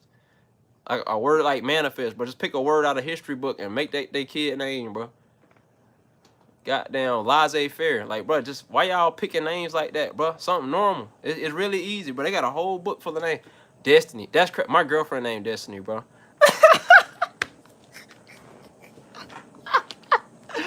Hey, yo. Her name Destiny, bro. That's tough. Hey, I did tell her the same thing, though. That's funny. Her name Destiny. At least it wasn't. That's funny as hell, bro. That's some funny shit. Oh, my God. At least it wasn't like, I'm trying to think of one that's worse. It's just not coming to me right now. That made it so much funnier. And like, to be honest, bro, I was trying not to say it too when I thought of it, because that was the first one that came to my mind. Destiny. Destiny. I feel like it's just a common name that black people give their kid. Yeah, Diamond. When they name their kid Diamond, like, yeah, you know she finna be on the pole. And she had to be. She had no other choice. It was either that or work at the casino. Alexis with the U. Yep. Just like the car. And that's what they name their kid after. Like, they be naming their kid after regular objects, bro. Regular objects, bro. It's crazy. LASIK. I named my kid LASIK because I got it back in the day. I used to couldn't see. LASIK. And then they spell it all weird. They put a Z in the middle instead of S. Got it. It don't make no sense. Every chick was a Faye. Tina Faye. Nah. We really want to talk about some crazy names, bro. Back in the day, them names was crazy. Hattie Mae. That was names back then. When you was 12 years old, bro, and they called roll in the class, the teachers used to say Hattie Mae, and you had to answer to it with that grandma name. They're crazy. That name only fits you when you about 102. Like, think about my great granddad name was Elbert. Can you imagine right now you going to school as a kid and your name was Elbert? You didn't have not one peaceful day at school, bro, with the name Elbert. You ain't even got a good nickname with the name Elbert. That's crazy. Esther. Your name Esther, bro? Your name Esther? You not finna have no good childhood with a name like that. You sound like you do fucking crocheted blankets already. Out the womb. Mildred. Come on now. Old ass name. You got a granny name. Erstein. Elmer. Gertrude, bro, that's atrocious, bro. You ain't even got an old name, you just got a bad one. Bernadette, Eustace. Come on now. Mary Ann. Eugene has to be one of the most disgusting names that ever came out. Eugene sounds like somebody that get blamed for every minor inconvenience that take place in somebody's life. Anytime something bad happened to you, if you say Eugene, it just sounds like it fit. You get in a car accident, Eugene was nowhere near it. Damn it, Eugene! It was probably his fault. You know what I'm saying? Don't nobody question that. Your name Eugene. That's your fault. Geraldine. That's a long. Beatrice. Boy, that's crazy. Hey, y'all remember Junie B. Jones, bro? That book we used to read back in the day. Goddamn Eugene, you're smoking them cigarettes. I tell you what, Eugene been smoking them cigarettes. Goddamn Eugene's been smoking them cigarettes. Uncle Lavoid. Boy, Benson. Oh yeah, Benson, that's an old ass name right there. Oh, Jay Quellen? What you know about Jay Quellen? Glenda, yep. Owen. Olga. Ooh, that's nasty, boy. That sound like somebody got a unibrow. Yeah, Olga. Yeah, you unattractive, like by default with that name. Yeah, for sure. Big mole, unibrow, gap teeth, Olga. That was you probably pick up boulders in your free time with a name like that. A woman that be picking up like real life boulders and tossing the bitches in her free time. Olga, that's what that is. Clive. Yeah, Clive sound like he don't know how to run a lawnmower. Helga. Augie. Alright, look. I gotta eat, bro. I've been here for a minute. So what I'm gonna do, I'm gonna solve this Rubik's Cube right now in this stream. Y'all see it right now. It's unsolved. There is no stickers on this. It's plastic. Y'all hear that? I'm gonna solve this joint so I can settle it. Cause people thought I edited it last time, took the stickers off, did all this stuff. I'm gonna solve it while y'all right here. And then in the meantime, I'm gonna need y'all to like, man, I don't even know. Cause I ain't gonna lie, I gotta focus. Like I can't read the chat, but I'm gonna need y'all to do something. I don't want y'all to leave. So like I would like freestyle or something, but I can't multitask and I can't even rap. That's crazy. They did a silent J. How my name sound, y'all? Russell. Russell pretty cool. I fuck with Russell. Anyone know a great Chinese name?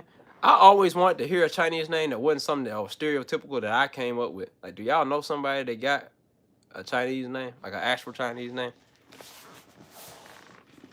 Alright, bro, let me solve that bit real quick, bro. I'm gonna show y'all what I'm about for real. Cause everybody don't know this, but like I'm really smart though. Like in real life, I'm a genius. I ain't on no Kanye stuff, but like I'm a pretty smart dude though. You know what I mean? I might not be the smartest person in the world, but shit, I think I'm pretty decent. At the best. At best, I'm like decent. Give me that. If nothing else. You ain't gotta give me nothing else. That boy Fredo, he decent, man. I guess I could tell y'all a story about something if I can keep my brain occupied at the same time. Shoot, boy, one time, you feel me? Boy, I went to the club, you feel me? I done said you feel me too many times already. Y'all don't even feel me no more. Alright. Yo. My accent just come out sometime. It come out against my will. Oh God. I ain't gonna front, bro. People that can multitask, like especially people that be singing and fucking playing an instrument at the same time, I feel like they probably got favoritism from God. How the hell y'all do that? I couldn't imagine singing and playing the piano at the same time. I can't even play the piano like just by itself. But you were doing that and making music at the same time. Boy, you talented. Boy, you talented. Hell. Oh, wait. What I just tried to do right there? I don't even know for real. Crazy.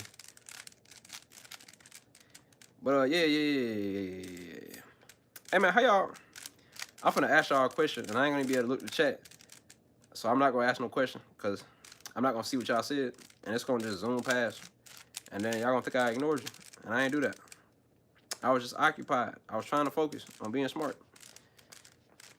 And like, what if I can't solve it? What if I got like performance anxiety? What if I don't think I got that actually, but I'm just saying, what if I can't rise to the task because I got eyes on me? Then it's gonna seem like I was a fluke the whole time. It's a lot of pressure. But you know what they say? Pressure bursts pipe. But me, I lay it. So you know what I'm saying, I ain't really worried about none of that. I'm gonna just do what I do best. And that's me. That could be taken a lot of ways. Don't take it the wrong way. But the right way, the best way. Oh, brother. Am I actually getting anywhere? Oh, yeah. I think I am. One thing about life is I'm going to get where I got to go. You hear me? Oh, yeah. That's it. Here we are. I'm getting there. I'm getting there, bro. Have some faith in your boy Diva. Not too much, no. Cool it on me. Yerp a derp. Oh, brother. Hey, I'm just sneaking this up. All right. I think I'm making progress. I believe so. And in life, it's always about what you think, not what they think about you. You know what I'm saying? I feel like I put myself in a very, very unusual position. Cause I don't think that I'm doing this right no more. Okay, now see, it's looking a little more familiar. It's looking like I know something. Look like it. Do I actually? Shit, I don't know.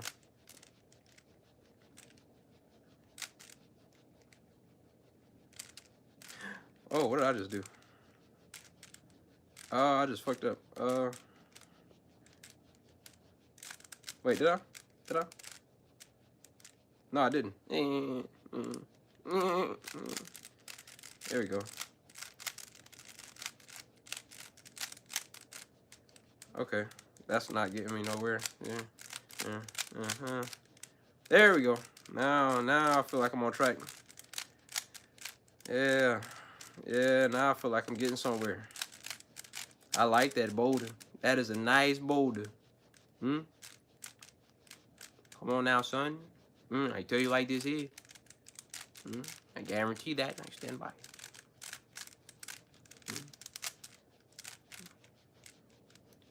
Hey, who's that dude who in the mirror don't look like me?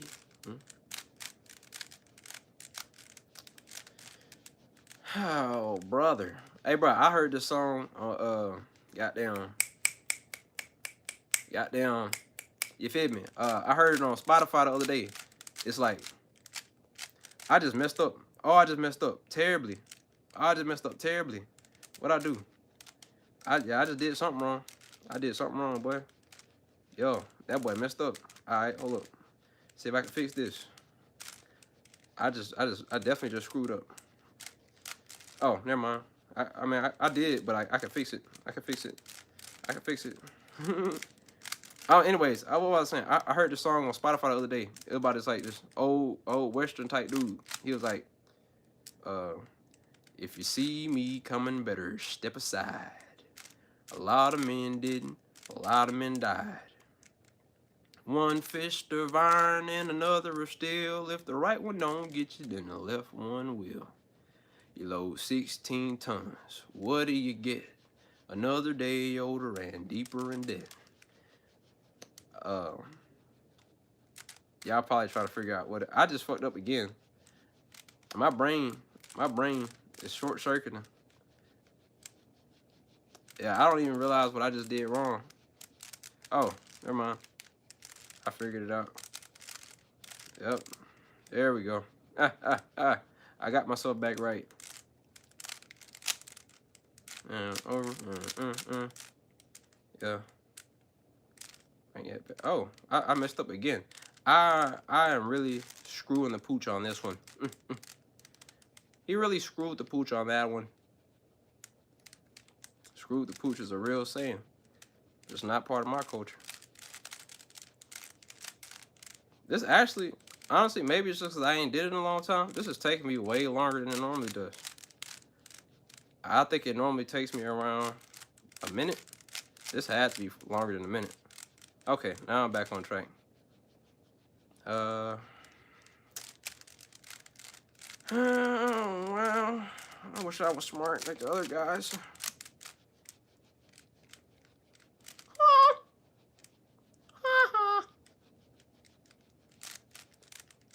Like the Millhouse, bro.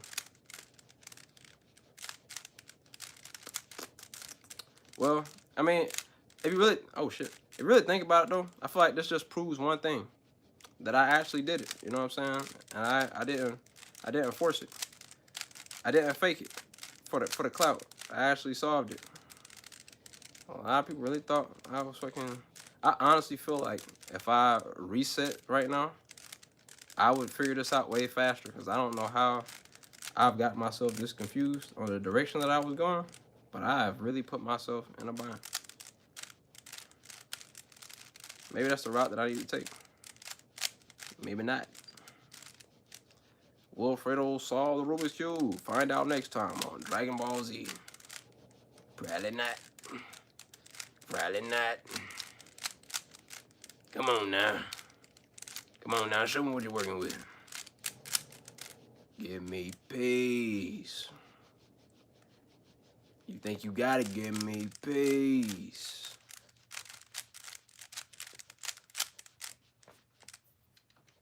Oh no. I don't know. Stop it. Okay. That's a lot louder than I expected it to be.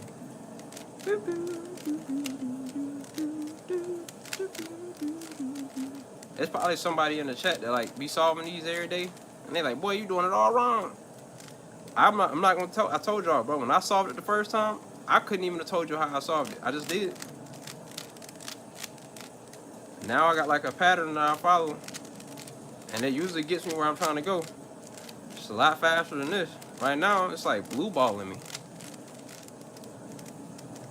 Because I keep ending up in the same predicament, but I forgot how it was that I used to get out of this predicament. You know what I'm saying? Maybe if I do this, right? That's probably a terrible idea. Let's see. Okay, that kind of, yeah, okay. Let's do this side. Yeah. Something gonna look familiar, it's gonna click, it's over with. Oh, nah, I ain't, boy, hey, let me tell you what I didn't do. Didn't increase my situation at all. Uh-oh, wait a minute now. Wait a minute, there it is. I'm finna solve it, boy. I'm finna solve it now. Oh yeah, I got plot armor. I got plot armor at this point. Yes, sir. Yes, sir. It's coming. It's coming. Oh yeah. Oh yeah. Oh yeah. Oh yeah. Oh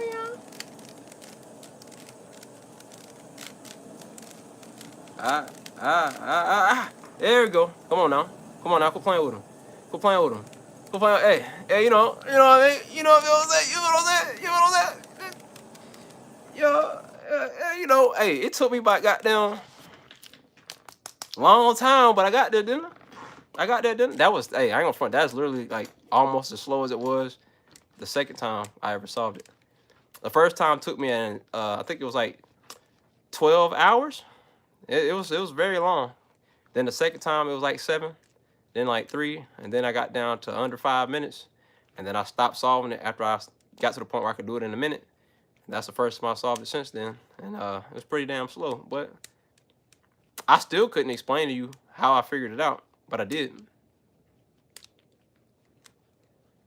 Oh no, that's the thing. That was so the reason why I originally bought this is because one of my biggest flaws is that I am incredibly impatient and I can't sit still.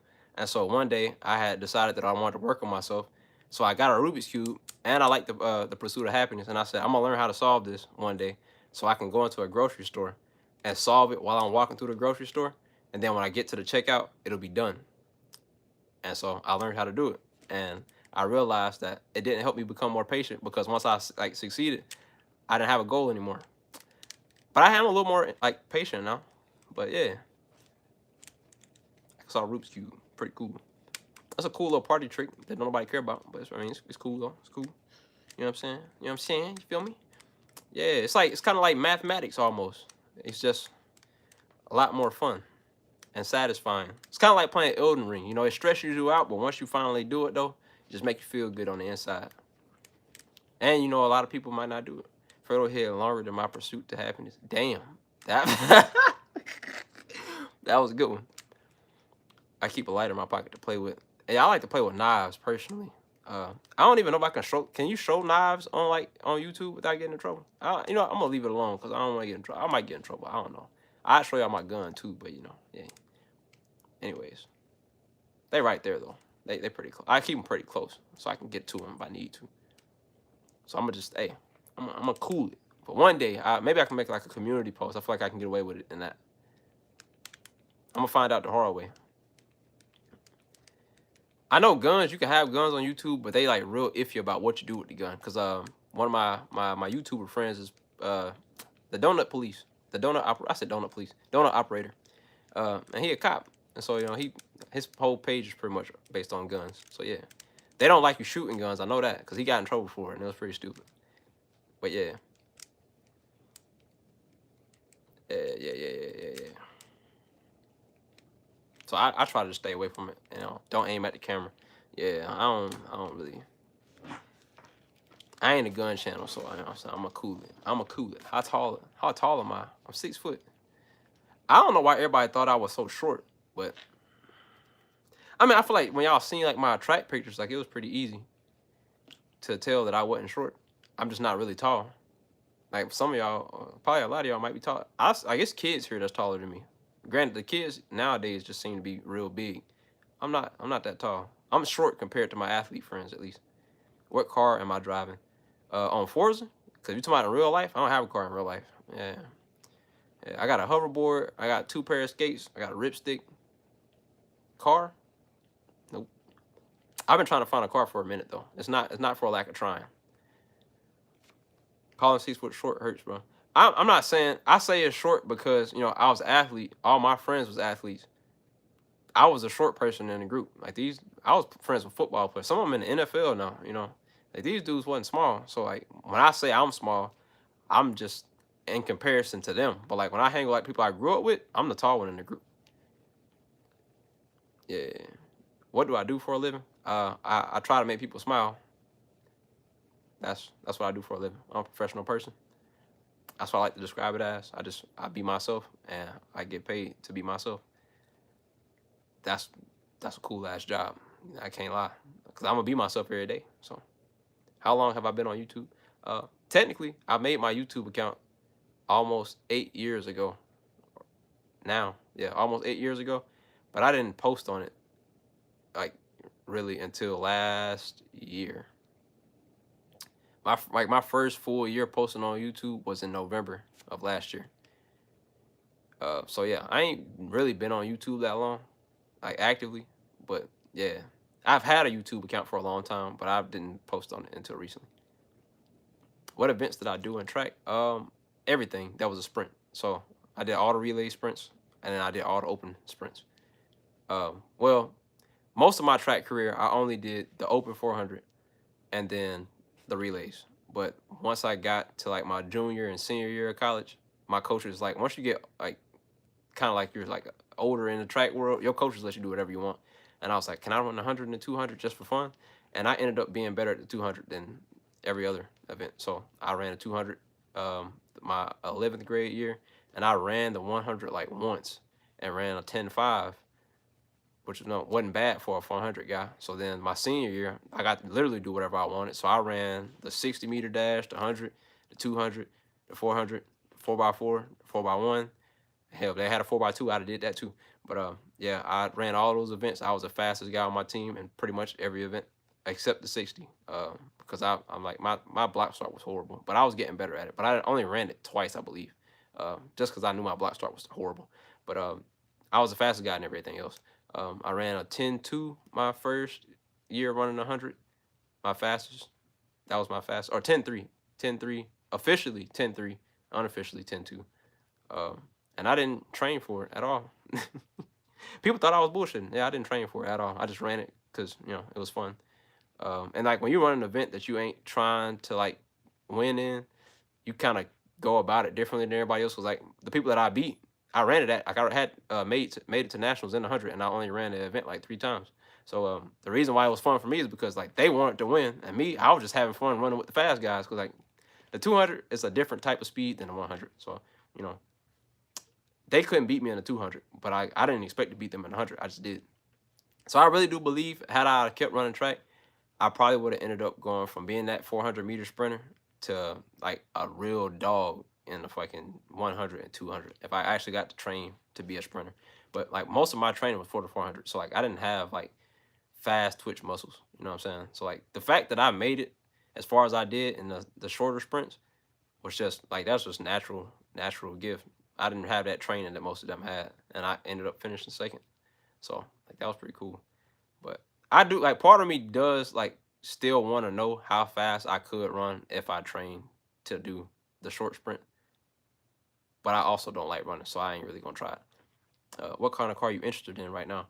So the cars I've been looking at getting a 370Z, a Nissan 370Z. So the 350Z seems impossible to find right now. And the 370Z kind of grew on me, but I've been looking for those. I've been looking for a Scion FRS, or I guess it's called what's the shit called?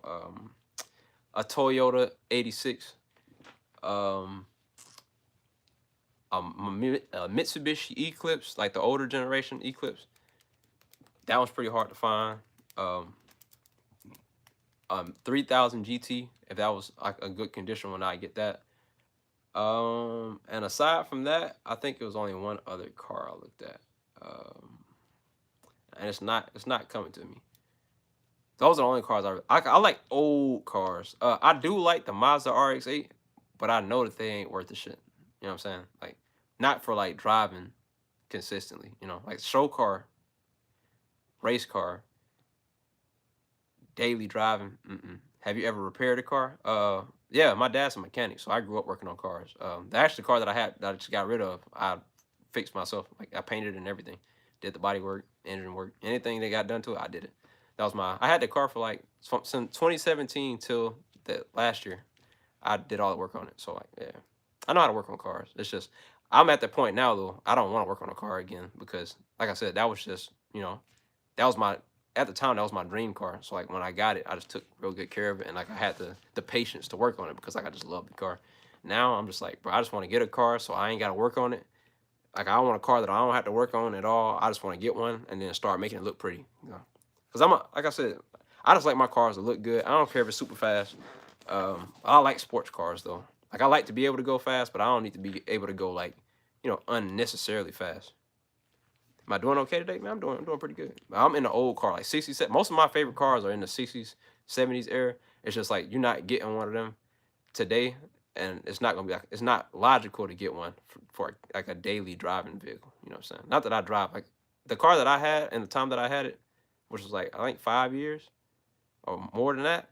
I got like 17,000 miles that I put on the car, so I don't drive anywhere unless it's out of state. So like I'd be at the crib most of the time. So like buying a car that's gonna be like high maintenance or anything, it wouldn't be wise for me. I don't want to buy a car that's like brand new, because even though I can afford it, I don't want to like spend that money knowing that I'm not going to drive the car that much, because I don't. And I'm trying to buy a car cash too. That's the other problem. Like I don't like having bills. So yeah. Will you be releasing any music? I actually have the beat for that song that I was supposed to be making, and I just never finished recording it. I'm glad you said that, because now I can go back to it. I was working on it though. I actually meant to post it not too long ago. I just forgot. Got caught up in it. Fredo, I love you. Oh man, I love you too. My dad has an old El Camino that looked new for years before he passed. Bro, rent that shit out.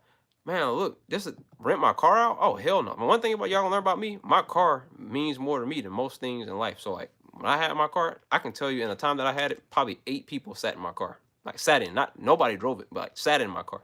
I didn't play with my car, bro. I love my car to death. I used to walk past my car, smack the bumper every time I seen it. Like, damn, you look good, girl. You know what I'm saying? Like my car, that was my baby, bro. But yeah, my car, I can't let nobody in my whip, man. Cause if you wreck my car, I'm really not gonna even care if like the insurance. Like people always say, if you got insurance, you can just get a new car. It was deeper than that for me. You hit my car, bro.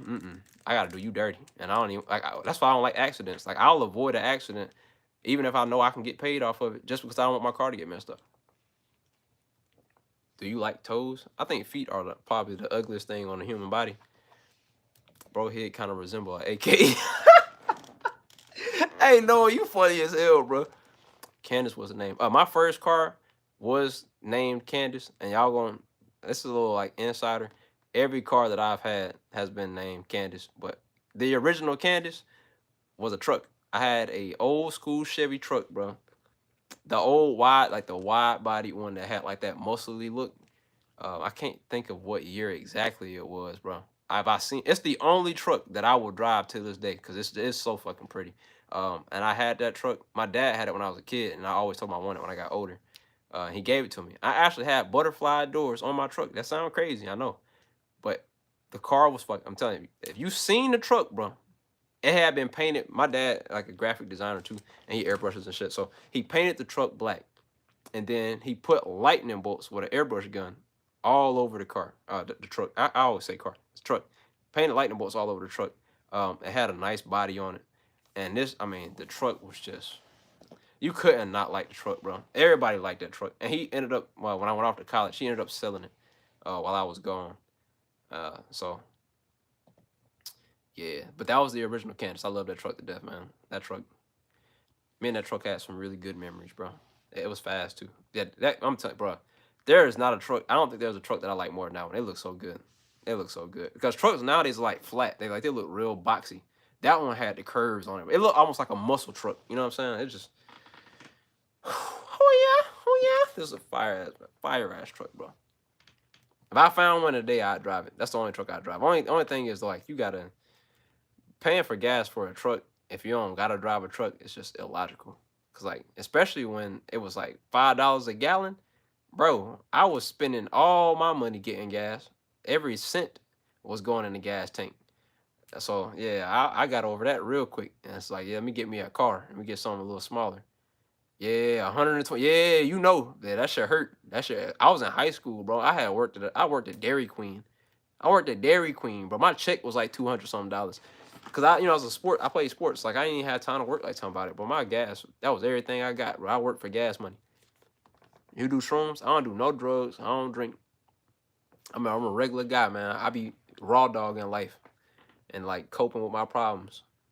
Just straight up, no therapy, no nothing. Just going through life and working on myself. No additives. The Fredo way. That's how you do it. You in the femboys? Hell nah. But you do your thing, though, G. I like women. Women. Women. I don't, hey, I ain't against nothing to nobody. Yeah, I don't bash nobody for doing drugs, but I don't hang with people that do drugs either though. I can say that. Like my friends, they do drugs, they don't do them around me. If you do drugs around me, I'm gonna get mad. I ain't with that shit.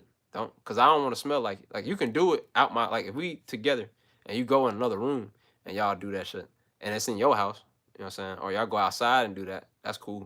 You know what I'm saying? Don't smoke around me. I'm gonna get, like, I'll fight you over that. Don't do that. I don't like that. Cause that shit get in my hair, bro, or in my clothes.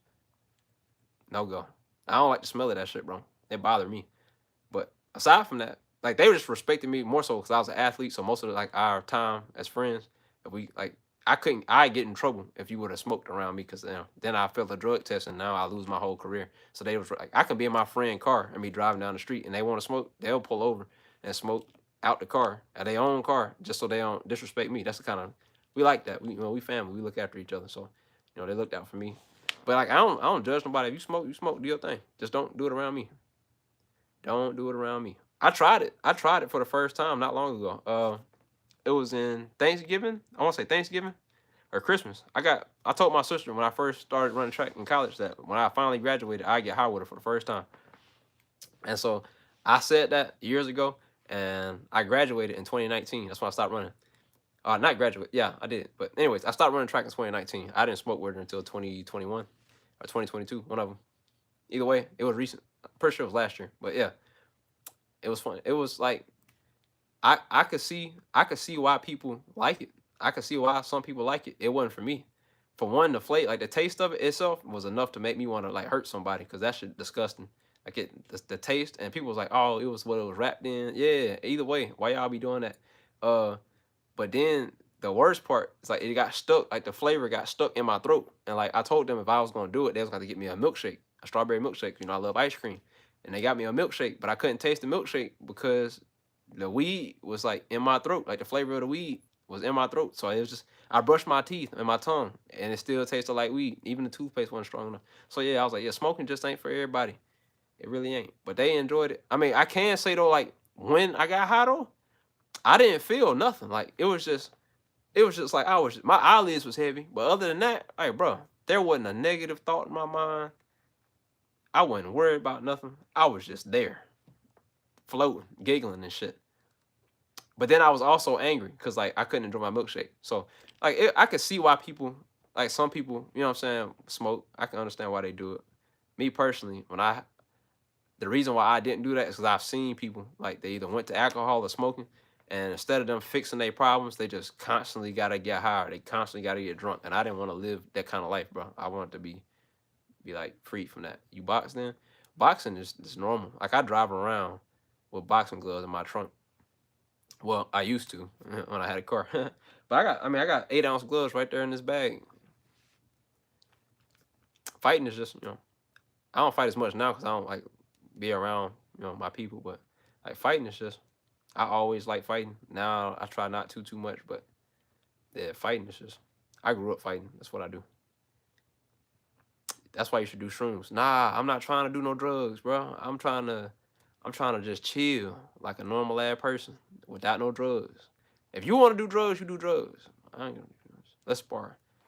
I mean, shit. If you want to spar, I gotta have some kind of incentive. You know what I'm saying? I ain't got no incentive to fight no more. You know what I mean? Fighting is just.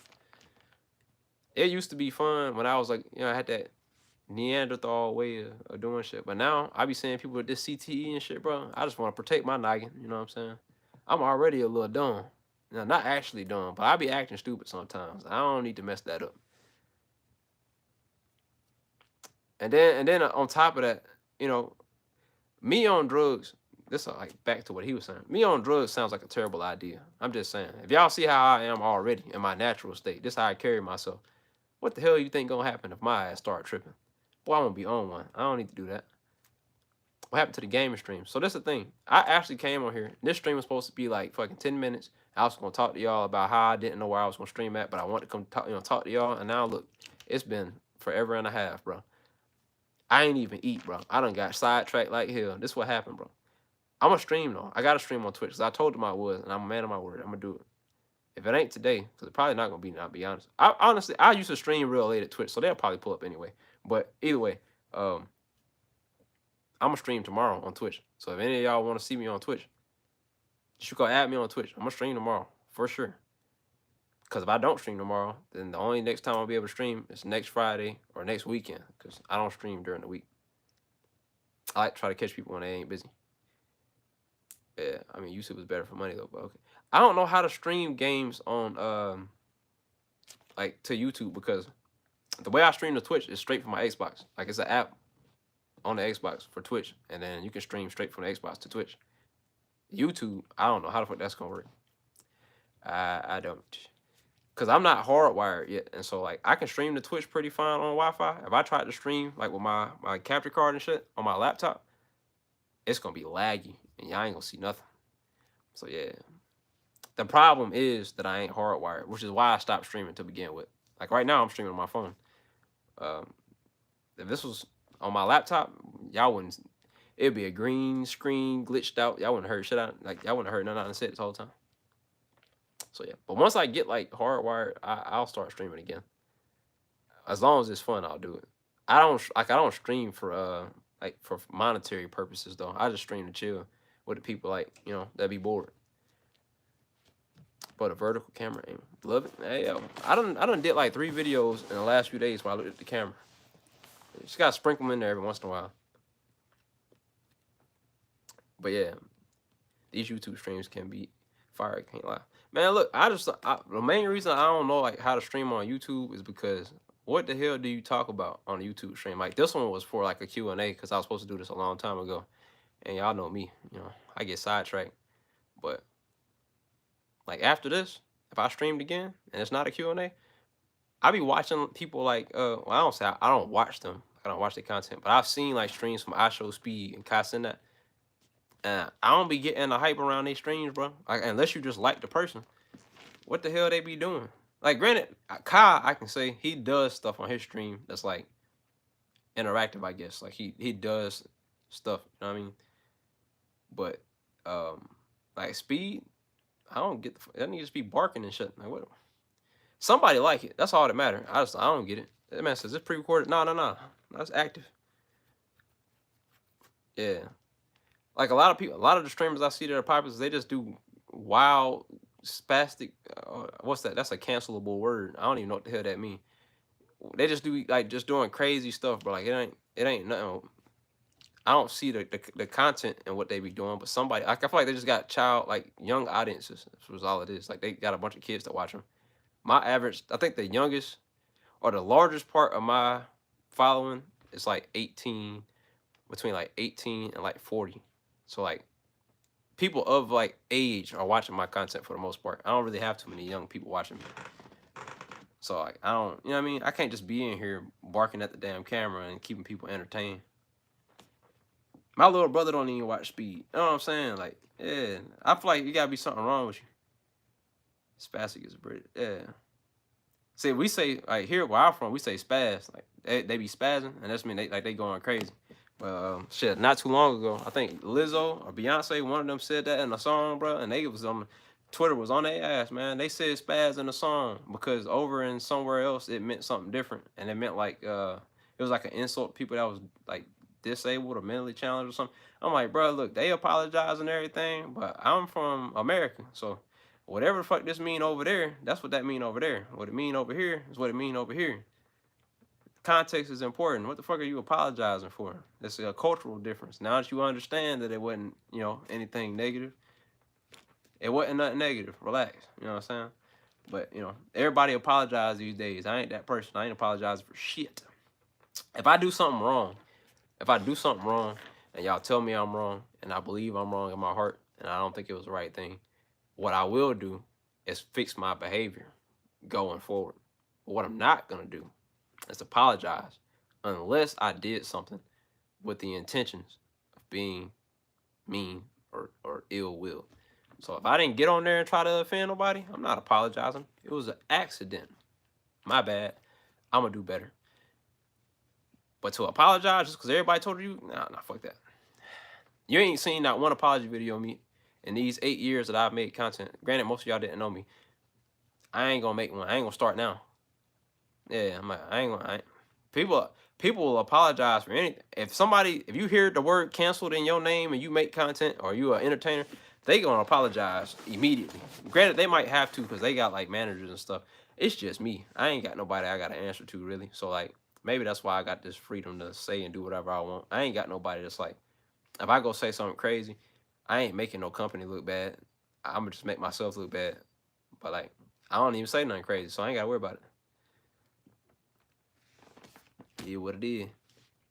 Where was that? Oh, see, in my first part of my career, I didn't make these kind of videos. I was just a dancer. So like, if you wasn't a dancer, you wouldn't have known me.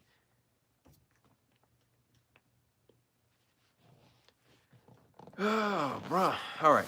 Well, I ain't gonna hold y'all. I'm gonna go eat. I would tell y'all when I'm gonna go live again, but I don't want to lie. I don't know when it's gonna be. If I can find an idea, if I have an idea of something I can do in there. All right, anyways, if I can think of something like to do in a stream that I can keep myself like occupied without having to read the chat constantly, I'll do that. This is gonna get saved, so people can like that mystic can see it because like I did it randomly, but yeah. I'm gonna go live again one day. I enjoyed this. This was cool, man. It was about a good 300 of y'all in here for a good bit. So like, you know what I'm saying? All y'all that came to the stream, I appreciate you. Appreciate y'all chilling with your boy. You know what I'm saying? I was bored. I ain't got no friends and shit like that. Yeah. So yeah, man, it's cool chilling with y'all, man. I hope I get to do it again soon. I'm acting like it ain't my choice to just go live, but shit, I'm gonna do it though. I don't know when. I'm gonna try though. Damn. You know, one thing about me is like, and y'all might not know this because I don't know how many of y'all watch my Twitch streams, but like, I'm kind of known to not say nothing when I end the stream because like, I don't like when I talk to people on the phone, I don't really like saying goodbye. That ain't really what I want to do. It's just weird saying bye because like, I intend to see you in the future. You know what I'm saying? So like, normally when I'm like on the phone and stuff, I just kind of hang up. Like even when I'm playing my Xbox, and so like